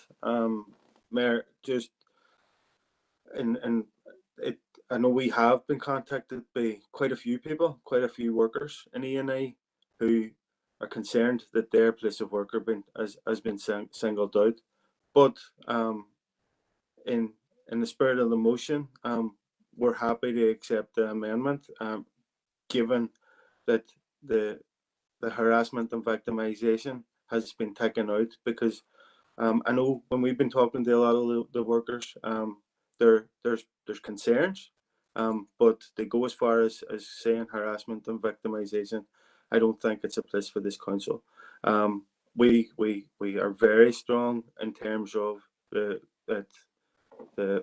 importance of trade union representation, and on that basis, we're happy to support the amendment. Thanks, Mayor. Thank you, Councillor Jackson. Members, no further indicated speakers on the amendment, so I'm going to put it to the floor and ask the Chief Executive to take us through the vote. Yes, I'm just, Mayor, just before you do that, I'm just noticing there's a slight difference between what Councillor Ferguson has posted in the chat box and what Teresa has put up on the screen. It's council will write to the management of E&I Engineering asking E&I to ensure is in the chat box. Yeah. So, yeah, so could we just put that up, please, Teresa, before we take that vote?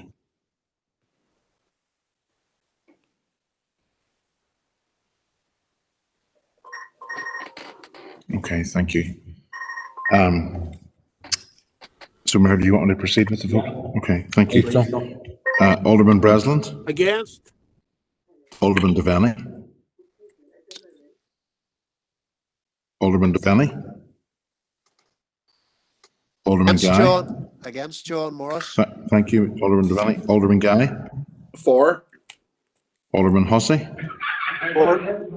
Alderman Carrigan? Against, John. Alderman McClintock? Alderman McCready? Against. Alderman Ramsey? Against. Alderman Wark? Against. Councillor Jason Barr? Councillor Against Councillor Barr? Councillor Raymond Barr? Against, John. Councillor John Boyle? Councillor John Boyle? Councillor Michaela Boyle? For, John. Councillor Burke? For. Councillor Carr? Against. Councillor Cooper? For, John. Councillor Cusick? For, John. Councillor Dobbins? For, John. Councillor Donnelly? Against. Councillor Doyle? Against. Councillor Duffy? For. Councillor Durkin? For. Councillor Edwards? For, John. Councillor Farrell? For. Councillor Ferguson? For, John. Councillor Fleming? For, John. Councillor Gallagher? He's off. Councillor Harkin? Against. Councillor Jackson? For. Councillor Kelly. For. Councillor Logue. For. Councillor McCann. Against. Councillor McGuire. For. Councillor McHugh. For, John. Councillor McKeever. Councillor McKeever. Councillor McKinney. For John. Councillor Mellon. Councillor Mooney. Councillor Mooney. Councillor Riley. For. Councillor Tierney. For. Thank you, members. Can I come in there a wee second just to record my vote? Lost you there. Yeah, go ahead, Councillor Boyle. I'm for, Mayor. Thank you. For, thank you. John. Uh-huh. Mr. Mooney here. Yes. For. 4. Thank you. Mayor, I have recorded 24 for and 14 against, so the amendment passes. Thank you, John, for that. There was an amendment passed. There's no indicated speakers, so I'm going to go to Councillor Harkin to sum up.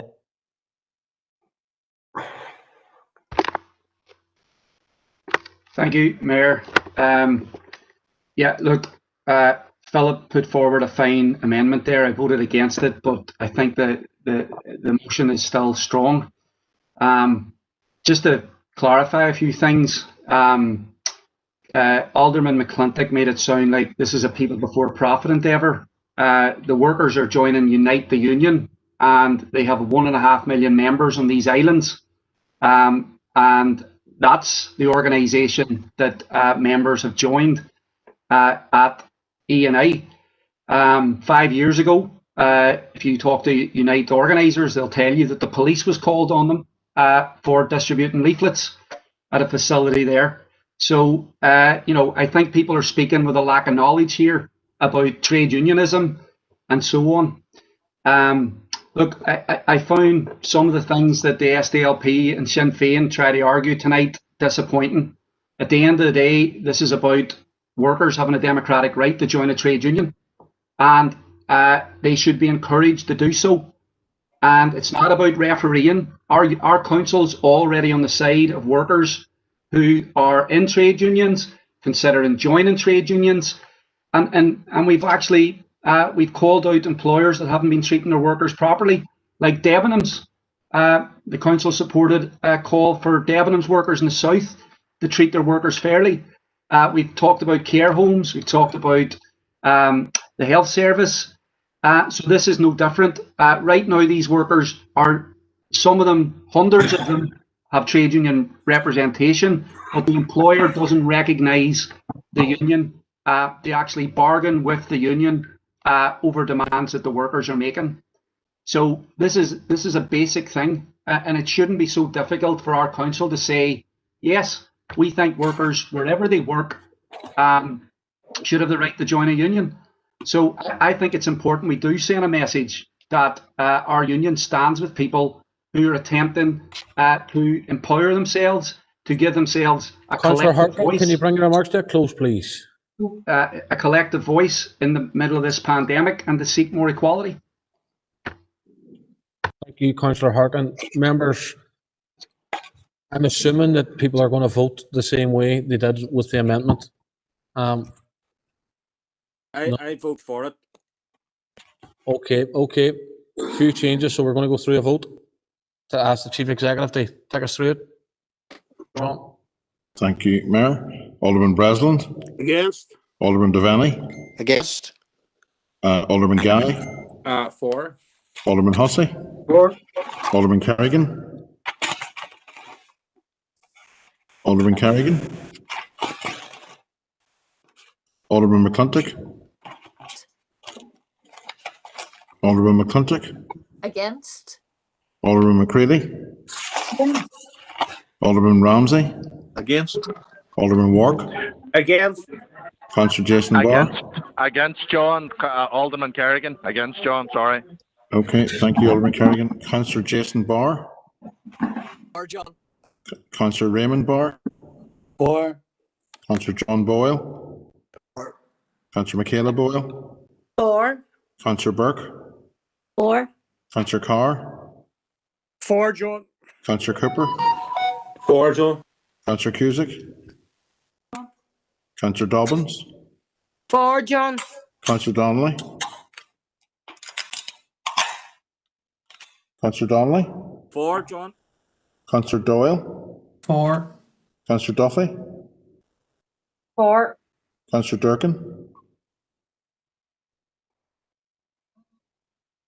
Councillor Durkin. Sorry, John. For. Councillor Edwards. For John. Councillor Farrell. For. Councillor Ferguson. For John. Councillor Fleming. For John.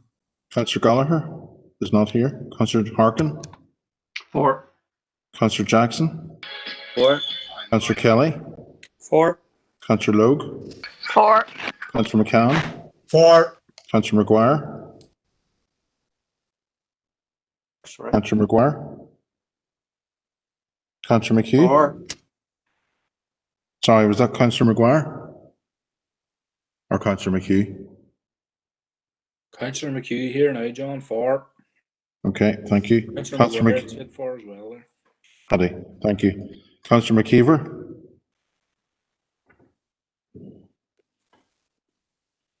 Councillor McKinney. For John. Councillor Mellon. John. Councillor Mooney. John. Councillor Riley. For John. Councillor Tierney. For. Thank you, members.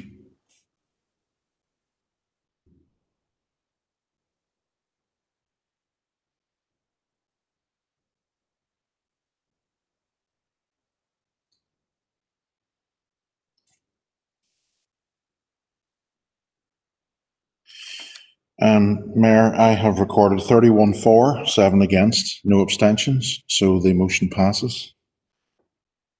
Thank you, John. Members, the motion in the name of Councillor Sean Harkin has passed with the vote that the Chief Executive has called out there. Members, at this point, I'm going to suggest that we take a 20-minute interval, which takes us up to just after 9 o'clock, members, and I'll see you all back online then. Just at 9:05, yep. All right, thank you.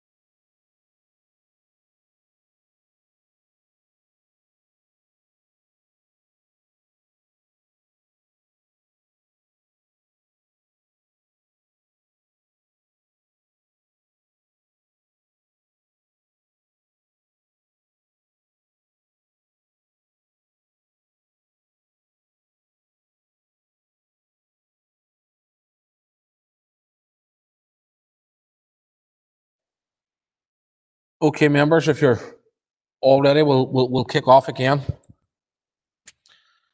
Motion in the name of Councillor Christopher Jackson. Okay, thank you, Mayor. We had a seconder. Yep. We had a seconder, please.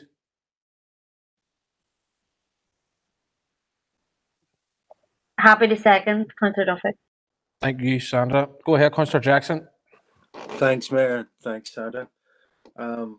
Mayor, I'm bringing this motion to Council today after it wasn't admissible at last month's meeting. And us as a council, we have a proud history in standing in solidarity with the Palestinian struggle for freedom, justice and equality. By declaring an apartheid-free zone, we're sending a message that our council district does not contribute to the maintenance of an apartheid regime, and we're joining the ever-increasing list of places that have taken a stand against the violation of the rights of the Palestinian people. The parallels with South Africa are many. When the apartheid regime there used segregation, repression, and violence, they suppressed the majority black population. Nobel Peace winner Desmond Tutu, after visiting the occupied Palestinian territory, referred to the racially segregated roads and housing and said it reminded him of the racist apartheid system of South Africa. There are many examples of Israeli apartheid, but I want to take the opportunity to quote the Israeli Prime Minister, Benjamin Netanyahu, when he said, "Israel is not a state for all of its citizens. Israel is the nation state of the Jewish people, and for them alone." This racist sectarian rhetoric is reminiscent of the apartheid regime in South Africa, and it's a familiar stance to some closer to home. International pressure has ended apartheid in South Africa. If we're going to see an end to the human rights violation in Palestine, then international pressure is just as important today. We've seen a massive declaration of support from the UN for the Palestinian people. A total of 168 states from across the globe have voted to offer their support for the Palestinian cause, and it's a disgrace that the Irish government have yet to honour the wishes of the Oireachtas, who voted 6 years ago to recognise the state of Palestine. But Mayor, as part of the international pressure, we felt it's important to reiterate our support for the BDS movement, which has grown significantly since we passed a motion on the matter, and it's going to continue to grow, and it will be vital to bringing an end to the violation of the rights of the people of Palestine. So, Mayor, I'm urging people to support the motion. Thank you. Thank you, Councillor Jackson. Councillor Durkin.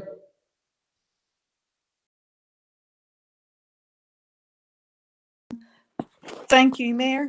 Gurmayogit, Bemajekulation Rinshaw. Thank Councillor Jackson for bringing this motion. We were aware from last month that it would be coming, and we do have a good record on this very important humanitarian issue.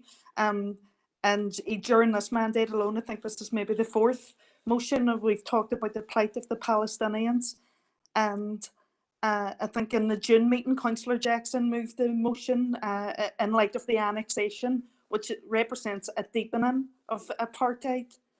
So, yeah, I tried to reiterate our solidarity for the struggle of these people for basic human rights, for justice, freedom, equality. And yeah, happy to support the motion. So, Gurmayogit. Thank you, Councillor Durkin. Alderman Wark. You, Mayor, for letting me in. Honestly, I really have to question where these motions come from. I think I heard a councillor mention it was last month, or you, councillor, mentioned about, we have local business they talk about, and instead of trying to be the United Nations here, looking at this motion, the BDS. Now, the BDS to me came up in the news there in August, and obviously there was a GP more very proactivist with the BDS, and he was held in terrorism charges with connections to IRA. Now, if you want to bring it local, we all know what the UAE done in the city if it's local that way. But looking at restrictions, see what you're all using now, your iPads. See the cameras on them from Israel. See ultrasounds, Israel. See windows on your computers from Amazon Kindles, solar panels. See from life-saving emergency equipment.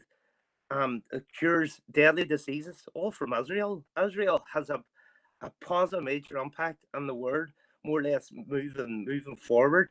But personally, I will not be supporting the motion today, and I'm really going to ask Councillor Jackson, start focusing in your own area. You're a local councillor in the Waterside area. I don't think, to be honest, this is really going to help that. There's plenty of other issues out there which you should be bringing local. So it is, instead of pulling these international or whatever you want to call it, because it's not going to make any difference to the repairs out there. But the DEP won't be supporting this motion. Thanks for that, Alderman Wark. Councillor McCann. I was just struck sort of listening to some of it there. I was asking myself, when did I first become aware of these matters?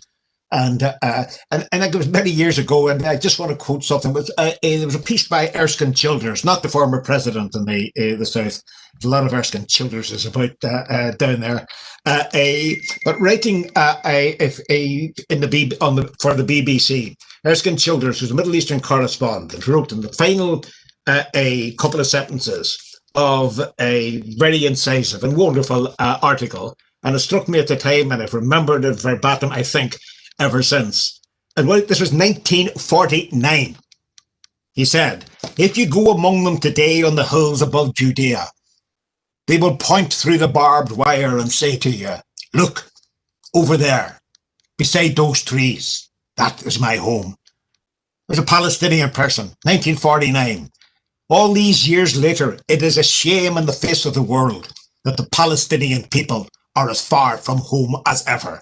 Palestine is the issue of the world. Palestine is the front line of the world. Whether you come from the water side, the city side, or wherever you come from, everybody should be involved in supporting the Palestinian people. They are the epitome, the illustration, the perfect example of the need for freedom denied them all these years in the world today. Everybody should support this motion.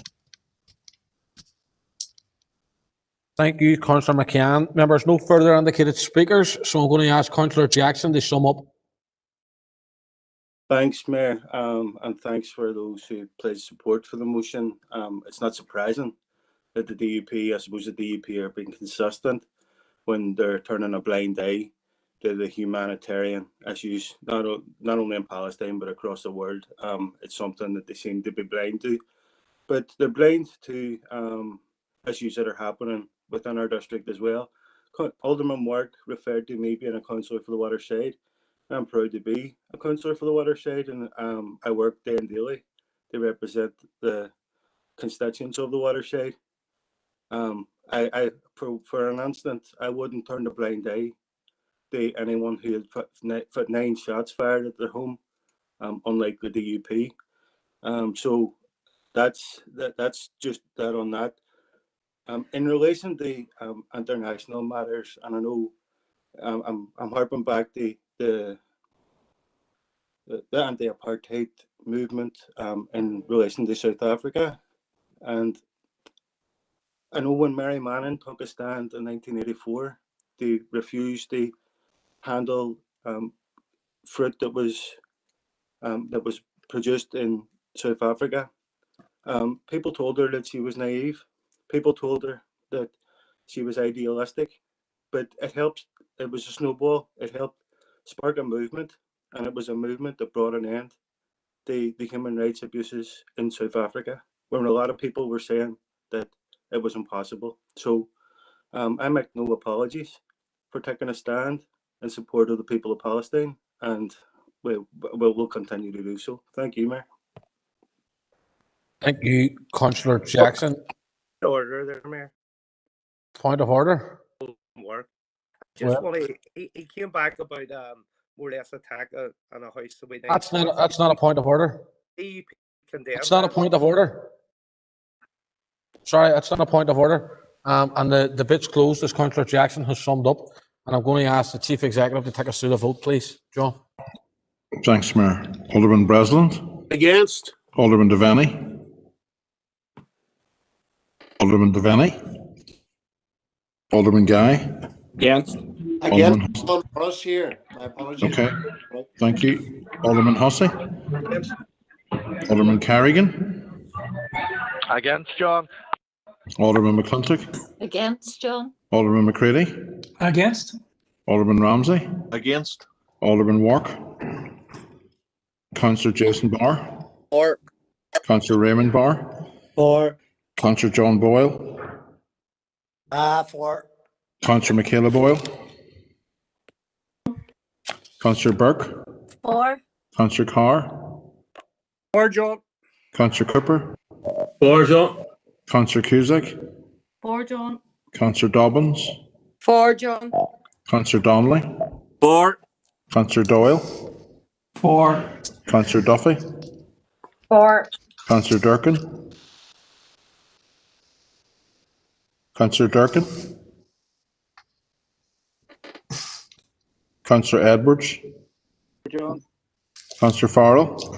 For. Councillor Ferguson. Abstain. Councillor Fleming. John. Councillor Gallagher. I don't know if you're with us or not. Are you there? Councillor Harkin. For. Councillor Jackson. For. Councillor Kelly. For. Councillor Logue. Councillor McCann. For. Councillor Maguire. For. Councillor McHugh. For, John. Is Councillor McKeever there? For, John. Thank you. Thank you. Councillor McKinney. John? Councillor Mellon. For, John. Councillor Mooney. Councillor Mooney. Councillor Riley. For, John. Councillor Tierney. For John, and Councillor Durkin's also indicated for in the chat box.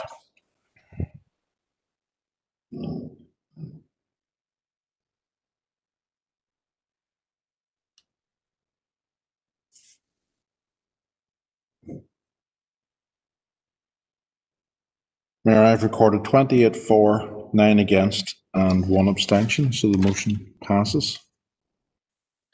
Thank you, John, for that. Members, the motion in the name of Councillor Jackson. Sorry, Mayor. Can I Yeah. come in there? There was actually 2 abstentions. The Chief Executive just said 1 abstention. There was actually 2. There was myself and Councillor Ferguson. My apologies, Mayor. We'll re-record that as 27 for, 9 against, and 2 abstentions. Thank you. The motion still passes in the name of Councillor Jackson. I'm moving on to the motion in the name of Councillor Duffy. Mayor, the motion's there in front of people. It's pretty self-explanatory. Just see if there's a seconder. Can I get a seconder? Yeah. Seconded. Okay, there's a couple there. Councillor Jackson was the first that I heard. Go ahead, Councillor Duffy.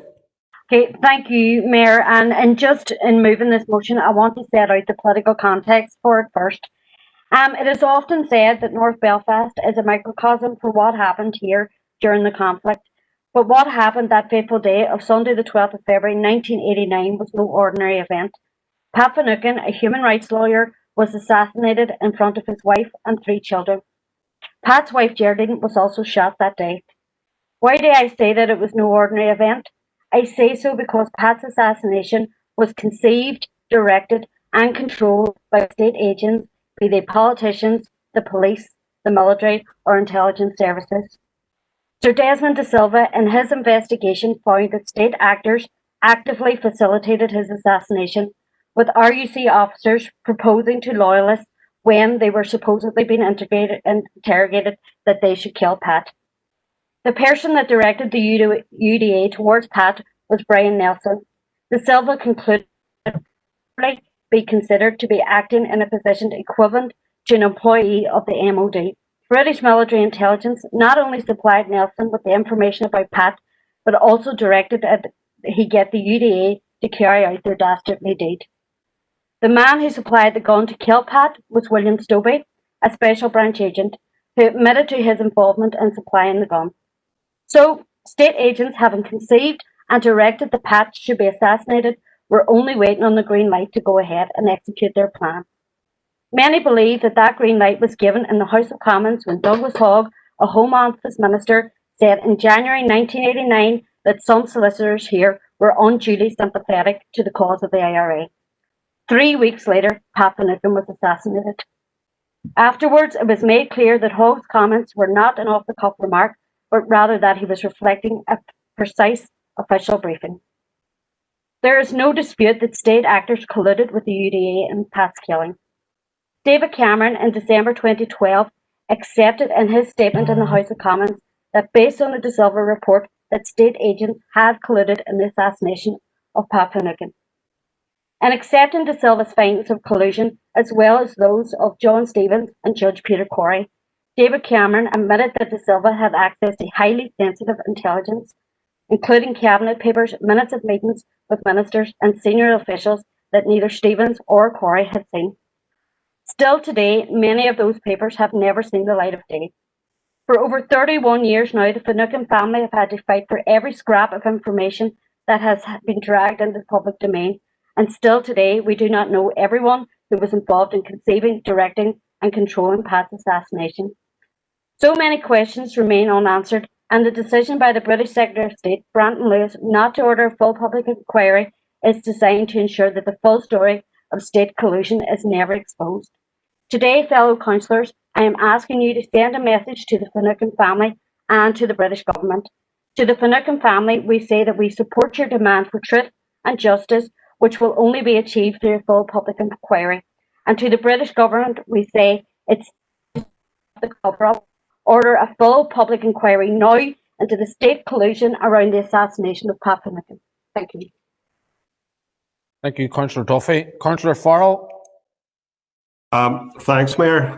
Pat Finucane's murder was one of the most controversial and notorious of the Troubles, not only because of the manner of his murder, where he was gunned down in his family home in front of his wife and 3 children, but also because of the clear evidence of collusion with not much evidence of any investigation. And that's not my opinion, that's the considered opinion of respected judges and lawyers. UK Supreme Court said the murder investigation was inadequate. The Stevens inquiry found evidence of collusion between security forces in the Finucane murder. The De Silva report confirmed evidence of collusion and state agent involvement in the murder. Brandon Lewis, the Secretary of State himself, when announcing that the inquiry would not proceed, said the levels of collusion were totally unacceptable. In my view, any collusion is unacceptable. State agents are state employees. They're supposed to protect and help people, not murder them. The British government is responsible for the actions of its agents, but they don't want an inquiry as it will expose the levels and the extent of collusion in Pat Finucane's murder. If they have nothing to hide, they should have nothing to fear. The SDLP supports the Finucane family in their search for justice, their search for truth, their fight for justice, and their demands for an inquiry. Thank you. Thank you, Councillor Farrell. Alderman Ramsey. Thank you, Mayor. Can you hear me okay? Yeah. Okay. Yeah, the DUP support Northern Ireland Secretary of State's decision in relation to the murder of Pat Finucane and urge the government to press ahead with new legacy structures. Dealing with the past is deeply sensitive. It is important that the hierarchy of victims is not created. The murder of Patrick Finucane, like all murders during the Troubles, was wrong, and we condemn it in the strongest terms. The then Prime Minister David Cameron apologised in 2012, and as a result of the investigations and the reviews, Ken Barrett was convicted of the murder. And I know that already it's been mentioned about justice, and this was justice for the Finucane family. We must remember that there are thousands of people tonight in Northern Ireland who have never seen anyone brought to justice for the horrific murder of their loved ones. What we now need for all victims is a comprehensive legacy process to deal with all the outstanding cases. The Stormont House Agreement's 6-year-old legacy proposals failed to gain sufficient support amongst innocent victims. As a recent NIO consultation demonstrated, it is time for a fresh updated approach. The government should bring forward proposals which can command support amongst the innocent victims of the Troubles. At the core of those proposals must be truth and justice. Everyone wants justice. How do we get it? That's the big question. Ultimately, justice will bring forward truth and silence those who would seek to rewrite the past. Thank you, Mayor. Thank you, Alderman Ramsey. Councillor Ferguson. Thank you, Mayor. We'll be supporting this motion tonight. The Alliance Party fully support the Finucane family and their endeavours to have justice and integrity. I can't even speak tonight. Accountability found. The judge Corey was brought in 2004 to oversee this, and he had found that a full public inquiry should go ahead to uncover what had happened to Pat Finucane. We believe that is a critical part for the integrity of the rule of law and its accountability, and we don't see how the recent decision would be compliant with the Supreme Court ruling. So tonight we'll be fully supporting this motion. Thank you. Thank you, Councillor Ferguson. Councillor Donnelly. Thank you, Chair. Chair, look, Pat, as pointed out by Councillor Duffy, Pat Finucane was murdered by state agents, including you have people like Brian Nelson, Stobie, and Barrett, but this was done at the behest at the highest levels of the British government. A conviction of one of the people that may have been involved is not enough. It needs to go. The people who gave the orders, the people who armed and promoted these people, they're the people that needs to be before a court. I think this is a typical reaction of some of the activity of the British state in Ireland. Pat Finucane was a well-respected, very professional lawyer. He represented everyone without prejudice, and that includes from loyalism to republicanism and everybody in between. There's an aspect of this this motion that prevents me from voting for it, and that's the issue regarding the Stormont House Agreement. Now, it's a very serious issue, so I don't intend to do any amendments, or I don't intend to go any further to outline that, and for the fear that it could turn into a political football. But I think, regards the campaign for justice from the Finucane family, I think this is an issue that's worthy of an international inquiry. And I'd like to, I'm going to abstain in this because of the Stormont House Agreement aspect, but I would like to express solidarity to the Finucane family, and I wish them well. I also want to put on record, I want to pay tribute to their bravery and persistence in the pursuit of justice for their loved one. Thank you, Councillor Donnelly. Alderman Guy. Thank you, Mayor, for letting me in. The murder of Pat Finucane, just like every other murder in this part of the world, was wrong. Just like the murder of Judges Staunton, Conaghan, McBurney, Doyle, and the murder of an innocent Mary Travers. The state collusion between Republican criminals and then Garda Síochána and the murder of Judge Gibson and his wife. The senseless murder of the Hannahs and their 6-year-old son. Human rights barrister and law lecturer Edgar Graham shot in the back of the head by Republican criminals. We still await Sinn Féin calls for inquiries into these assassinations of these members of the judiciary, purely in the interests of equality, of course, and who would be afraid of equality? Thousands of lives were lost in the Troubles. Many of them were also beloved husbands and fathers. There can be no hierarchy of victims. We must now establish and agree a legacy process which is fair and balanced, which can deliver closure for all families. That process cannot be the legacy arrangements of the Stormont House Agreement. The SHA mechanism will conduct investigations for around 1,500 fatalities. Those seriously injured will be shown the same contempt that was bestowed upon them by the criminals whose actions caused their life-changing injuries. The Shah favours the cowardly terrorist, not the innocent victims. It's no wonder Sinn Féin are so keen to see it pushed through. It was never about one man. It was always about the innocent victims. There can be no rewriting of history. Thank you, Mayor.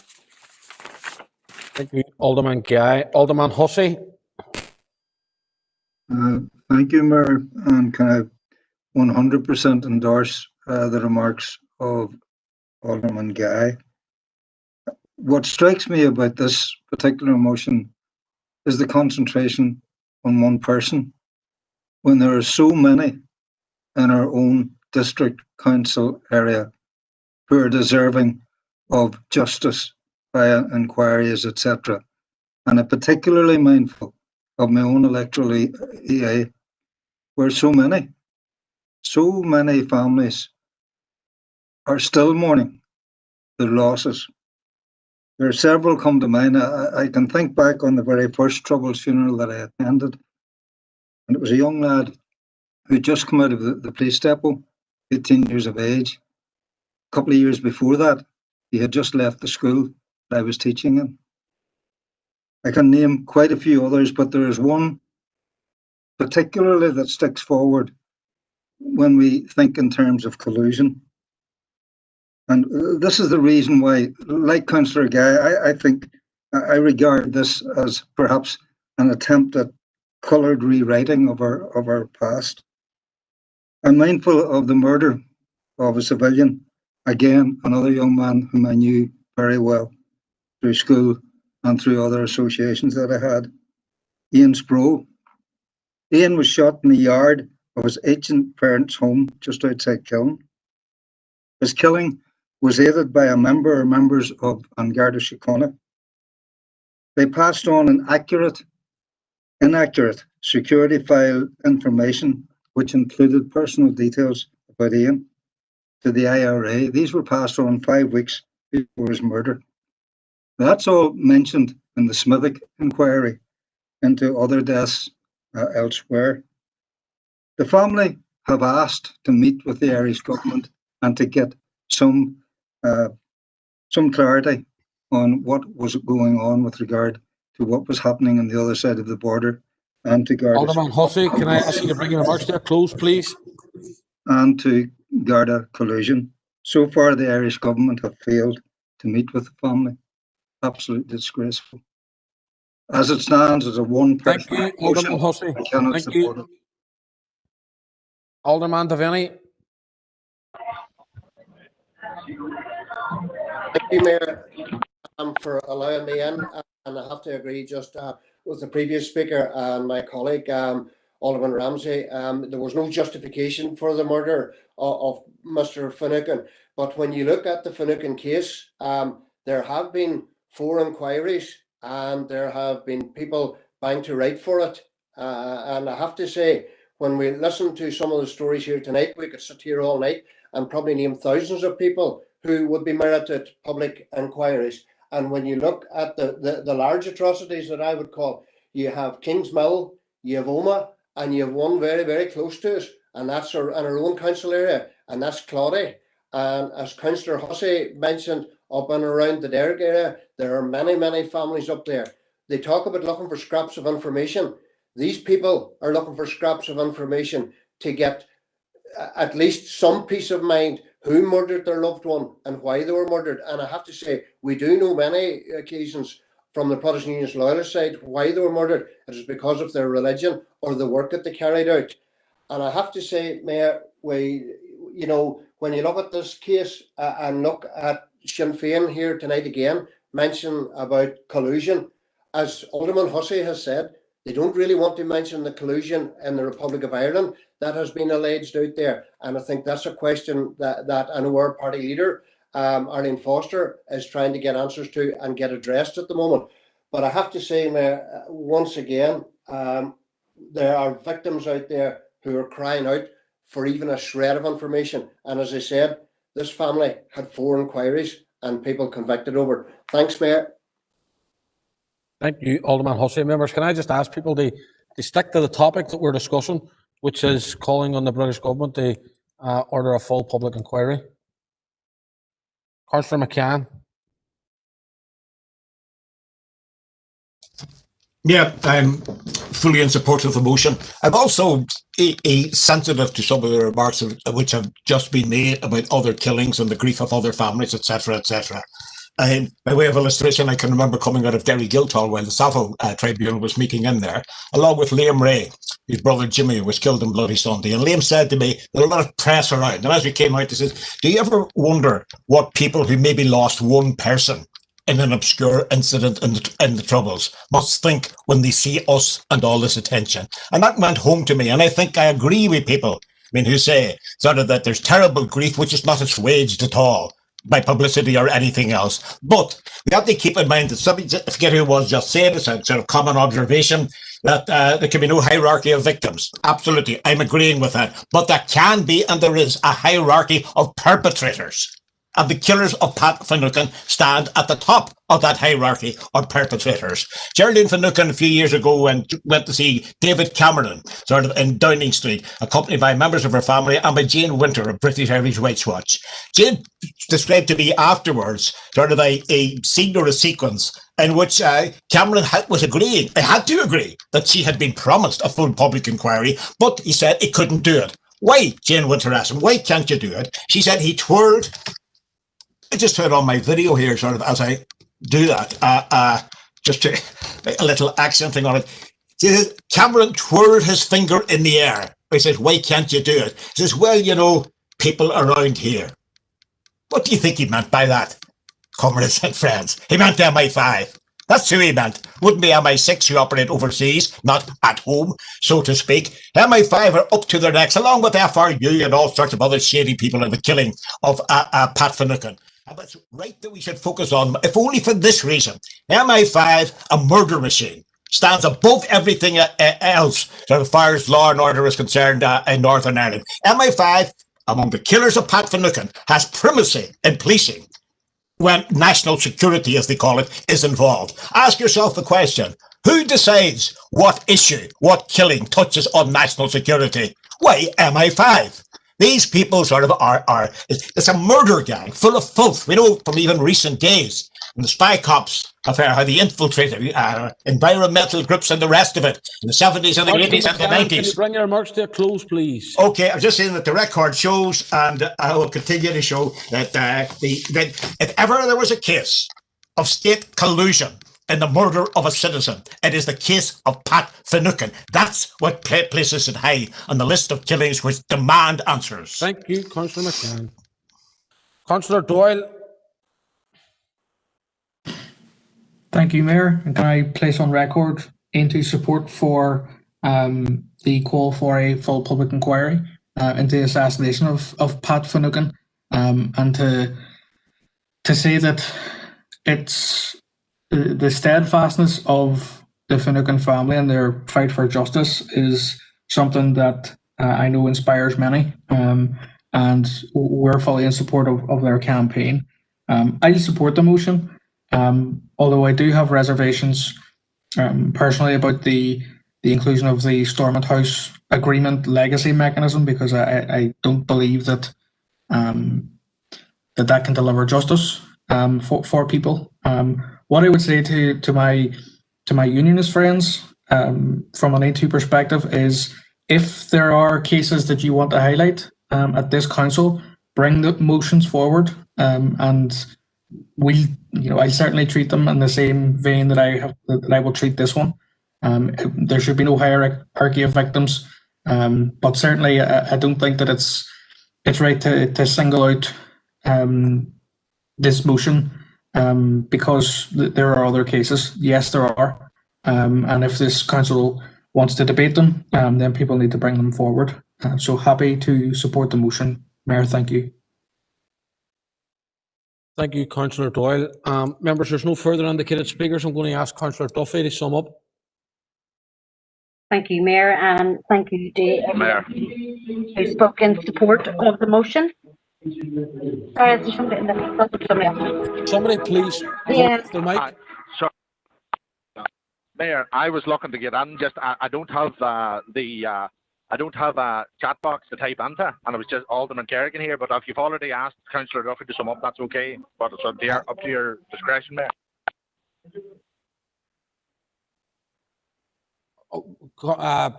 Alderman Kerrigan, unfortunately, Councillor Duffy's already started summing up, so I'm going to just continue with that. I'm fine with that, Mayor. That's grand. Thank you. Go ahead, Councillor Duffy. Okay, thank you, Mayor. And I'd like to thank everybody who spoke there in support of the motion. It is a really important motion, and I probably just in connection to Councillor Donnelly, I appreciate where he's coming from, and I thank him for his implied support, even though he is going to abstain. In terms of unionism and in terms of rewriting history, I think there's a wee bit of flip-flop going on there, but I will be respectful in my summing up, as there is a family at the core of this motion. And I would say what is different, and Councillor McCann has truly touched on it, is the Pat Finucane's assassination was ordered at the very highest levels of the British state, and that's what makes this different. In terms of the motion, if it is passed, and I hope that it is, it does include truth for all. So I am just glad that we have had this debate.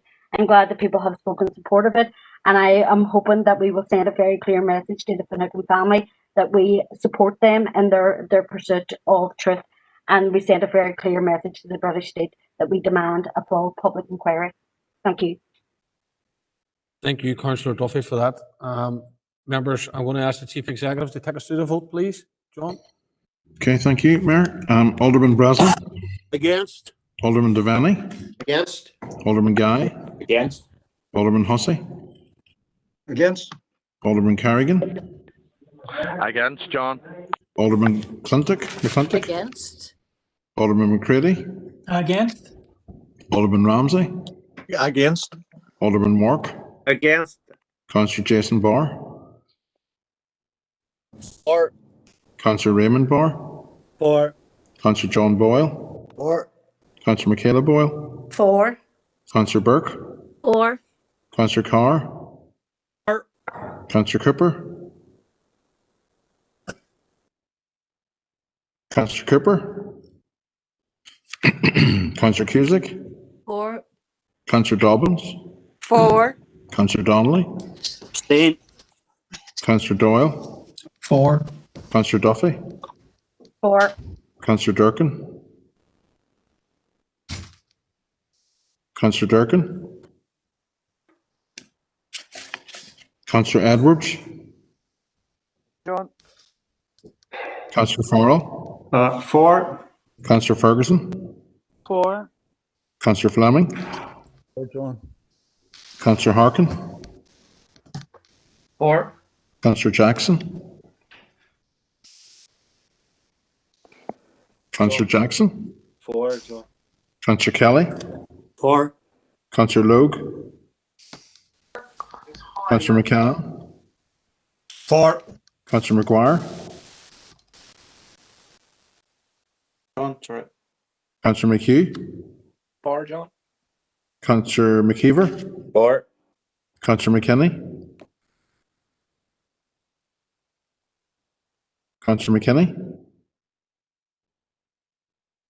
For, John. Councillor Mellon? Councillor Mooney? For, John. Councillor Riley? For, John.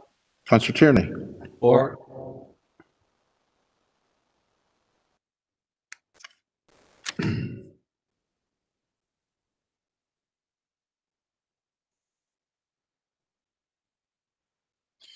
Mayor, I've recorded 27 for, 9 against, and 1 abstention. So the motion passes.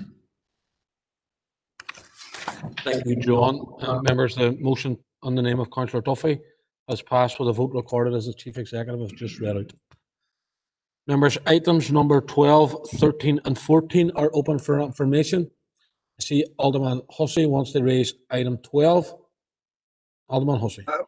Thank you, Mayor. Item 12 is a reply from Ryan TD, the Transport Minister in the Republic of Ireland. It's in regard to the A5, A6 road projects. Can somebody tell me when did the A5 M2 cross-border working group last meet, and my feeling is that the reply that we've received from Mr. Ryan should go to that particular working group, the A5N2 cross-border working group. Thank you, Mayor. Yep, that's fine. Alderman Hussey will make sure it does. As when it last met, I'm not aware of when it last met, but we'll ensure that that response from the minister goes there. All right. Mayor, and perhaps somebody could call that meeting, that working group together shortly again. Yeah, It's not under our chairpersonship, but we will check into it and advise members of the outcome. Okay, thank you for that, John. Members 13 and 14 are for information, and unless anybody wants to raise anything, I'm going to move, tick them as read and move to confidential. No proposed for confidential, Chair or Mayor. Second. Thank you. Thank you both for that. Members, Paul, just one second.